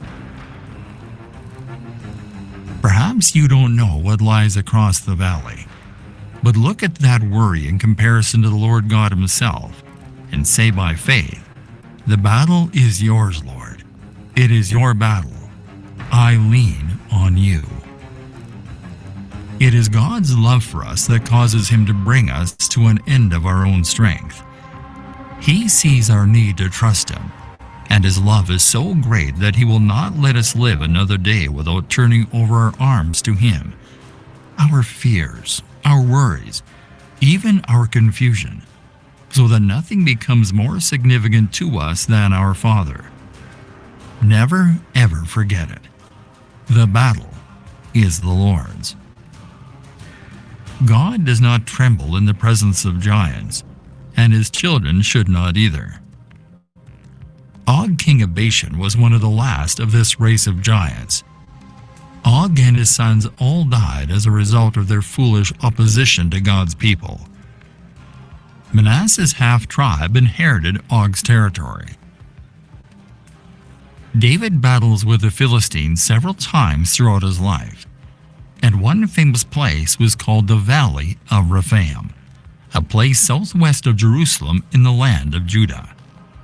Both the Ammonites and the Moabites had a word for giants. The Ammonites named them Zuzim, and the Moabites called them Emim. According to the Bible, the Canaanite word for giants was the Anakim, and all these people groups that lived in the region of Canaan were considered to be Canaanites. The Anakites. Before the arrival of the Israelites, the Anakim or Anakites were a formidable race of giants, warlike people who occupied the lands of southern Israel near Hebron. The Anakim's ancestors can be traced back to Anak, the son of Arba, who was regarded as the greatest man among the Anakim at the time. The name Anakim most likely means long-necked. The Hebrews believed they were descendants of the Nephilim. Fear gripped the Israelites, who saw themselves as grasshoppers in their sight. Numbers chapter 13, verse 33. The 12 Israelite spies and the Nephilim giants of the Promised Land. As Israel reached the Jordan River, Moses dispatched 12 spies into the Promised Land. Their mission was to gather information about the land. One spy from each of the 12 tribes of Israel entered Canaan. These individuals were given the task of conducting reconnaissance. They were tasked with exploring the land of Canaan and bringing a report back to the people of the nation. They were going to find out how to get to Canaan, determine whether the area was suitable for living in, and gather information on the Canaanite people's military prowess. It was a crucial juncture for the Israelite tribes at this time. Given all the experiences that the people have gone through in the previous months of preparation and journey, at long last, it was time to claim God's word, to believe in his power, to march in his name, and to enter his land. All 12 spies were tribal leaders. When they had gone up into the Negev, the south country, they came to Hebron, and Ahiman, Sheshai, and Talmai, the descendants of Anak, were there. Now Hebron was built 7 years before Zoan in Egypt. Then they came to the valley of Eshcol, cluster of grapes. and from there cut down a branch with a single cluster of grapes. And they carried it on a pole between two of them, with some of pomegranates and the figs. That place was called the Valley of Eshcol, cluster of grapes, because of the cluster of grapes which the sons of Israel cut down there, when they returned from spying out the land at the end of 40 days. Numbers chapter 13, verses 21 through 25. The descendants of Anak were there. This is the first biblical mention of these people. They were significant people and thought to be fierce warriors. Deuteronomy chapter 9, verse 2. A people great and tall, sons of Anakim, whom you know and of whom you have heard it said, who can stand before the sons of Anak. They saw the descendants of Anak in Hebron. Instead of looking to the patriarchs and the promises, the spies noticed sizes of buildings and statures of persons. They averted their glance from the tombs of the fathers, and they neglected the promise of God. They were too preoccupied with the sandal sizes of 3 huge men who lived in Hebron. The journey of discovery lasted for a total of 40 days and covered approximately 250 miles, 400 kilometers. The number 40, whether it be 40 days or 40 years, is frequently connected with trials and tribulations throughout the Bible. The returning spies spoke and showed all of Israel what they saw in the land. The spies appeared to have the impression that they were more likely on a mission from Israel than they were on a mission from God. What God had promised concerning the land turned out to be accurate. The fact that they were able to bring back fruits such as grapes, pomegranates, and figs demonstrates how agriculturally productive and blessed Canaan was. If the spies' faith was tested during their 40-day tour of the country, they failed. They didn't believe God could or would keep his promise to give Israel this land, as stated in God's covenant with Abraham, Isaac, and Jacob. Presumably, they left in confidence, with a spirit of divine adventure, but they returned in fear, groveling before men, no longer fearful of God. Numbers chapter 13, verse 30. Then Caleb quieted the people before Moses and said, "Let us go up at once and take possession of it, for we will certainly conquer it." Caleb commanded the people to immediately, at once trust God, obey God, and take the land. He understood that in the Lord they were well able to overcome it. It took great courage for this man to stand against the tide of unbelief and doubt. Caleb had the spirit of Romans chapter 3, verse 4. Let God be true, but every man a liar. Numbers chapter 13, verses 31 through 33. But the men on up with him said, "We are not able to go up against the people of Canaan, for they are too strong for us." So they gave the Israelites a bad report about the land which they had spied out, saying, "The land through which we went in spying it out is a land that devours its inhabitants, and all the people that we saw in it are men of great stature. There we saw the Nephilim, the sons of Anak are part of the Nephilim, and we were like grasshoppers in our own sight, and so we were in their sight." F.B. Meyer compared the perspective of the 10 unbelieving spies to that of the 2 faithful spies, Caleb and Joshua. They saw the same spectacles in their survey of the land, but the result in the one case was panic, in the other, confidence and peace. What made the difference? It lay in this, that the 10 spies compared themselves with the giants, whilst the 2 compared the giants with God. Remarkably, 2 men saw the same things: the identical grapes, the identical Canaanites, the identical land, and the identical cities. 1, Caleb came away strong in faith, ultimately, Faith or unbelief is not rooted in circumstances or the environment, and faith is rooted in a heart that trusts God and His promises. 10 fearful men can outshout 2 brave men. All 12 spies received the same promise. All 12 spies received the same opportunities. However, there were differences. The majority said no, and 2 said go. Their sour mood, pessimistic outlook, and negative reports spread like wildfire throughout the Israelite camp. It was indeed a land flowing with milk and honey, but there were giants in the land, they exclaimed. There is no way we can enter and possess it. Even though Joshua and Caleb made the same journey and saw the same things as the other 10 spies, they returned with an enthusiastic, positive report. They never doubted the Israelites' ability to take the land. They freely admitted the obstacles, but they knew nothing could stop God. They returned saying, yes, there are giants in the land, but they're munchkins in comparison to our God. We can have them and the land. And by the way, Canaan indeed does flow with milk and honey. They rebelled against God.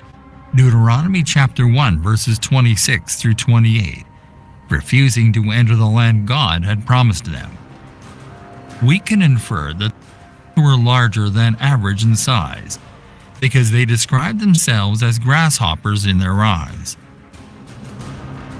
Moses exhorted the Israelites not to be afraid of the Anakim, Deuteronomy chapter 1 verse 19, but they refused to believe God's promises. As a result, God was enraged, Deuteronomy chapter 1 verses 34 through 39, and barred the evil generation from entering the promised land, Deuteronomy chapter 1 verses 34 through 39. And the Lord heard the voice of your words, and was wroth, and sware, saying, surely there shall not one of these men of this evil generation see that good land which I swear to give unto your fathers. Save Caleb the son of Jephunneh, he shall see it, and to him will I give the land that he hath trodden upon, and to his children, because he hath wholly followed the Lord. Many Bible scholars believe that the Anakim's descendants were the Philistine giants that David faced, such as Goliath of Gath. Were the Anakim the giants who roamed in the Old Testament? After 40 years of wandering and Moses' death, it was time for the Israelites' forefathers to enter the Promised Land. The Anakim, on the other hand, remained in the area. Joshua and his army began defeating their enemies to take what was theirs. After many battles, the Anakim were the last people to be destroyed. The earthly giants could not match God's strength. Joshua's army overtook the giants, killing them and taking their land. The only ones remained in Gaza, Gath, and Ashdod. Finally, the Israelites inherited the Promised Land. Caleb recalls God's faithfulness and his promise to the people to inherit the land a few chapters later in Joshua 14. Even though he is now 85 years old, he is adamant about driving out the Anakim himself. After reviewing scripture, we can see that the Anakim and Nephilim are related, not interchangeable. Both beings were tall and feared by the people of the time. While the Nephilim are descended from demons or fallen angels, the Anakim are Anak's descendants with no supernatural ancestry. Both races, however, were evil enough to be exterminated by God and his people. Caleb and Joshua were rewarded for their faith by God. He wishes to bestow blessings on his children. Whatever obstacles may stand in our way, God wants us to believe that he is more powerful and that we can overcome through his strength. God is bigger than our giants. God's power is unrivaled. During the flood, the Nephilim were destroyed by his power. Anak's descendants literally fell with the walls of Jericho. What happened to the Rephaim? In Joshua, the giants make multiple reappearances throughout the book. Joshua and the Israelites didn't slay or remove all the people from Canaan, which creates a cycle of idolatry and deliverance in Judges. It isn't until 1 Samuel that we see giants again. Goliath and his brothers. The most well-known giant in history is Goliath from the Bible. He was a champion from the Philistine camp who fought as an armored charioteer. A champion named Goliath, who was from Gath, came out of the Philistine camp. His height was 6 cubits and a span. 1 Samuel chapter 17, verse 4. We don't know what that information means at face value, because we don't measure things in cubits or spans. We measure them in feet and inches. So let us put it in layman's terms. Goliath was a massive man, standing at least 9 feet 9 inches tall. And when you consider the length of his arms when he lifted them up over his head, you can imagine what an imposing creature he must have been. It wasn't just his size, though. He had a bronze helmet on his head, and wore a coat of scale armor of bronze weighing 5,000 shekels. On his legs he wore bronze greaves, and a bronze javelin was slung on his back. His spear shaft was like a weaver's rod, and its iron point weighed 600 shekels. His shield bearer went ahead of him. 1 Samuel chapter 17, verses 5 through 7. He was dressed in what we'd call a mail coat. The Philistines armed up by donning a large canvas-like undergarment with overlapping bronze ringlets. Goliath, on the other hand, wore a bronze helmet, bronze leggings, greaves to protect his shins, and carried a bronze javelin or spear slung between his shoulders. From shoulder to knee, this coat of mail shielded the wearer from the enemy's weapons. Body armor of this size and type weighed 5,000 shekels of bronze, which equates to between 175 and 200 pounds in modern terms. The head of his spear alone weighed 600 shekels of iron, or about 20 to 25 pounds. According to the written account, he marched ahead of him with a shield carrier. The Hebrew word used here refers to the largest battle shield, which is the size of an adult man. It was unmistakably intended to protect his body from incoming arrows. So, in addition to his body armor, Goliath had this guy racing ahead of him, wielding a man-sized shield for extra protection. Allow your mind to picture such an imposing sight for a moment. Consider how terrifying it would be to take on a giant of this size who was protected by this much armor. Without a doubt, the odds are stacked against anyone foolish enough to confront him in battle. Take note of what this gigantic warrior did. Goliath stood and shouted to the ranks of Israel, "Why do you come out and line up for battle? Am I not a Philistine? And are you not the servants of Saul? Choose a man and have him come down to me. If he is able to fight and kill me, we will become your subjects. But if I overcome him and kill him, you will become our subjects and serve us." 1 Samuel chapter 17, verses 8 through 9. Goliath proposed a popular strategy in Eastern civilization, namely representative combat, or a one-on-one conflict. He'd represent the Philistine army, while Israel's choice would represent the Israelite army. Regardless of who won, his army was victorious, and whoever lost, his entire army perished. There's no reason to involve your entire army in this. Just send a fighter, and I'll fight him. I am the victor. I am the best. Goliath did not issue this challenge once and then disappear. No, his challenge lasted 40 days. For 40 days the Philistine came forward every morning and evening and took his stand. 1 Samuel chapter 17, verse 16. He marched out there every morning and evening for well over a month, flaunting his size and strength, daring someone to challenge him. Meanwhile, in the Judean mountains near Bethlehem, a young boy named David was tending to his father's sheep. He was much too young to join the army. David was most likely unaware of the conflict between the Israelites and the Philistines at the time. He might not have even heard of Goliath. His only knowledge was that 3 of his older brothers were serving in Saul's army. On the other hand, David's father was concerned about his 3 eldest sons.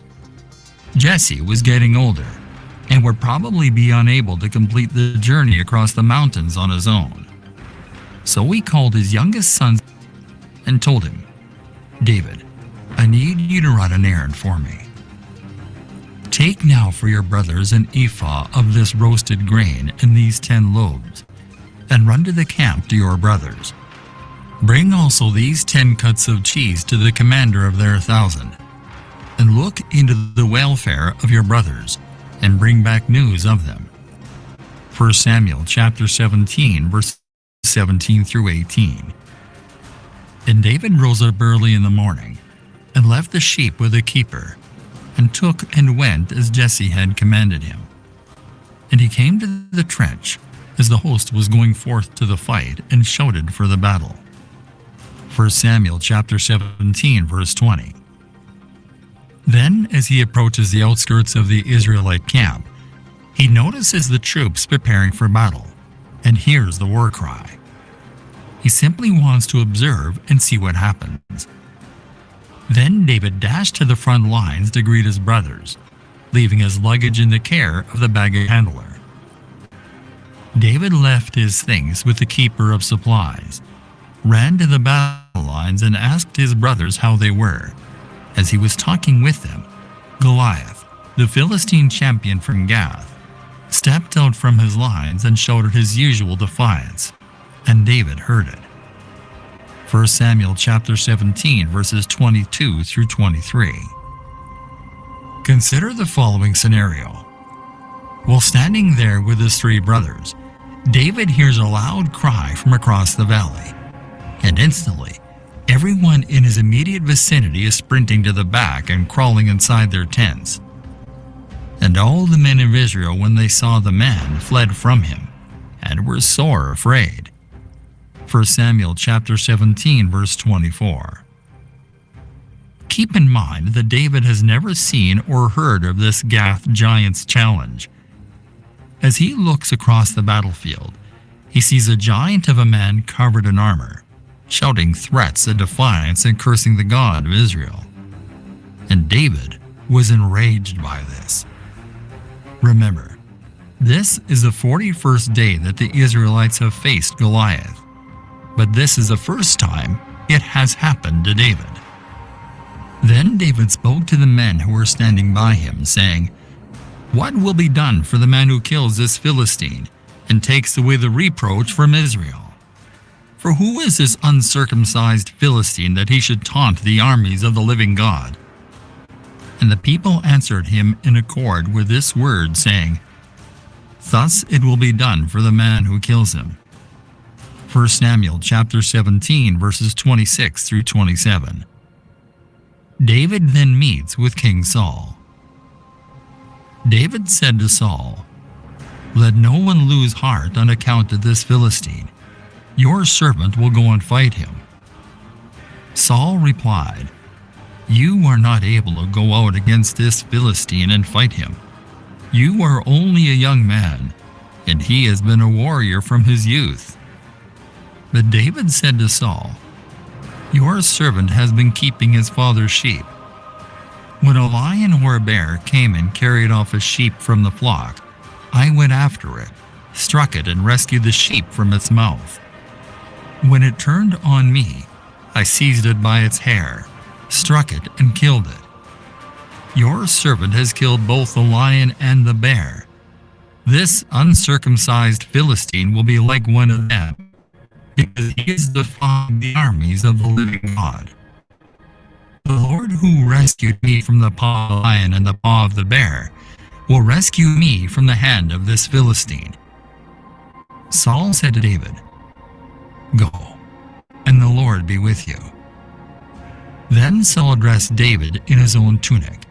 He put a coat of armor on him and a bronze helmet on his head. David fastened on his sword over the tunic and tried walking around, because he was not used to them. "I cannot go in these," he said to Saul, "because I am not used to them." So he took them off. Then he took his staff in his hand, chose 5 smooth stones from the stream, put them in the pouch of his shepherd's bag, and with a sling in his hand, approached the Philistine. 1 Samuel chapter 17, verses 32 through 40. So, here's David, dressed in his most basic shepherd robes and armed with his most basic shepherd weapons, his sling and staff, and ready to fight. Then there's the watershed moment. Meanwhile, the Philistine with his shield bearer in front of him kept coming closer to David. He looked David over and saw that he was little more than a boy, glowing with health and handsome, and he despised him. He said to David, "Am I a dog that you come at me with sticks?" And the Philistine cursed David by his gods. "Come here," he said, "and I'll give your flesh to the birds and the wild animals." David said to the Philistine, "You come against me with sword and spear and javelin, but I come against you in the name of the Lord Almighty, the God of the armies of Israel, whom you have defied. This day the Lord will deliver you into my hands, and I'll strike you down and cut off your head. This very day I will give the carcasses of the Philistine army to the birds and the wild animals, and the whole world will know that there is a God in Israel."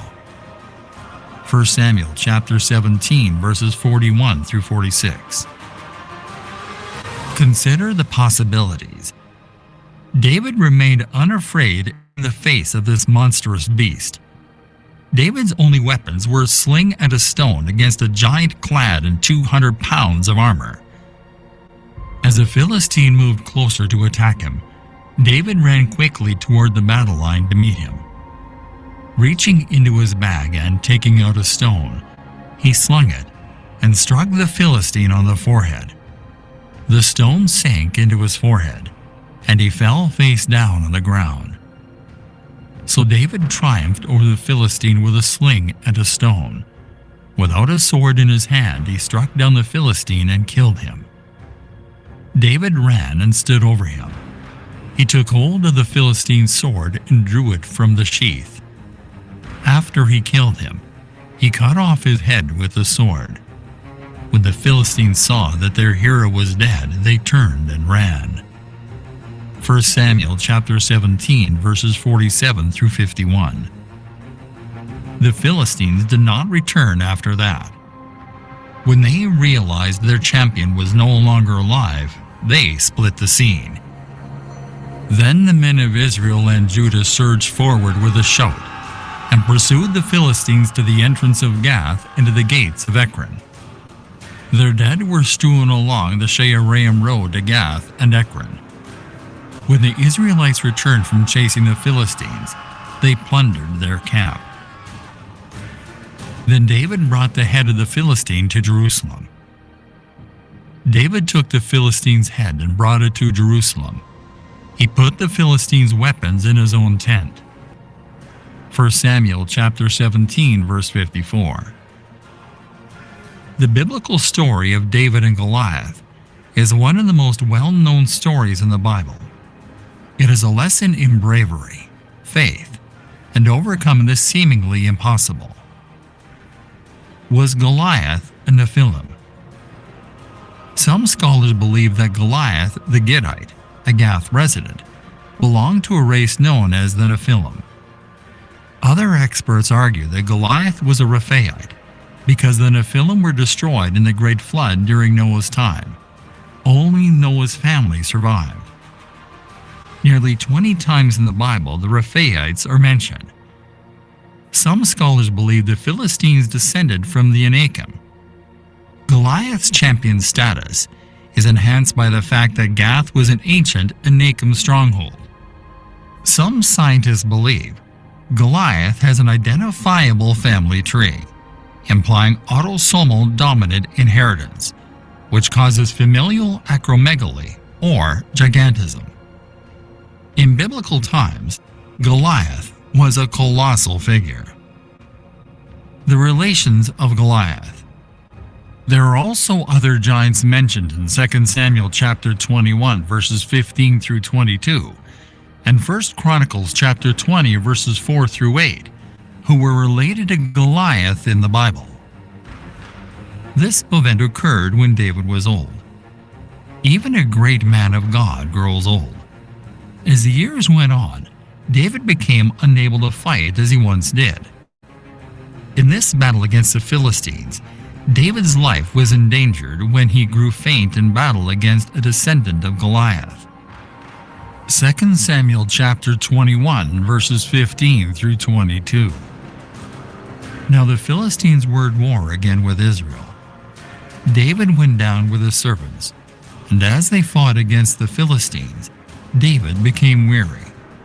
Then Ishbi-Benob, who was among the descendants of the giant, the weight of whose spear was 300 shekels, 6 pounds of bronze, was armed with a new sword, and he intended to kill David. But Abishai the son of Zeruiah came to David's aid and struck and killed the Philistine. Then David's men swore to him, "You shall not go out again with us to battle, so that you do not extinguish the lamp of Israel." After this, there was war again with the Philistines at Gob, Gezer. At that time Sibbecai the Hushathite killed Saph, Zippai, who was among the descendants of the giant. There was war with the Philistines again at Gob, and Elhanan the son of Jeri-Oregim, a Bethlehemite, killed Goliath the Gittite, whose spear shaft was like a weaver's beam. There was war at Gath again, where there was a man of great stature who had 6 fingers on each hand and 6 toes on each foot, 24 in number. He also was a descendant of the giants. And when he taunted and defied Israel, Jonathan, the son of Shimei, David's brother, killed him. These 4 warriors were descended from the giant in Gath, and they fell by the hands of David and his servants. The Israelites faced the challenge of what they would do when they saw weakness in their leader.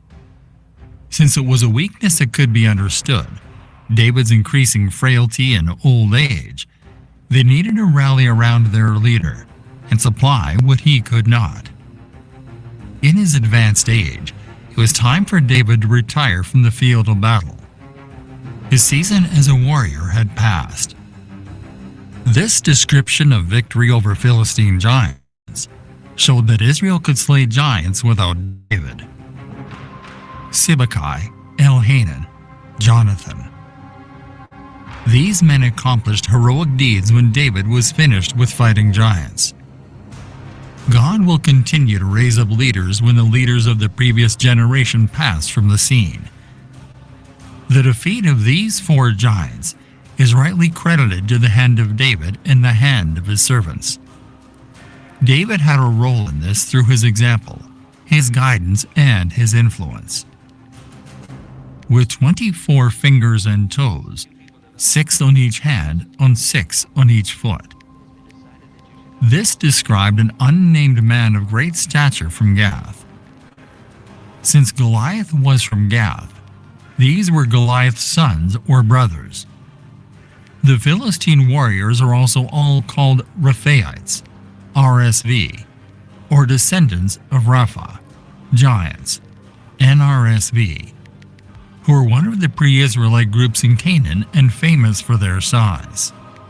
The story of Goliath in the Bible attests to God's mighty power and great strength over his enemies, even in the face of overwhelming odds.